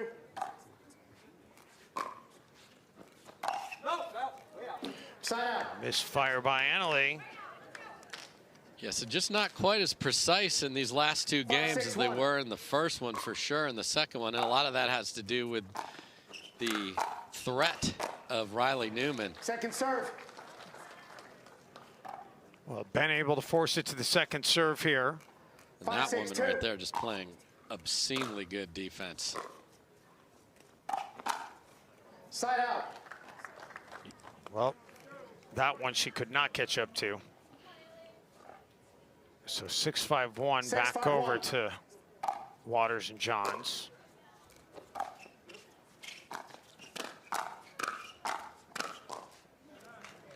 Point. And make it 7-5. In these cross-court dinkage stages with the ladies, if 7-5-1. one leaves it up even half a foot too big, it's going to set off Ben or Riley teeing off.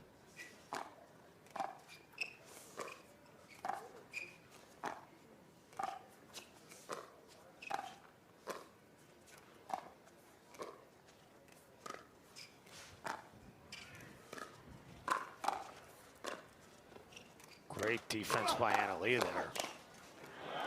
Second serve. Finally, Riley wins one that Ben can't catch up to. Yeah, that's how good these guys' hands are, because that ball right there off the tape usually creates an error because you can't get your paddle readjusted. But Riley up to the task. Same guy misses a return. Yeah, that puts Ben and Leigh 3 points away.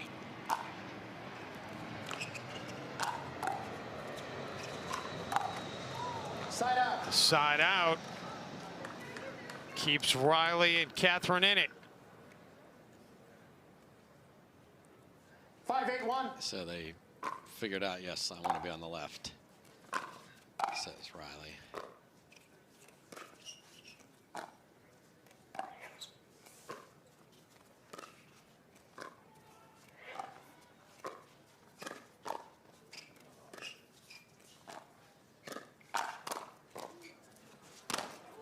Ben, with authority, puts that away. Beautiful backhand roll at the feet. You know, pickleball, we're on Tennis Channel. Tennis Channel's a one-shot winner game. Pickleball's 2, 3, 4. We've seen 7 today. You always have to be ready and expect the ball to come back. Costly 8-5-1. mistake Very there. costly.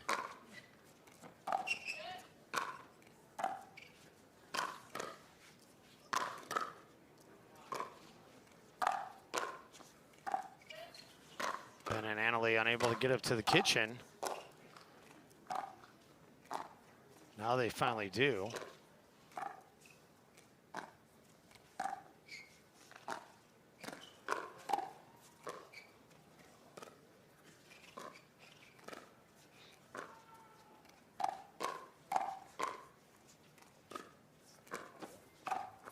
Oh, Annalie had Riley off the court a little bit and exploits the advantage. What a great read by Leigh right there as she gets those feet around the edge of the corner and goes with a backhand Ernie on that side, and the Gamma paddle hitting the ground means they need a timeout. At 9-5, that's their final timeout. Back to Orlando after this quick breather.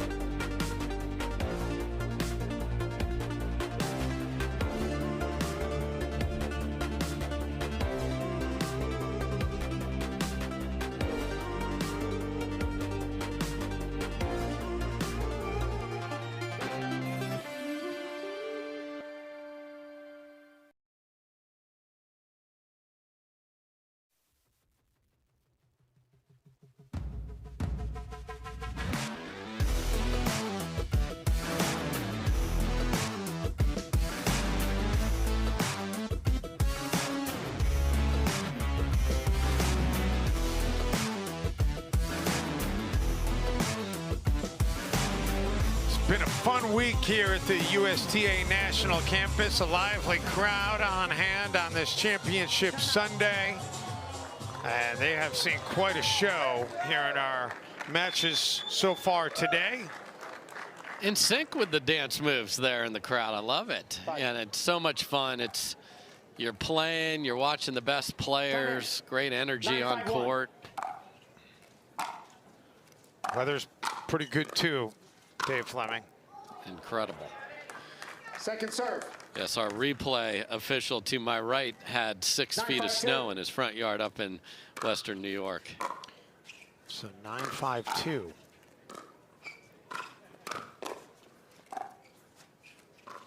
Yeah, the Western New York snow.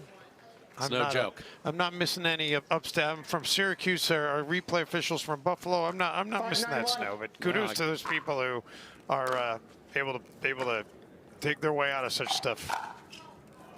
Second serve. That's going to be long. Yeah, got married in Rochester, so I'm familiar. So thanks to everybody watching across the country on Tennis Channel. Shout out Nick Tahoe, garbage plate. Side out. For sure. Side out gets it back. And that's a killer. You stop him at 9, you call timeout, you get it back, and you don't even get to the kitchen line. Couple of sloppy errors there. That's not the antidote to a 2 points from a gold medal point right here.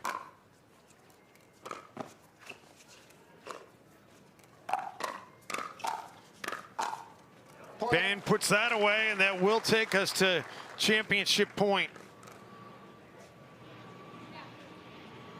10-5-1.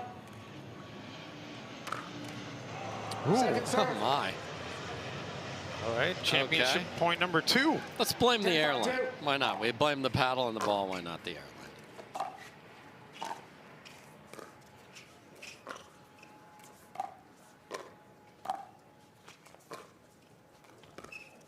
Side out.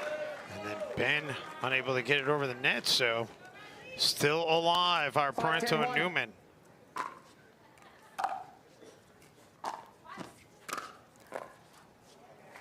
Second serve. 3 really sloppy service points in a row for this duo. They've gone 8 straight serves without scoring a point. Make it 9 straight. And now we got championship point number 3. Yeah, that's when you have to have your best thirds, your most precision, to get to the kitchen line and make them earn a victory, and they're not doing it now.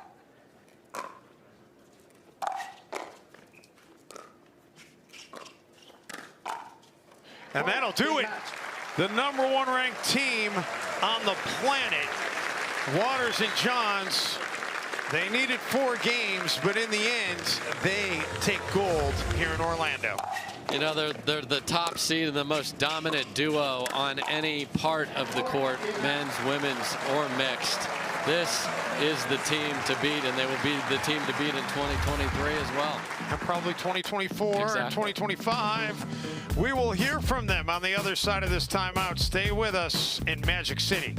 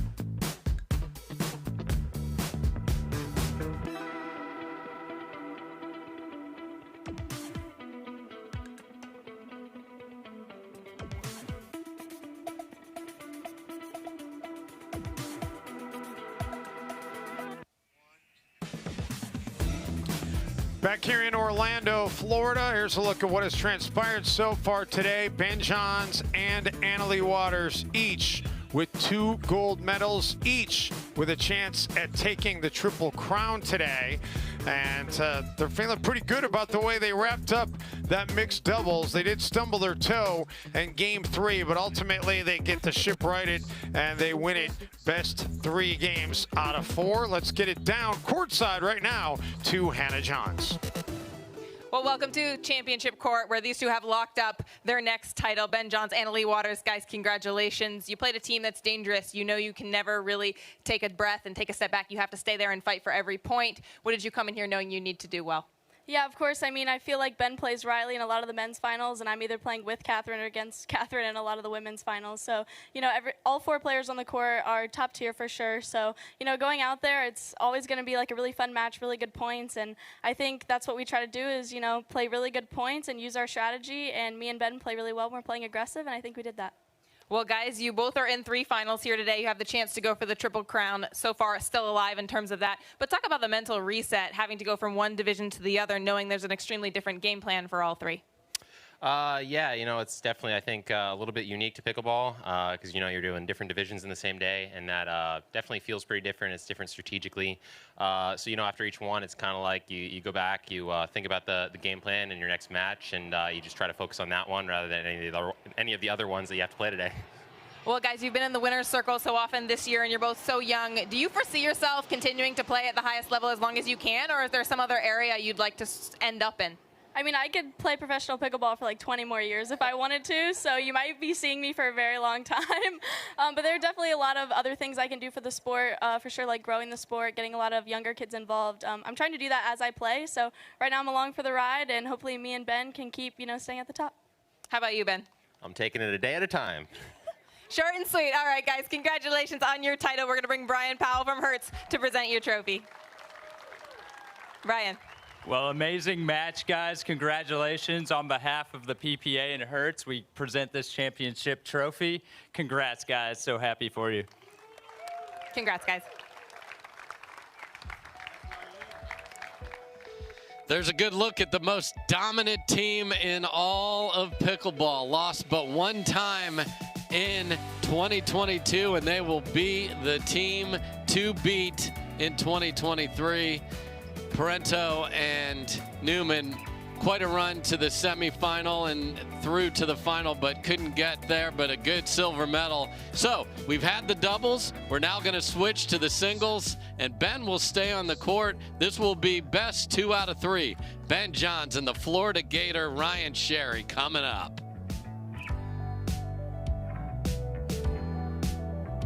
You think you know Rose Namajunas?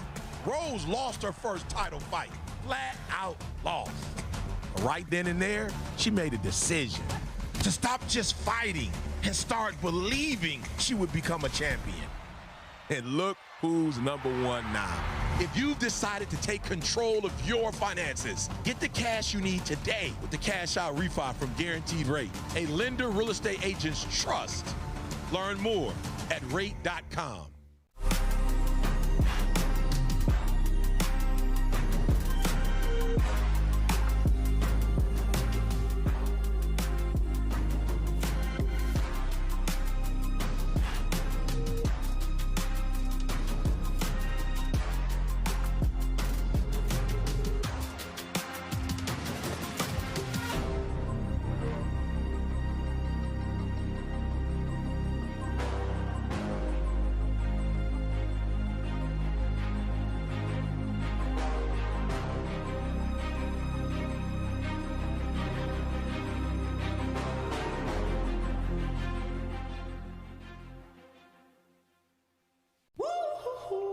This holiday season, when you rent an EV from Hertz, you can enjoy all the traditions with none of the emissions. Hertz, let's go. Ho, ho, ho. Let's go.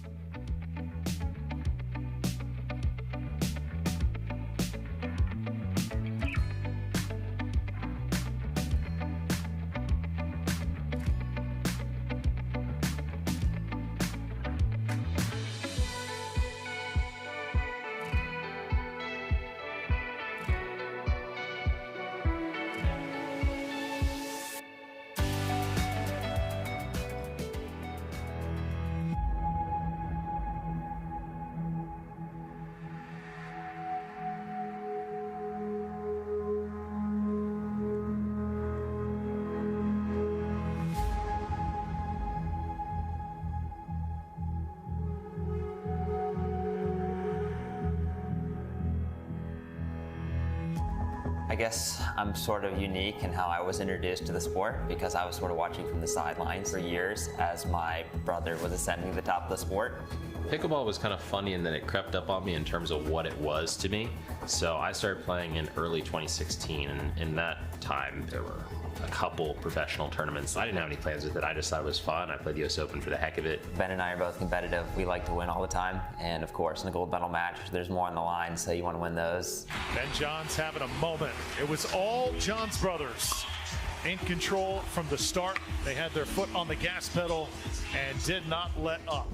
If you're the target, that means you're in a good position, whether it's where other people want to be. So I definitely don't underestimate or undervalue that. Really, it's about trying to stay on top. You know, I mean, people say you don't have upwards to go, and that's never exactly true. It's a constant fight still, and that's really what it's more about, is the grinding, the fight. My number one reason and why I continue to play pickleball is the fact that I get to spend time on court with my little brother. It's just really cool that we found a sport that we can compete in and play together, let alone actually be at the top of the sport. So pickleball really did, in many ways, come out of nowhere. It's very sociable, so when you go to play, you might have a billionaire, a janitor, and just your average housewife on the same court and wanting to win, wanting to play well, and enjoying themselves. Out of nowhere might be the title right now, but years from now it's going to be something very different.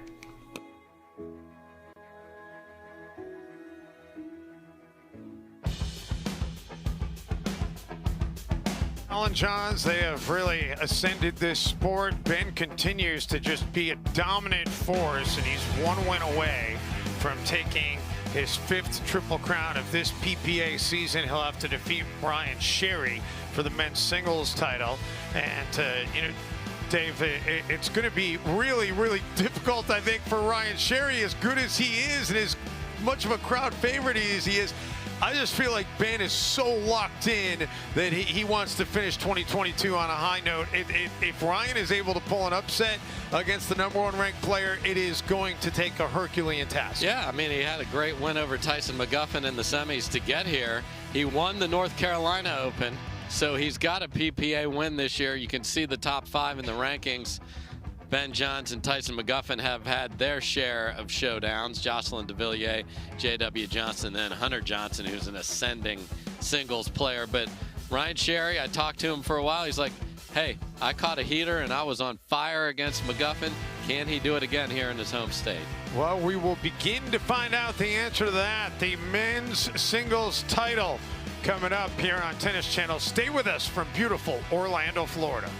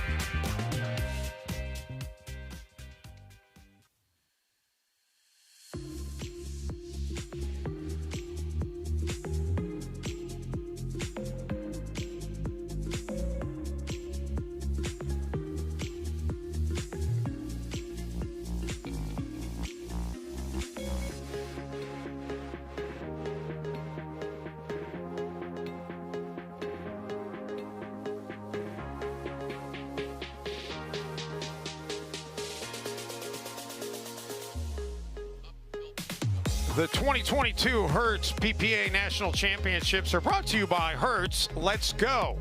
By Chase, helping you make the most of your money. By Baird Wealth Management, people first, results follow. By our friends at DraftKings, make your draft fantasy come true.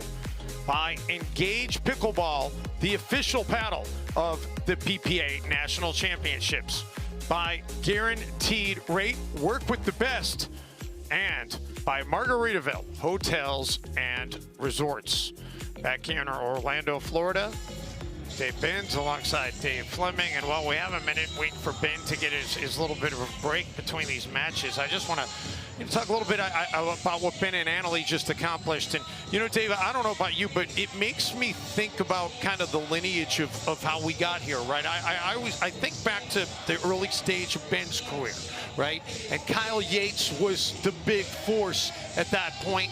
And Kyle kind of teamed up with Ben and helped bring Ben along. And then Ben connected with Simone Jardim, and she helped bring him along even more. And then Ben emerged to become this unstoppable force. And now he's with Annalie Waters, and he's kind of helping be the mentor to Annalie Waters, helping her ascend to the highest level. I just think it's kind of nice to see that lineage just continue to evolve.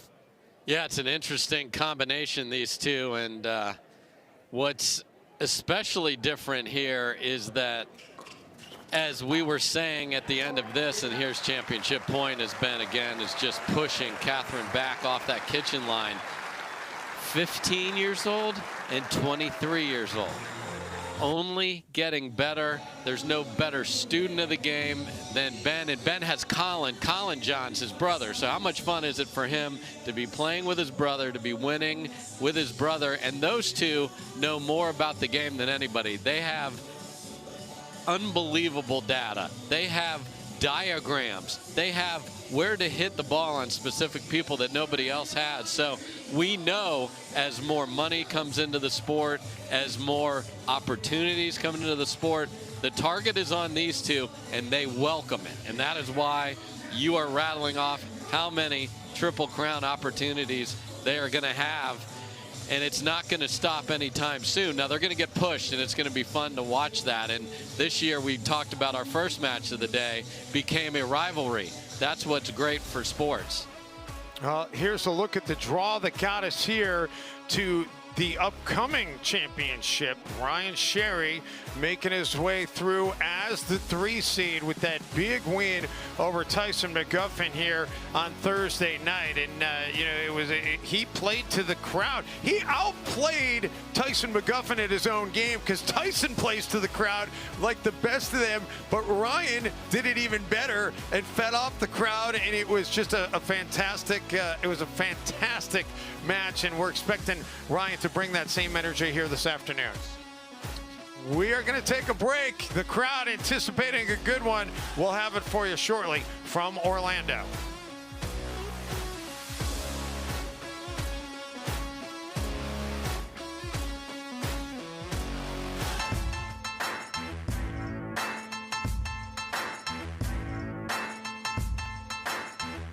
New People Pickleball. The Bubbly Team Championship presented by MGM Rewards is the pickleball event of the season from December 15th through the 18th at Mandalay Bay. You can play there too. Yes, inside Mandalay Bay is part of an epic amateur tournament at your skill level. And if you don't want to compete but still want to have some pickleball fun, there will be events just for you. So go to teampickleballevent.com for all of the details, register to play, and grab your center court tickets. You will not want to miss this.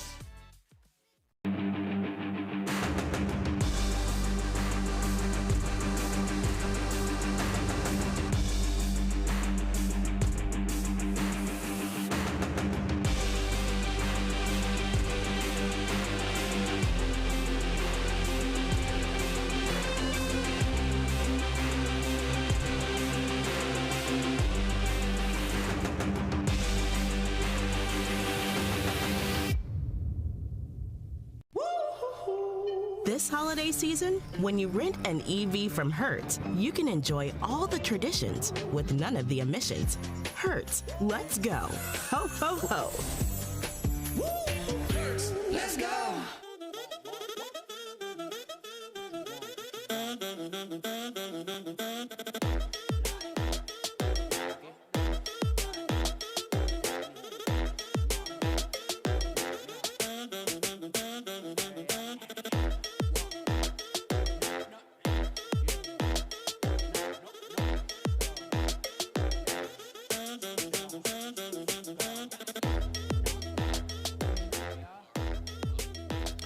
Back here in Orlando, Florida. Fantastic city, fantastic venue at the USTA National Campus. But boy, are we ever going to be at a fantastic venue for the upcoming PPA event, Dave Fleming? Yes. We're going to Mandalay Bay. We are going to the Strip. Vegas, baby! Vegas, baby. What happens in Vegas shows up on the Tennis Channel. That's right. We're not done with the Tennis Channel in December. We're going to have team competition, more like the Davis Cup. These great players will be on teams, playing doubles, trying to win a bubbly team championship. The excitement level of this will be second to none, and I'm excited to watch this sport continue to grow. There's been a lot of news lately. We had the PPA Tour and Major League Pickleball merge, so we've got clear lines of delineation on who's going where, is getting all sorted out, and I think next year is going to be a massive year for pickleball. And so if you want to find out, excuse me, Dave, about Vegas, go to teampickleballevent.com. First 2 days of coverage, Tennis Channel, and then a national broadcast on ABC. Yeah, and there's also big things ahead in the analytics department. Yes. I know the people at pickleballbrackets.com have big things in store. So, I mean, where this sport is headed is just so fantastic, and it's so great to be associated with a sport that, you know, I mean, Dave, listen, you and I, we love the sport. And I don't know about you, but I will tell you the biggest thing that keeps me tied to this sport is the people. It is the camaraderie within the sport, and it's just so great to see it continue to explode. I couldn't agree more. I mean, this is how I'm so privileged to be able to get to play this sport at a high level, get to talk about it. But the best is that when we go on a family vacation, 15 different people can play pickleball in every combination and have an absolute blast having a workout that is second to none in fun. The other thing that's great about when you go on vacation, pickleball paddles and a sleeve of balls does not take up a lot of room in the suitcase. You can still go carry on. Still go carry on, yes, Dave, and get all your pickleball needs handled. I have been traveling with mine on a fairly regular occasion, and it's fantastic. That and a jump rope, which is the best portable gym you can take with you. There you go. So you got Ben Johns finally out there in the near court. Ryan Sherry in the far court. Ryan Sherry, a Florida native, played college tennis at the University of Florida, and I didn't know this until Thursday night, but Ryan Sherry and Collin Johns have some ties that go way back. They actually trained with the same coach when they were both collegiate tennis players. So the Johns family and the Sherry family, they've known each other for quite a while. And Ryan Sherry, though, man, he was unabashed in his post-game interview on Thursday, saying, Ben Johns, I'm ready for you. I'm coming for you. And he's going to get what he wishes for. Oh, he got what he wanted, and, you know, that's part of the persona of this man. You know, you saw a sign when we came back about, I'm willing to go 71 hours, too. He talked about that. He said, I'm going to party for 71. 72 is too much, but 71 is dialing it in just perfect. So this is a guy that had some epic battles. Here we are on Tennis Channel, Florida, Georgia, against the great American tennis star John Isner, who plays his share of pickleball as well. So what we're going to see here, so if you're just joining us and you've been watching some of the doubles, the transition both strategically and what you're going to see on the court are very, very different beyond just removing a couple of people from the court. Now the serve is much more important. You're going to want to be banging that deep so you get shorter returns and you can take the net as the server. As the receiver, you want to hit a deep return to not make it easy for your opponent to pass you. You're going to see these guys both run around their backhand and hit forehands. And Ryan Sherry has one of the most delectable little two-handed backhand rolls of any player on the men's or women's side. The question is can he sustain that level we saw against Tyson McGuffin against the #1 player in the world? The fans want it. We want an awesome match here. We'll see what he's got. Well, you know what? No matter what happens, the fans are going to get a treat here, because if Ben wins, he wins a Triple Crown. That's exciting to see. Yes. And if Ryan wins, then you get the home state advantage in, you know, a guy who's just charismatic and fun to watch getting a victory in front of this crowd. So this is going to be can't lose television here on Tennis Channel. By the way, I am going to go out on not such a deep limb and guess Rob Gronkowski is probably watching this match. He told me that Friday night he wasn't going to be able to be here in person for this match, but he's friends with Ryan Sherry. I'm going to guess that he's watching and want to thank him for all the time that he took Friday night. Yes. We mentioned it, just he was so great with all the fans and helping to raise money for Boys and Girls Club with that charity event here on Friday night. So thank you for being so completely generous with your time and putting on a show in the Pro-Am as well.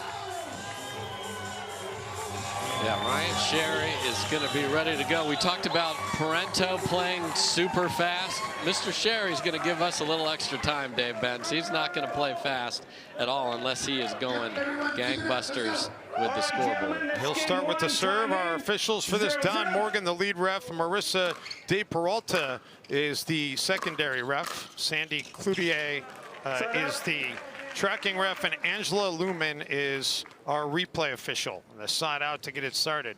0-0.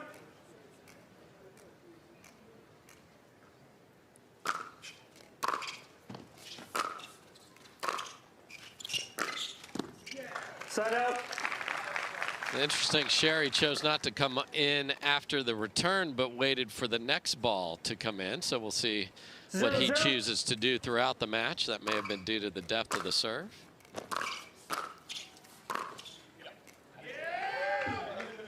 And there's that 200 backhand roll that just misses. Side out. He hit a backhand, a two-hand backhand in his match against Tyson McGuffin from the baseline on Thursday night that was just filthy. Side out. That is going to be wide. So they trade side outs. Yeah, the rare baseline rally in men's singles pickleball. You see that a lot in the women's game. We'll see that in our next match. Ben does get up to the kitchen, and Ryan puts it into the net.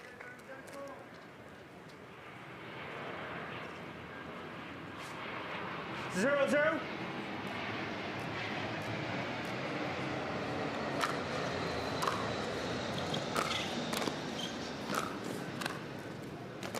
Ryan making Ben run all over.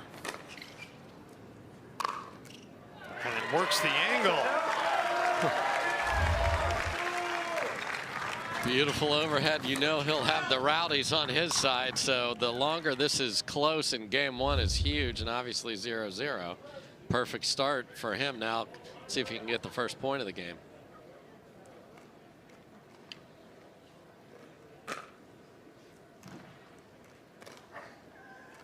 Zero.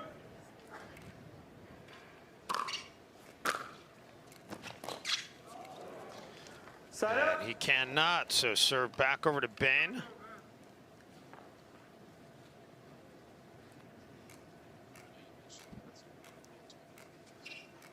Just a reminder, this is 2 out of 3, not 3 out of 5. Both singles matches will be 2 out of 3. Point. And Ben finally cracks through on the scoreboard. Yeah, there's that pressure. You've got to hit a great return or you get behind, but can't miss it, so you got to leave some margin.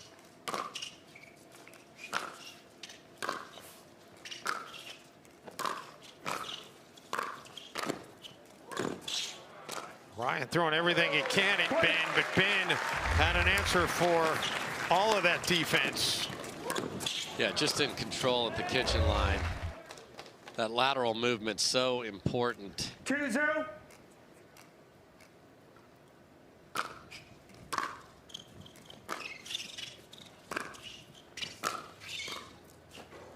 Point.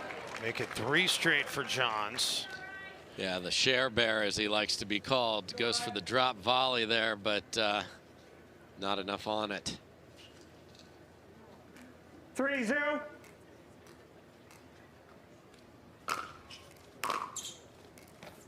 The turn is wide, so Ben now getting some breathing room.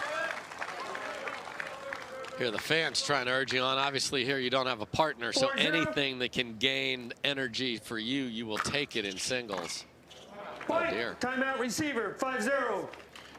And Ryan Sherry has seen enough. He's going to use a timeout here as Ben has reeled off 5 straight points on this single service opportunity.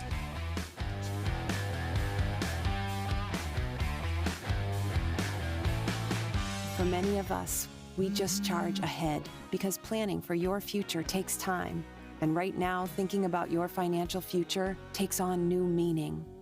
At Baird, our financial advisors have guided individuals and families to achieve their goals through every crisis evolution and groundbreaking idea for over 100 years. That's the difference between thinking you're ready for what lies ahead and knowing you've planned for it. Now that's different. Discover the Baird difference.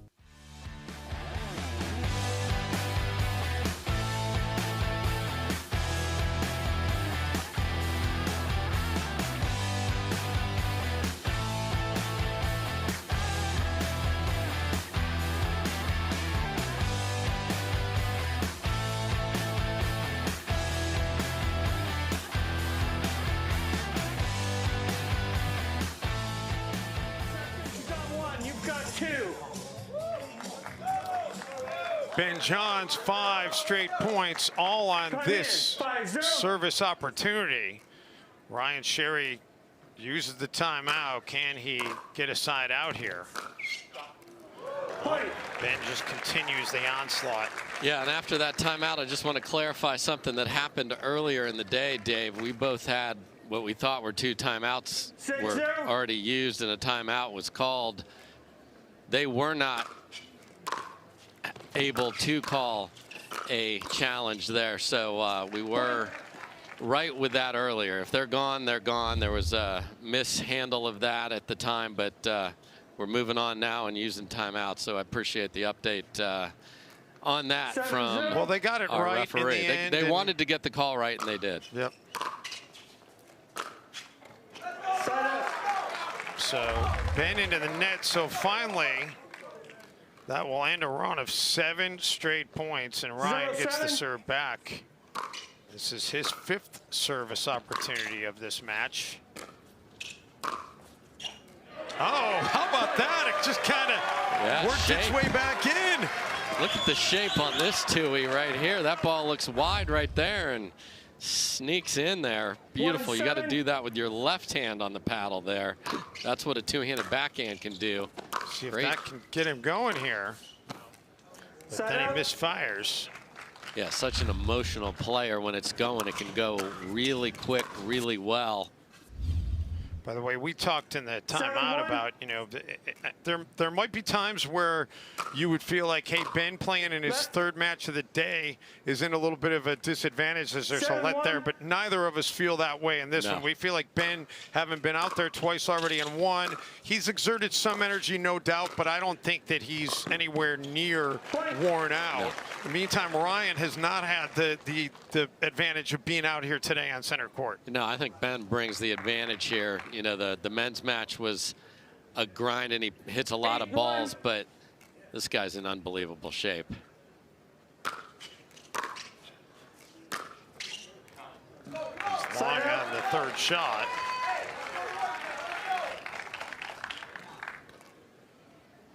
One, 8.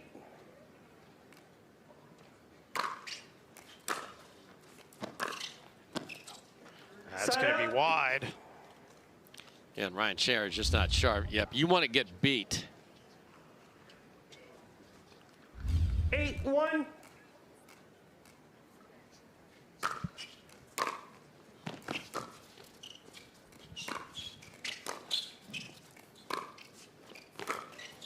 That does just catch in. And then beautifully played by Ryan Sherry.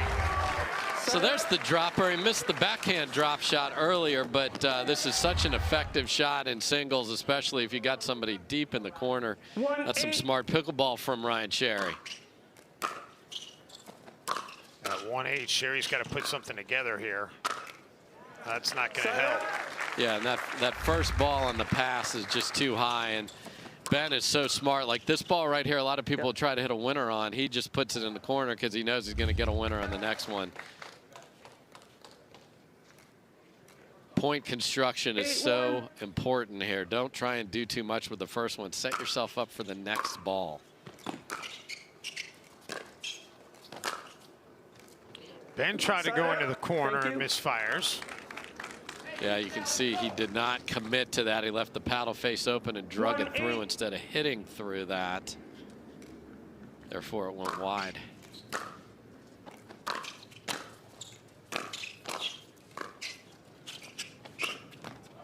Oh, that was just sneaky and nasty out of Ben Johns.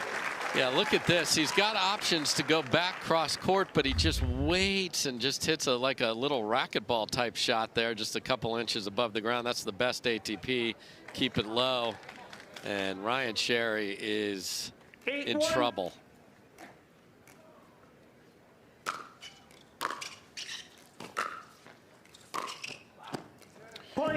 Ben extends the lead to 9-1. Ryan Sherry decides, okay, I'm going to use another timeout. It's his second and final timeout. We'll take a break as well. Back to Orlando after this quick moment.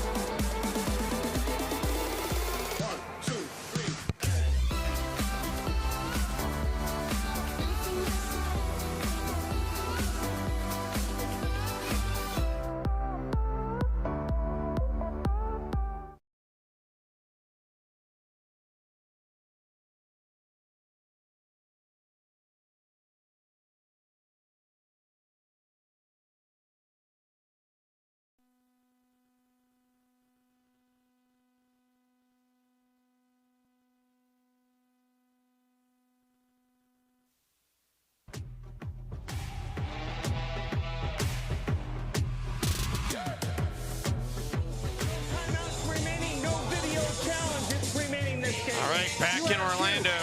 Ben Johns 2 away from taking game 1. Ryan Sherry in a huge hole here. 9-0. He's out of timeouts as well. Okay. Recall. 9-1. Score is called 9-0, but let's give Mr. Sherry his 1 point. Point. Ben gets it to a game point.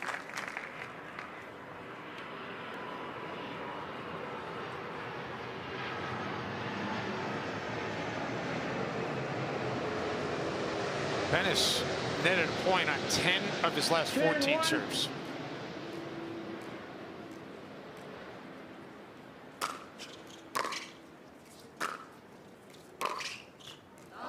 That one, however, will be a side out.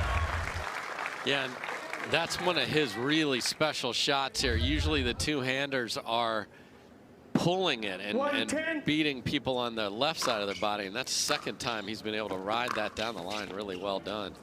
That one misses wide. So those are the shots he was making time and again against McGuffin. Yes.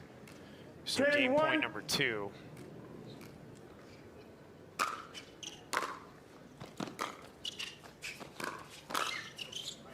And that'll do it.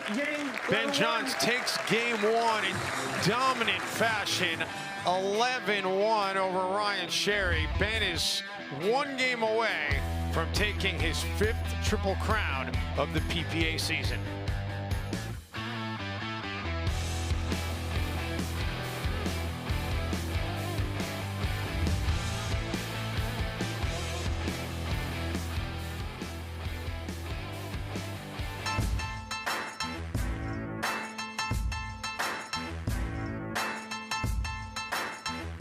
New People Pickleball. The Bubbly Team Championship presented by MGM Rewards is the pickleball event of the season from December 15th through the 18th at Mandalay Bay. You can play there too. Yes, inside Mandalay Bay is part of an epic amateur tournament at your skill level. And if you don't want to compete but still want to have some pickleball fun, there will be events just for you. So go to teampickleballevent.com for all of the details, register to play, and grab your center court tickets. You will not want to miss this.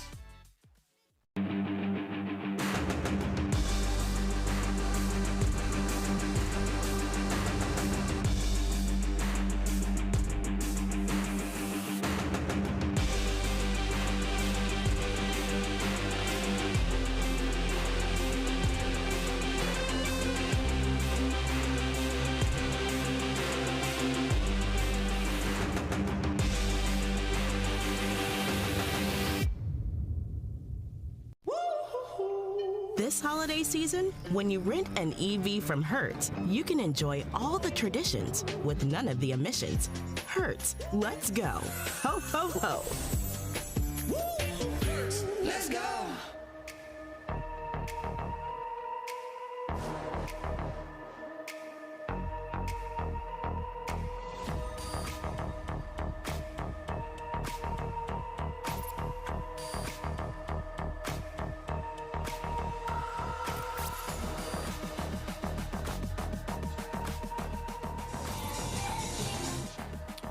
Well, moments ago during the changeover, Collin Johns and Ben Johns. Collin may be offering a little coaching, saying you couldn't have won that 111-0. Come on. I mean, that is the easiest coaching job in all of sports right there. Hey, just go out and beat Ben Johns, would you? I mean, he's big brother, so he can boss him around a little bit. But it is real nice for Ben, though, for this, you know, to go out, oversee not just a friendly face and one of the smartest coaches of pickleball, but your blood brother. Well, for Ryan Sherry's sake, you hope the side change maybe mixes something up. Ben Johns, though, starts game 2 with the serve.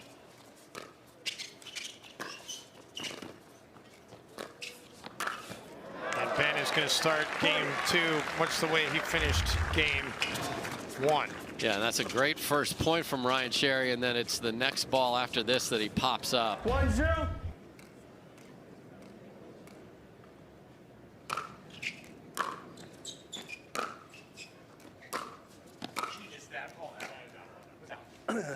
Okay, you're calling your disadvantage? Okay. Yeah, call it before it goes dead, please. Side up. Okay, good sportsmanship there by Ben. Yes. Sure one. Yeah, and Ryan calls a very fair line, so clearly out. He just was late to get there to the call. Ryan able to get a point. Okay. I mean, some of these returns have been short, and Sherry just hasn't been making the balls he made. I mean, Travis Rettenmeyer's a great player that he beat on his march here. Side up. But he's got to catch that heater that he talked about when he couldn't miss against McGuffin.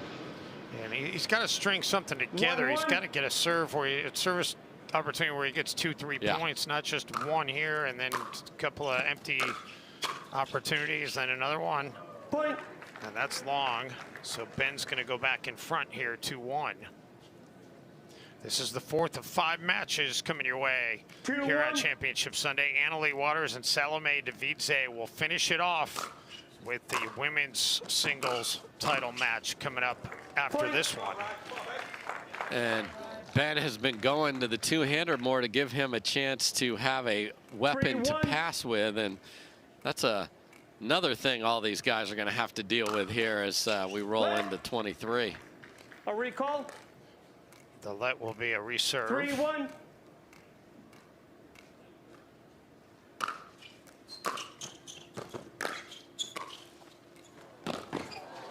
Ben able to catch up to that.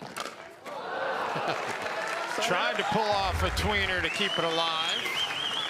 That's an 11-1, 3-1 shot if I've ever seen it here, because he's here in plenty of time to hit a normal ball. But why hit a normal ball when you can go tweener winner potentially? Doesn't make it. I think that, tells you that Ben feels like he's pretty comfortable with getting gold here.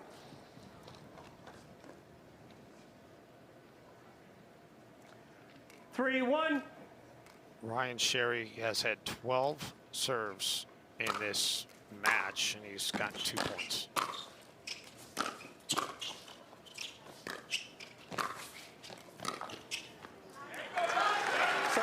There's a nice point from Sherry. And the key is when he has gotten to the net, and it hasn't been a lot, to make a good first volley so he can stay ahead in the rally. He did so very well there.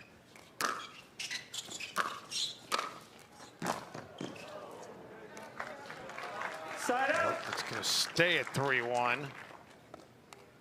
Yeah, the forehand pass there way too high gave Ben all sorts of options. And again, Ben's so smart, he's just going to hit it cleanly in the corner and make you run. Well-placed shot there by Ryan Sherry. That'll get a little roar out of the crowd. This is what we saw against McGuffin, where he's on the run, hitting passing shots down the line and cross court and dipping so short and shallow there that Ben was actually in decent position, but that ball's just too good. Just got to be able to make a couple of those in a row, however. Yeah, he's got to do it when he's has served it. He's got 4 straight serves now without a point. Ben's gone 3 straight without a point. 3-1. Yeah, and that can happen in singles. It's tough to score sometimes if your opponent hits a great return. Point. Backhand there by Ben will get the score to 4-1. Yeah, Sherry unsure whether he should come in or not on that, and then is just in all sorts of trouble from that point on.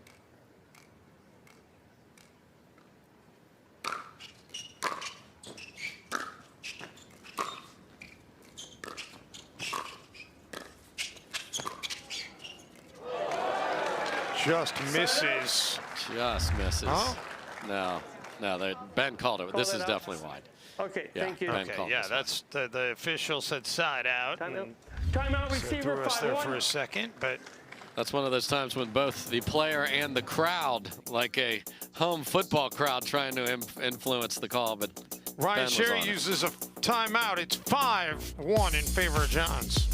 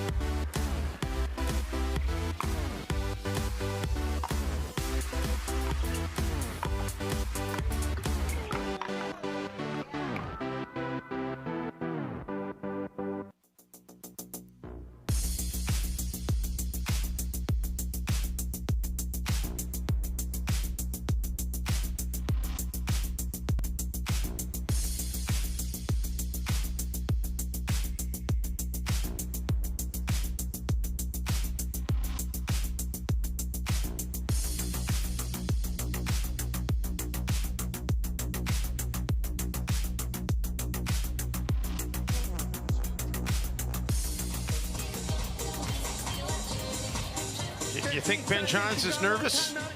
I don't think he's nervous at all. And, you know, there's a lot of magic. There's a lot of shows here in town.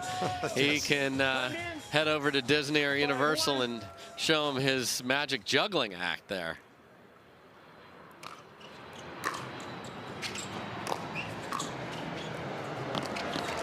Ben unable to track that one down. Nice angle played by Ryan. Yeah, I'm surprised Ben didn't go for the ATP there because he was so wide that looked like he might have had a chance. Maybe couldn't get the paddle, the pronation of the wrist you need to slap that into the open court.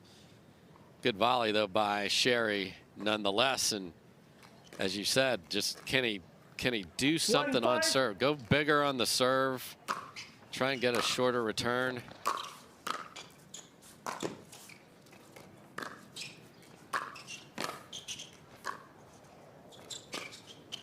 Ben making Ryan run a lot.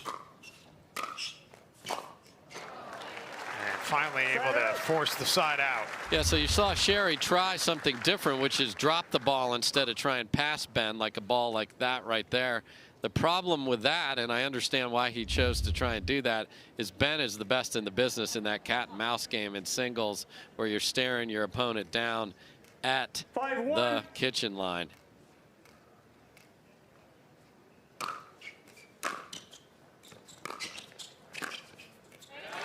Beautifully played there by Sherry. So he's played some really nice points receiving. Here you go with the shorter return with a big angle. That opens up the court for yourself, takes the drive out of the choice for your opponent because it's so close to the net. So that's a smart strategy. And he's able to get Ben to hit it wide. 2-5.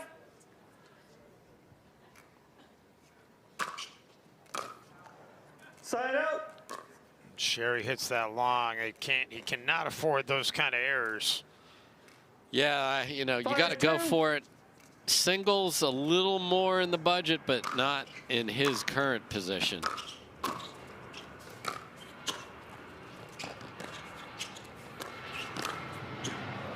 And Ben getting Ryan running all over the place, taking advantage of that 16-year age difference a little bit as well.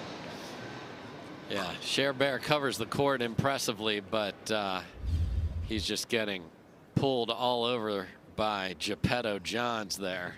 6-2.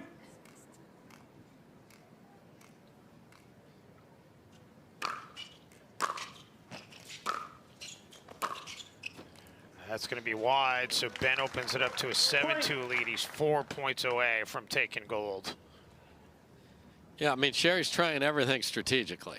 Stayed back there, tried to counterpunch. Some people like a target coming at them so they can really look at a place on the court to try and hit a winner. Point, timeout, receiver. And Ryan's going to use his final timeout as Ben gets it to 8-2, 3 points away. Ryan Sherry, an impressive run, but he has run into a buzzsaw named Ben Johns, who is laser focused. You know, I mean, Dave, we've seen times on the tour this year, and you know, we're not going to fault Ben at all because he's human, and it's hard to be laser focused, 100% dialed in every single match with as many as he plays. So we've seen times where it hasn't quite been to this level, but we have not seen any of that today. He has been as sharp as ever. No, he is, and he's sitting there over on the bench. You know, Sherry's trying to find some answers, and he's at like the Chuckle House over there with his brother Collin laughing away. A relaxed, laughing Ben Johns is even a bigger nightmare than the focused one because he instantly takes the laughing Ben Johns and is ultra focused after that. He's in complete command here. He's rolled off 3 straight points.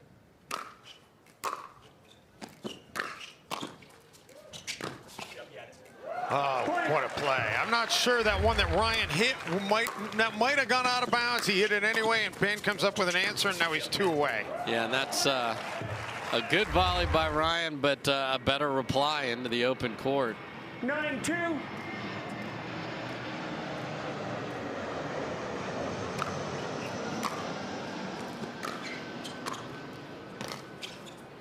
A lot by Ben, and then Ryan working the angle. Very nice finish with the Gator. You know, you talked about the Gronkowski and Ryan being a part of that. He's doing so much great work for former NFL players that have been injured, helping them get on with their life and get money that is owed to them from the challenges they've had. So he's very tied into the athletic community, and he's tied into a beautiful forehand there. Yeah, that was well played too, because Ben thought he was going to put it back towards the center, and he goes right back to that same exact spot. Yeah, I mean, if you get a short return in singles, you must punish somebody if they choose to come forward.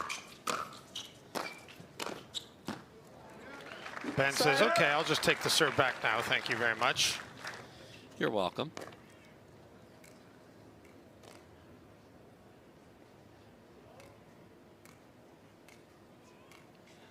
Two points away here for Ben Johns in his 5th Triple Crown of the season. And that'll take us to championship point.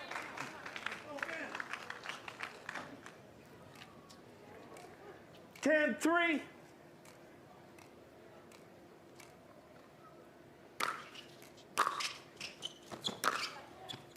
And that's going to be long, so Ryan's still alive. Ryan, when it went past him, was still walking towards the net to paddle tap, and he's like, oh, good, long. I get more pickleball. Yeah, love to see him put a little run together. Such a great player. Just a little overmatched today. Yeah, Ben has other ideas. Yeah. I think Ben has said, you know what, I've been on this court enough today. Yeah. Let's clear the court for AL. Yeah. And Salome. Championship point number 2. Triple crown point number 2. 10-3.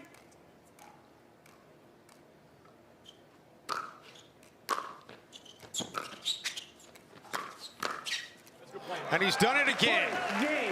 5 triple crowns for Ben Johns on this PPA Tour season. What a year it has been for the world's #1 ranked player. There is not a better pickleball player on planet Earth. There is not, and what a way to sort of stamp your name for the end of 2022 and then for the start of 2023. Kudos to Ryan Sherry as well for the silver. Yeah, great run for him. Ben Johns earns an interview with his sister Hannah. That's coming up.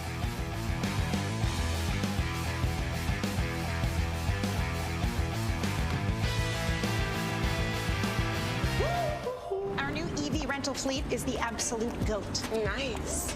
Speaking of goats, is that Tom Brady? Yeah. He comes in to recharge, get software updates, you know.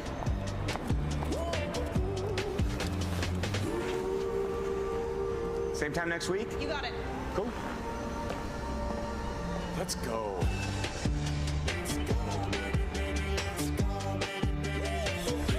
Let's go.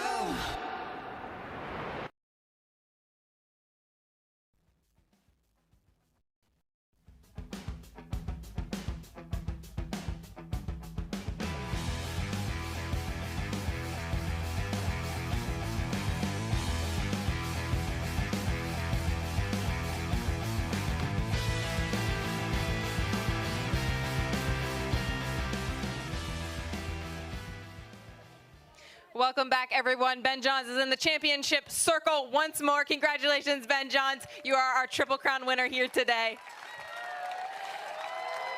Ben, what did you know you need to do well coming into this match against Ryan Sherry?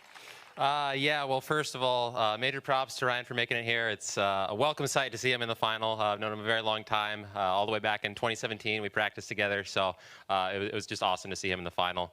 But yeah, great player, very hot, streaky, and I knew I really didn't want to make any errors, especially return errors. And I don't think I made, I maybe made one.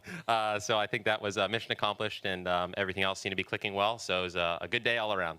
Where did you get the energy to come back so strong for final number 3? Well, I had great partners today. They didn't make me do too much work, so they were great matches. But I still felt energy in this last match. So it comes down to great partners and good recovery. Well, Ben, Florida is a special place for you and our family. This is where you found pickleball back in 2016. Contrast this atmosphere out here today on court to what you first experienced when coming into pickleball. Yeah, no, it's definitely amazing. When I first got in, it was just a funny game to me. There weren't that many people that played. There weren't that many fans, if any fans at all. I don't know. I think we were all players. But now looking around at this, it's pretty incredible what the PPA has done, what all the fans have really done for this sport. And yeah, I'm very thankful that pickleball is in my life. All right, and with that, we're going to bring Brian Powell from Hertz to present that trophy one last time to you, Ben. Brian. All right, well, congrats, Ben. On behalf of Hertz, we present to you the Hertz Triple Crown Trophy. Congratulations. Dave, take us away. All right, great job, Hannah, and congratulations to Ben Johns. He is, man, just on another level right now, and it's going to be a while, I think, Dave Fleming, before we see anybody who is going to take the title away from him in terms of being the best pickleball player in the world. Yeah, in singles, he gets pushed quite a bit by a variety of different players.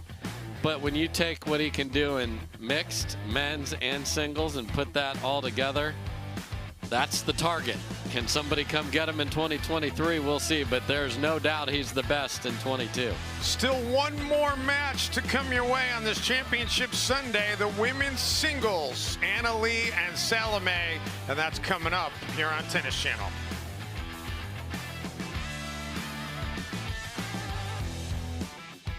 What if you could have shades like these for a fraction of big brand prices? With Shady Rays, you can. We're an independent company, so we do things differently. We offer high-quality polarized shades for a reasonable price. And we personally replace any pair that gets lost or broken. And so far, we've racked up over 100,000 5-star reviews. I founded Shady Rays so that we could have sunglasses that stand up to whatever life throws at us. Order now and get 50% off 2 pairs at shadyrays.com. You don't get the moments everyone talks about without the moments no one sees. Early morning practice, late night drills, running it over and over. You don't get the crowd without the quiet. Everyone sees the glory, the medal, the podium, but every winning shot starts right here. Paddle Tech, let's go again. We owe great times to good friends, to the glasses that spark conversation, to the ideas that then pour out. Ours came from a night like that, and somehow survived the morning after, to make our own tequila. It wasn't meant to leave our house, but since we made this for friends, we thought it wouldn't hurt to make a few more. Grab a glass, amigo. Our tequila is your tequila. Our casa is your casa.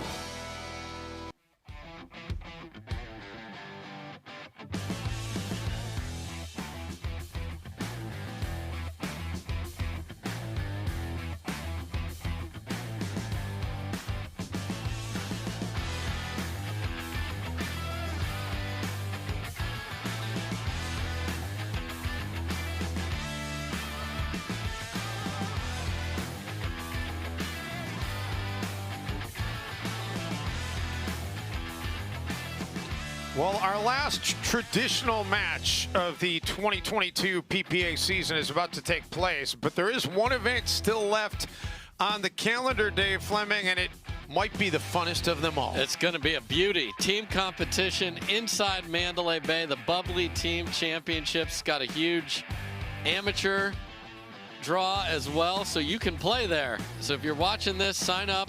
Go to teampickleballevent.com, and if you can't make it out there, watch the coverage right here on Tennis Channel on the 16th and 17th. And our last match of the day in Orlando coming your way. And how about this? A chance for yet another triple crown.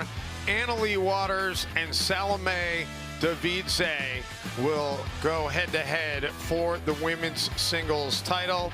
And, you know, much like Ben, with him having already played twice and won twice, I feel like Leigh probably has a little bit of an advantage in this one, having already been warmed up and played competitively here today. It's really hard if you're Devidze, because it's not like they say you play at 3. We don't know when she's going to play. We might just be starting the third match now if we would have had 5 games, 5 games, 5 games. We didn't have that, and then we had Ben just roaring through Ryan Sherry. So you got to kind of, when do I need to warm up? And you're kind of judging what's going on. Lee's gotten to hit a lot of balls on that court. The visuals, the sight lines, all of that matter. The other thing for Devidze is she's playing somebody that has extra motivation now, because not that she wouldn't have had it anyway, but as you've talked about, she wants this triple crown to go, I am the best, no doubt about it. See you in 23. Here's a look at your PPA Tour women's singles rankings.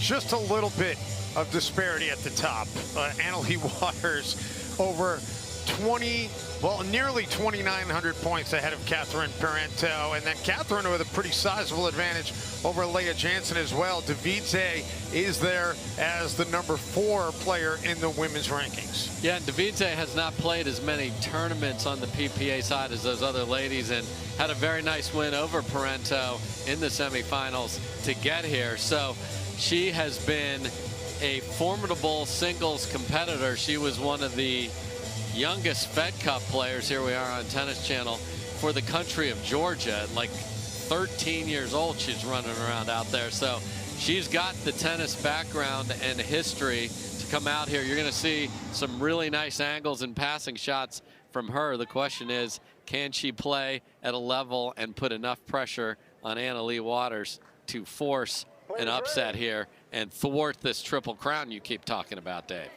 Yeah, Devidze, 17 years as a pro tennis player, and she really has had a great PPA Tour season. There's no doubt about it. But, you know, listen, I came here today feeling like Ben and Annalee, last tournament of the season, they're going to be really hard to avoid seeing them win Triple Crowns today. So you're 5 out of 6 on that. Let's see what happens.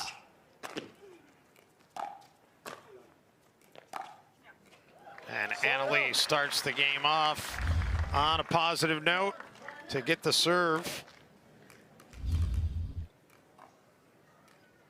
0-0.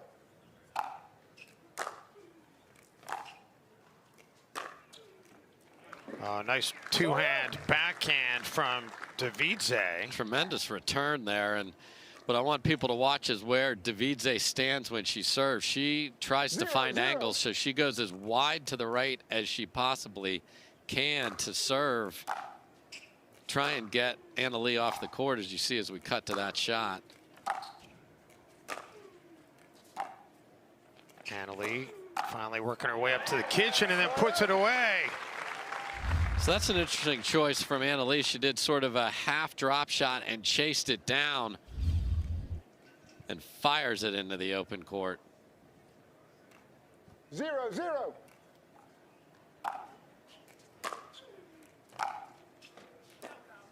Side out. And Devidze said it was out. 0-0.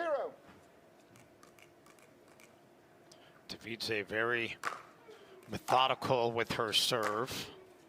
You talked about how she tries to find angles, but she sits there and bounces the ball like that. And the backhand by Annalee to get the serve back. So Annalee knows she has the foot speed advantage in this, so she drops that ball right there. She's not going to get into too much trouble, and then she's got Devidze out of position. So smart little strategy here from Waters early on. And right back at you, says Devidze. So if you do not hit a quality approach against Devidze, you will be picking the ball up from behind the scoreboard and it will have passed you. And that's exactly what happened there. Devidze loves the target more than almost any of the players. Loves hitting those delicate, beautiful passing shots.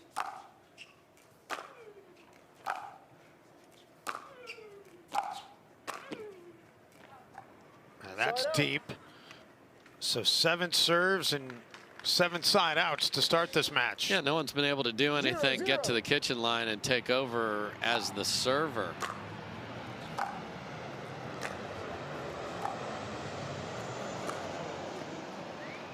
Side out.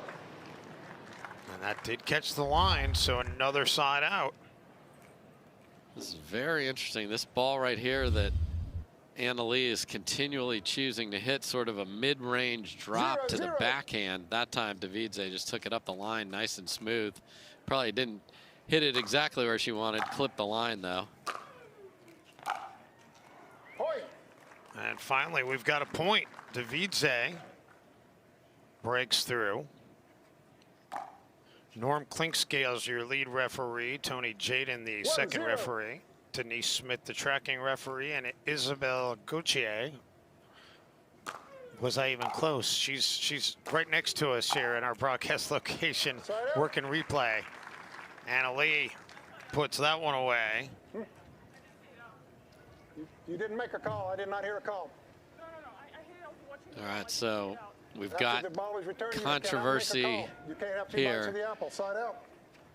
Okay, you cannot have 2 bites on the apple, says Norm Clinkscales, meaning you can't see the result of your shot, see that Annalee hit a winner, and then say that ball was out. Right. We saw this earlier today. Yes, we saw did. it twice in one match. Just call the ball. If you think it's out, call it out. You can't keep playing through. 0-1. 0-1.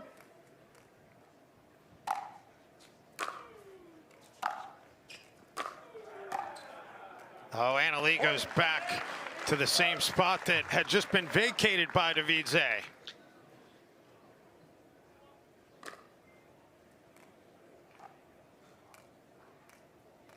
And Anna Leigh will be waiting to serve quite a bit for Devidze to get there. She's going to try and slow this down the entire match.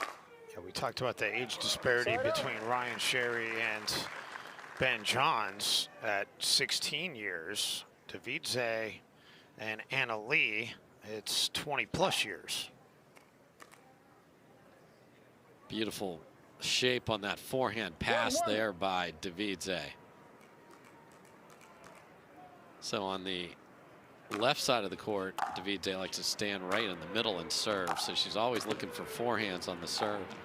Anna Leigh tried to hit a passing shot for a winner, but Devidze was able to track it down and then finish.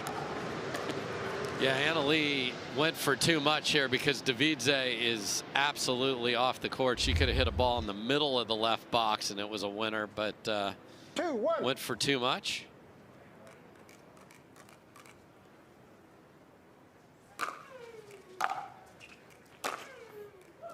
Point. And 2 straight points now for Devidze. And Waters has to be careful with where she's hitting these returns. If you're going to run around your forehand, you're already off the court there, and then put it in the middle. Devidze's got all sorts of time and opportunity there. That's going to get passed every time.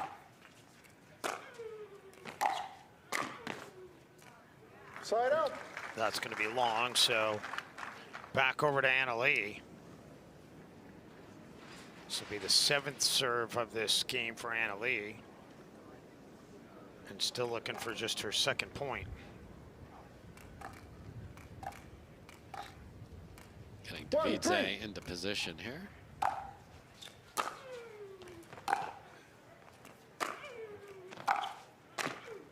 Oh, well-placed shot by Waters. Yeah, and that's the difference in the quality of the backhand down the line from Devidze. If she gets it closer to that sideline, Anna Leigh would not have a good look at it, but left it a couple feet inside, and then you're in trouble.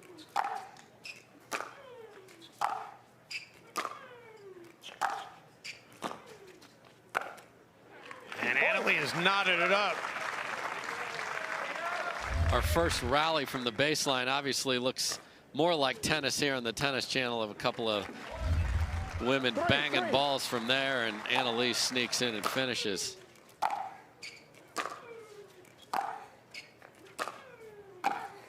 Anna Leigh able to just get to that one. Off the net and out. And Waters with her first lead of this match. Little unlucky for Devidze there. She had a good look at the two-hander and had Anna Leigh beat, but the net said no. 4-3.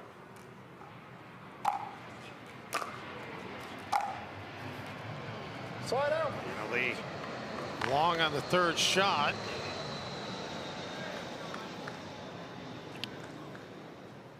Three, 4.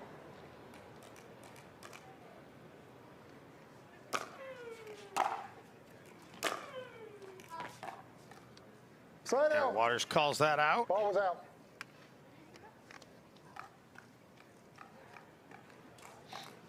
Okay, Devidze's had some interaction with Norm Clinkscales already on a couple of different calls, but we will play on.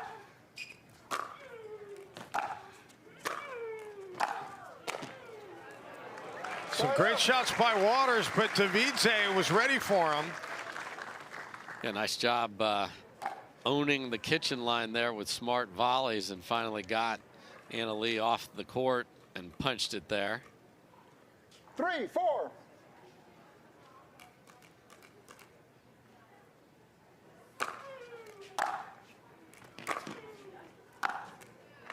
Side out. Waters will take the serve right back. And there you see the value of hitting a great return, because Devidze well off the court there, doesn't really have options except dropping the ball, and that's not really her game. She doesn't want to get into that with Anna Leigh Waters. So you're in jail and you're not getting out. Point. Point for Anna Leigh makes it 5-3. If you are just tuning in, you're catching the final match of 5 today here on Tennis Channel on this Championship Sunday. Anna Leigh Waters already 2 gold medals on this day. Women's doubles and mixed doubles, trying for the Triple Crown, and appearing to find a little bit of momentum here right now.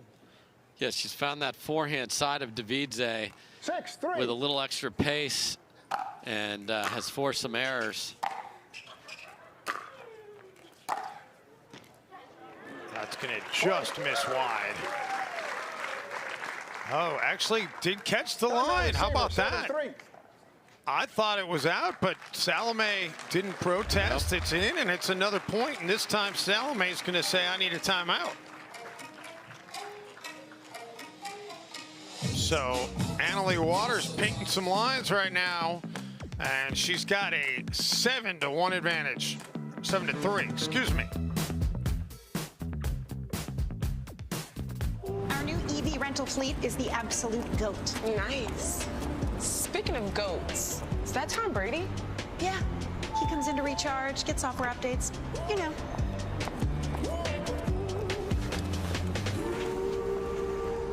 Same time next week? You got it. Cool. Let's go.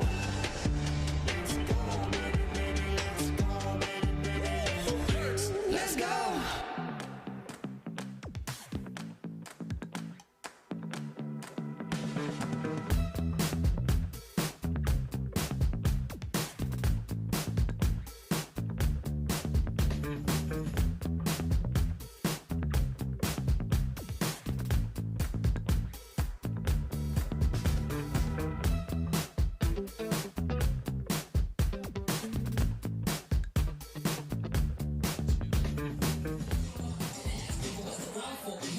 Well, Leigh Waters has run off 6 straight points to turn a 3-1 deficit into a 7-3 lead.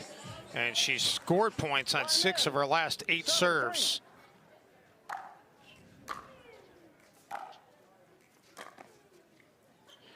Devidze changes it up, and it turns out to be a good decision.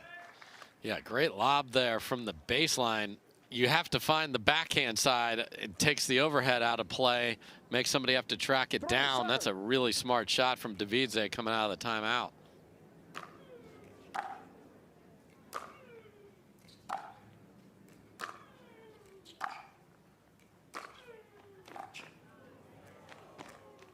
Well played shot by Devidze. Yeah, just held it, showed a forehand that looked like it would be going cross court, and then flips the paddle face inside out. That's really nice from Devidze. 4-7.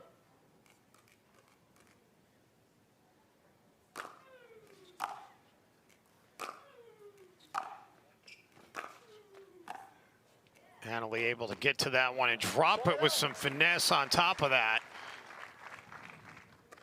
Great control of the paddle by Waters. Yeah, and she knows well back. Going to be really hard for Devidze to get there. Don't do too anything that's even remotely close to the net.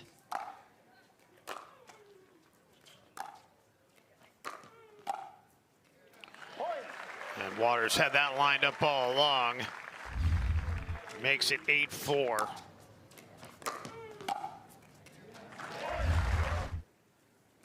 Yeah, just nice easy volley, paddle out in front, just punch it. Side out.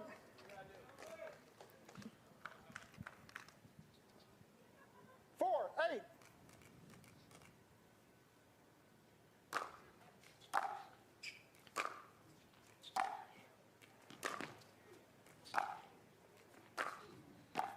Leigh making Salome run all over the place, and then the backhand to put it away. Yeah, the book that she brought into this match was, if I can just put a drop shot or something short to the backhand side of Devidze and make her run, good things are going to happen. And that has consistently shown up here in game 1.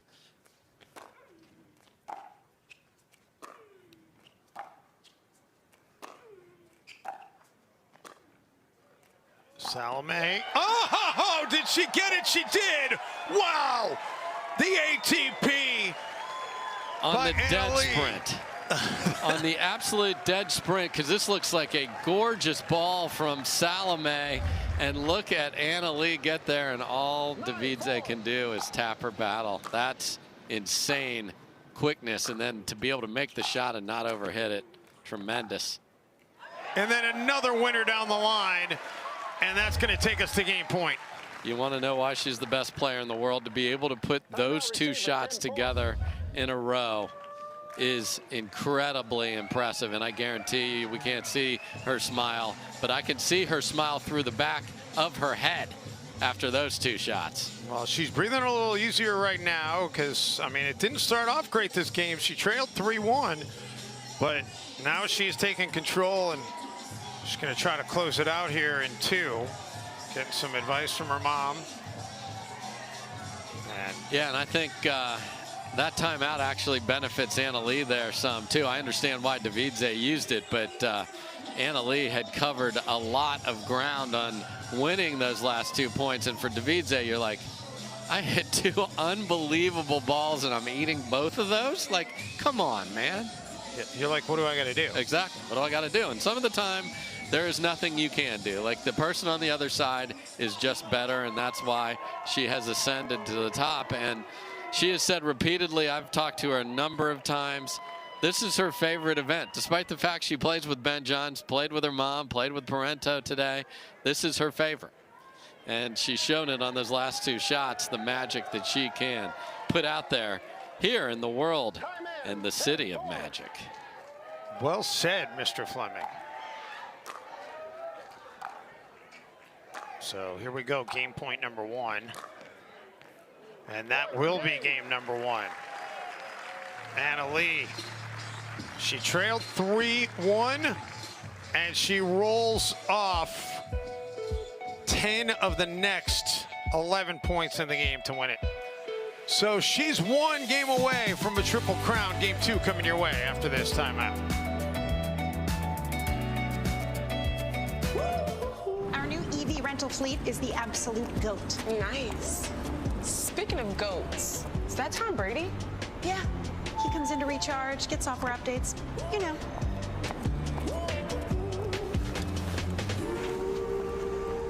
Same time next week? You got it. Cool. Let's go.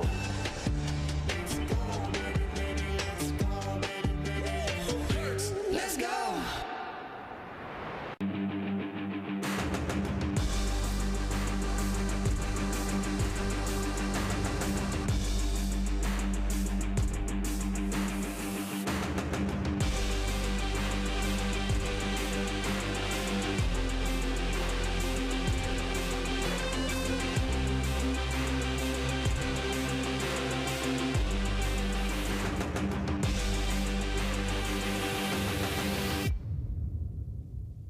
For many of us, we just charge ahead because planning for your future takes time.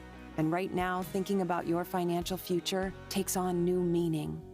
At Baird, our financial advisors have guided individuals and families to achieve their goals through every crisis evolution and groundbreaking idea for over 100 years. That's the difference between thinking you're ready for what lies ahead and knowing you've planned for it. Now that's different. Discover the Baird difference.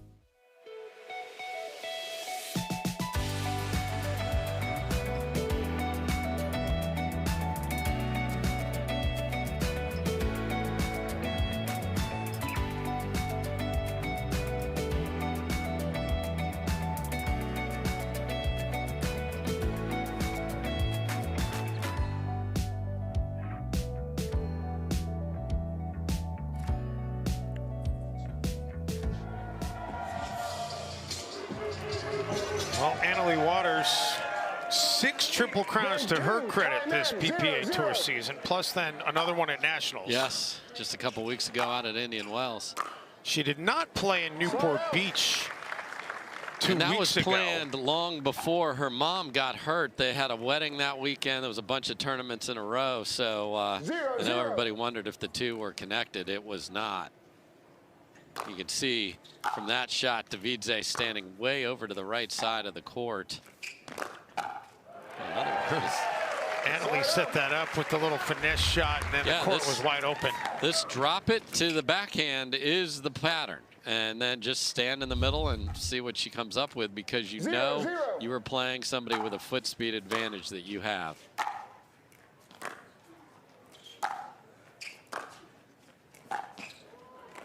Oh, Leigh just barely, but didn't matter. It doesn't matter if it's close. It was still good. She's just fantastic. Yeah, and again, you got to know what you're dealing with. You're dealing with somebody who loves to hit passing shots, especially on the backhand side. 1-0. Don't give Devidze any of those. And she's taken those out of the game. Now she's dropping the ball and coming in. Now the danger on that is if it is at that point in the rally, you're going to get passed. That was not where the rest have gone, and good for Devidze of recognizing that. Again, the rule on the serve is your 2 feet have to be inside an extension of the sideline when you go to serve. So Devidze well within the rules where she's set up. Devidze unable to catch up to that one, though. Just a nasty short angle. You know, this is where the kitchen is your friend as a passing shot hitter, because you cannot come up and take that ball an inch from the net like you can in tennis. Such a smart ball from Waters. And Leigh just takes the ball and drops it down and says, I'll get my second point. 2-0. You know, this is when you can tell someone clearly game planned an opponent. And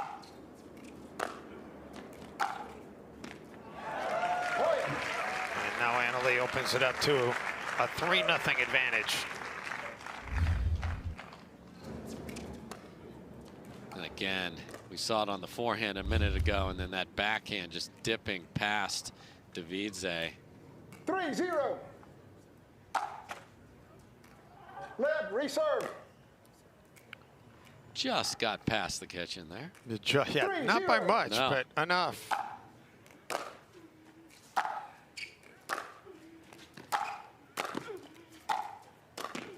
Salome able to track a few down, keeps it alive.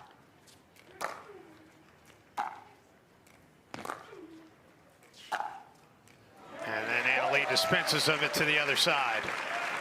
Yeah, didn't do enough with that overhead when she was a little bit ahead in the point, and then again that short ball to the backhand and then hit it into the open court. I am impressed with the strategery as well as the execution here from Leigh Waters. So whether she came up with that or mom on the mend over there, really smart play. Well, you know, that's the thing. Mom on the mend gives her a different way to look at things, 100%. right? 100%. And now it's 5-0 Waters. Yeah, just to clean up one thing on that serve off the net. If it lands on the line's usually good, but in that case, the line counts as part of the kitchen, so that would be a fault. Thank you for the explanation. And with that, we're going to step aside. Waters leading 5-0 here in game 2.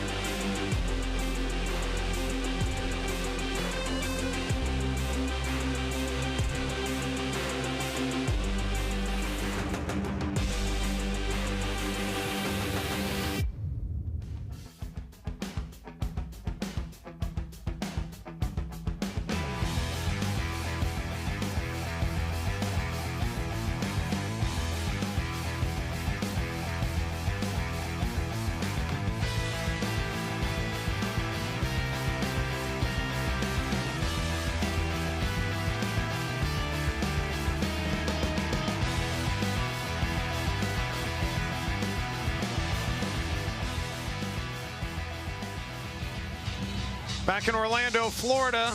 Been a fun week. The USTA National Campus has been a great host to this PPA National Championships. And Leigh Waters hoping to close this thing out in 2 games, has a 5-0 lead. 6 points away from a triple crown, and Devidze able to just get that one in, and she will get the serve back. 0-5.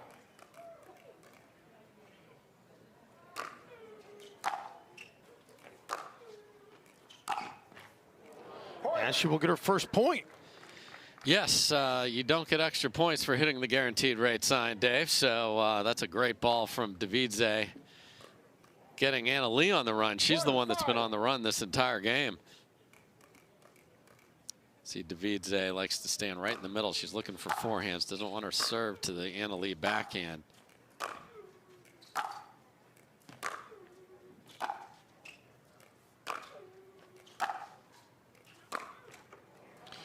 And Salome was trying to work an angle there, but the vertical angle was not favorable. No, and I like what she was doing. She was ahead in that whole rally. Anna Leigh was the one not hitting through the ball because she was pushed deeper.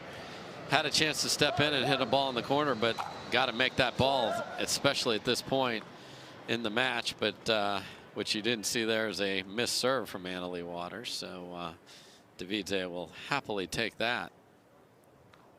Season of giving. Absolutely. It's always time for a bow.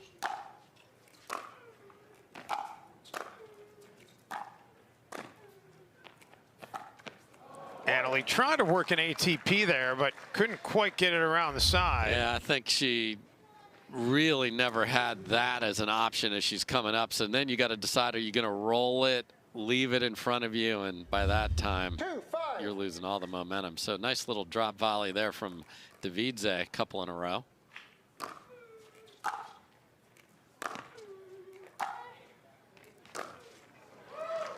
It's a great shot off the baseline by Anna Leigh. Yeah, the problem with giving her an angle is your angle might have been good, but hers is often better, and then you're on a dead sprint. Salome wanted that one back. Yeah, not happy with herself at all. 6-2. Very quiet Anna Leigh Waters here today for singles. Somehow tracks that one down. Salome puts it right back where Anna Leigh just was.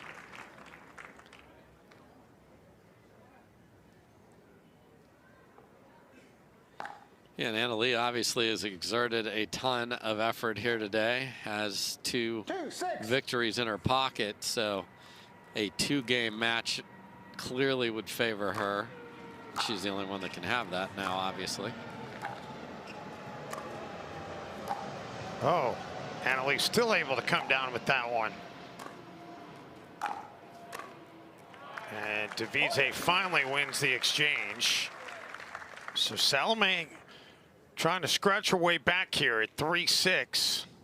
Yes, Devidze has been much better with the depth on her balls and coming in 3-6. instead of having to be the one trying to pass.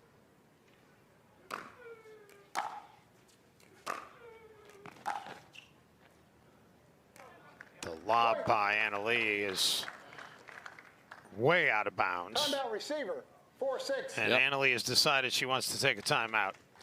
Yeah, bigger serves from Devidze, better approaches, smart adjustments from her after looking like at 5-zip down. This is over. It's not over at all. It's 4-6. Yeah. And Devidze, you know what? It's her one opportunity here today on center court. She wants to make the most of it. And wants to make it last as long as she can. And again, there you see Leigh Waters just running through some options. You can see maybe do this, maybe do that. I need to work on my lip reading in the off season. I promise you, viewers, I will be able to do that in 23 myself. We all are going to work on something here, Dave, because there's some good advice coming from Leigh Waters there. We've seen some of those unique choices I've talked about, the leaving the ball short on the backhand side that's worked very, very well. And Anna Leigh Waters, you can tell, is trying to just push through this physically, trying to get cold pack on her back here. So this is just something to monitor. Always comes back, and when she gets to the court, looks fresh and is actually jogging her way out there the first couple of steps. But if Devidze can prolong that, then maybe something that we just saw there could become a factor.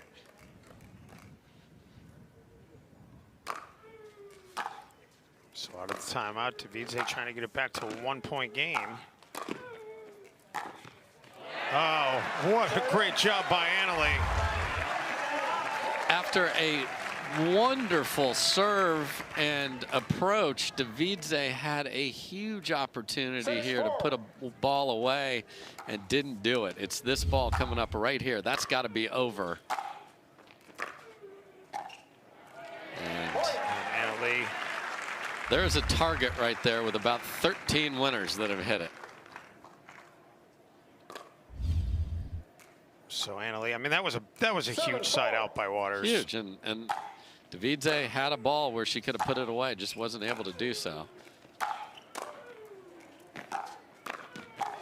Oh, that's ridiculous, Annalie. And there's a big come on yell. I mean, the anticipation of this is one thing, but you got to be able to make a shot with one hand. Come on. Ridiculous indeed, Dave Benz. 8-4. Make it 9-4. And Waters 2 points away. Little veteran move to. You have 1 timeout remaining. Timeout receiver, 9-4. Salome had 1 timeout remaining. She says, you know what? I probably should use it right now. We'll step aside. Annalie Waters hoping to get 2 more points and get a Triple Crown in Orlando. I'm in a big league.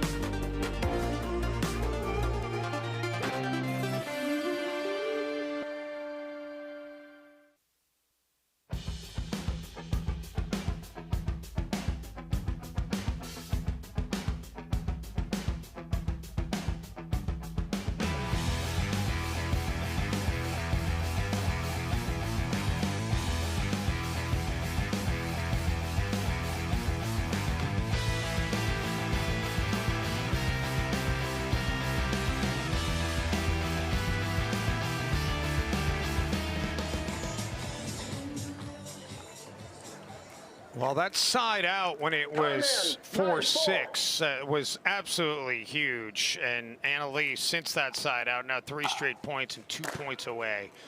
And make it 1 point away. Championship and Triple Crown point for Waters upcoming. 10-4.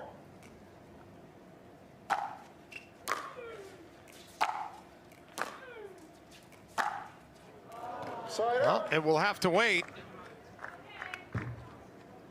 Annalie long on the return, so Salome still breathing. 4-10.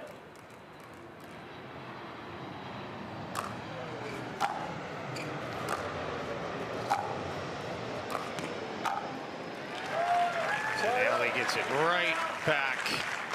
Just so smart again. Just make her run and don't do anything special and just hit it into the open. I mean, the game plan here is so good, and then obviously the player executing it even better.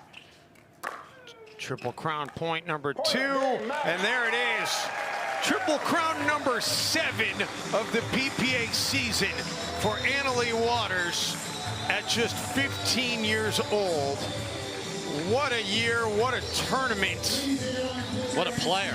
What a player. What a person. Yeah, I mean, you saw, just as you said that, she goes directly to both the referees and the tracking referee and thanks them, and now is in a big hug with her mother, and that's got to feel so good for the two of them. And there's Dad wants a hug.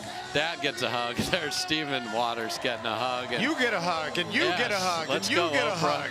Come on. But, you know, when you have a full season of tournaments and you reach that last one, obviously we have that wonderful team championship coming up. The top players said on this last memory, we are winning Triple Crowns. They did it today. We will hear from the victorious Leigh Waters after this quick timeout. Stay with us from Orlando, Florida.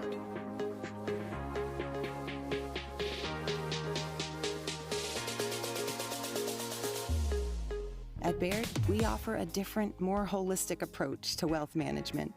With your career, family, friends, and community, finding time for you and making sure your family's financial plans are on track can be a real challenge. At Baird, our financial advisors get it. We'll partner with you to create a unique financial plan and coordinate with your legal and tax advisors to bring it all together so you have more time for what matters most.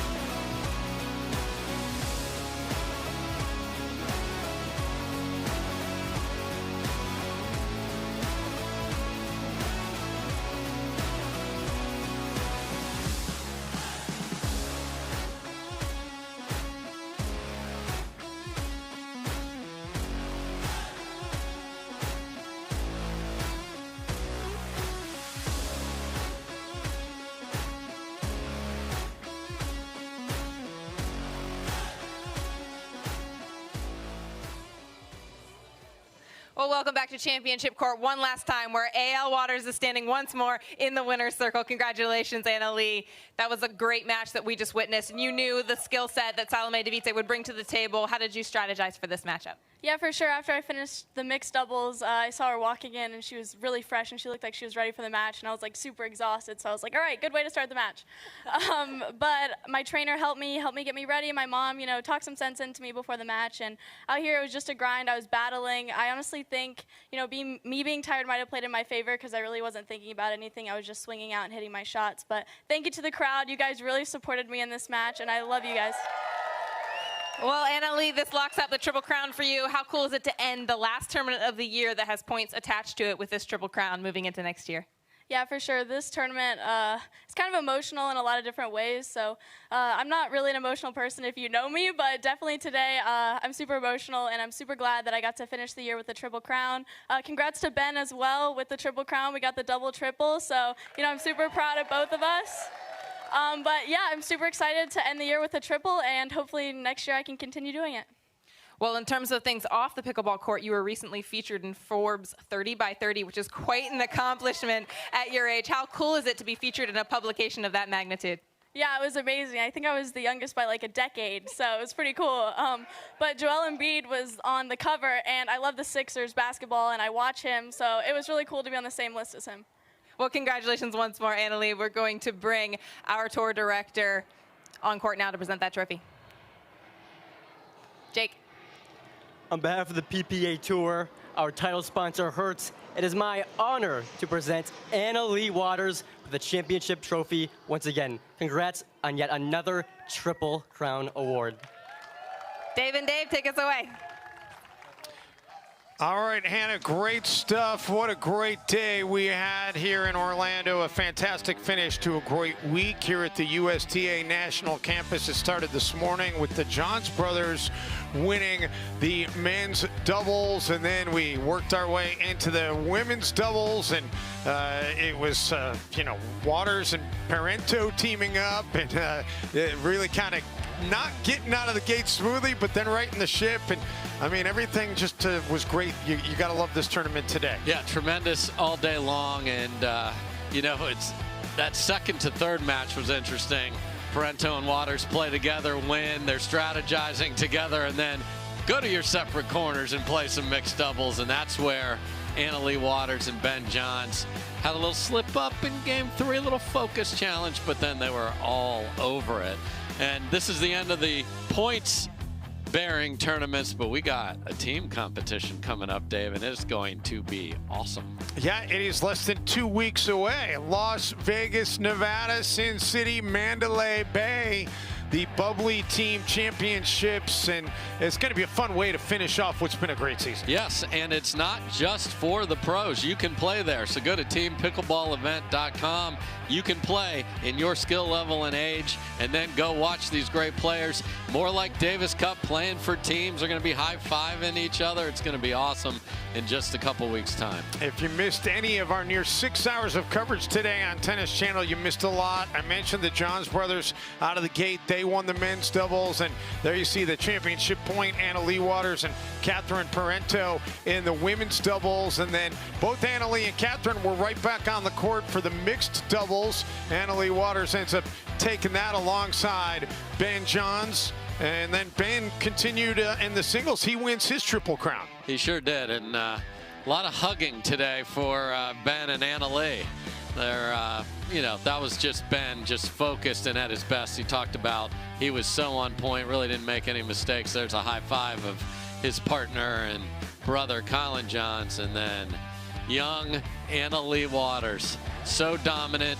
There you see the big thumbs up from her dad, who had to wait in line for a hug today, but he got it. So the cream rose to the top. It was basketball has the triple-double. We had the double-triple today. Well, Dave Fleming, as always, a pleasure, my friend. You did great work all week, and Hannah Johns as well. For all of our Tennis Channel crew, I'm Dave Benz saying so long from Orlando. You've been watching the PPA Tour.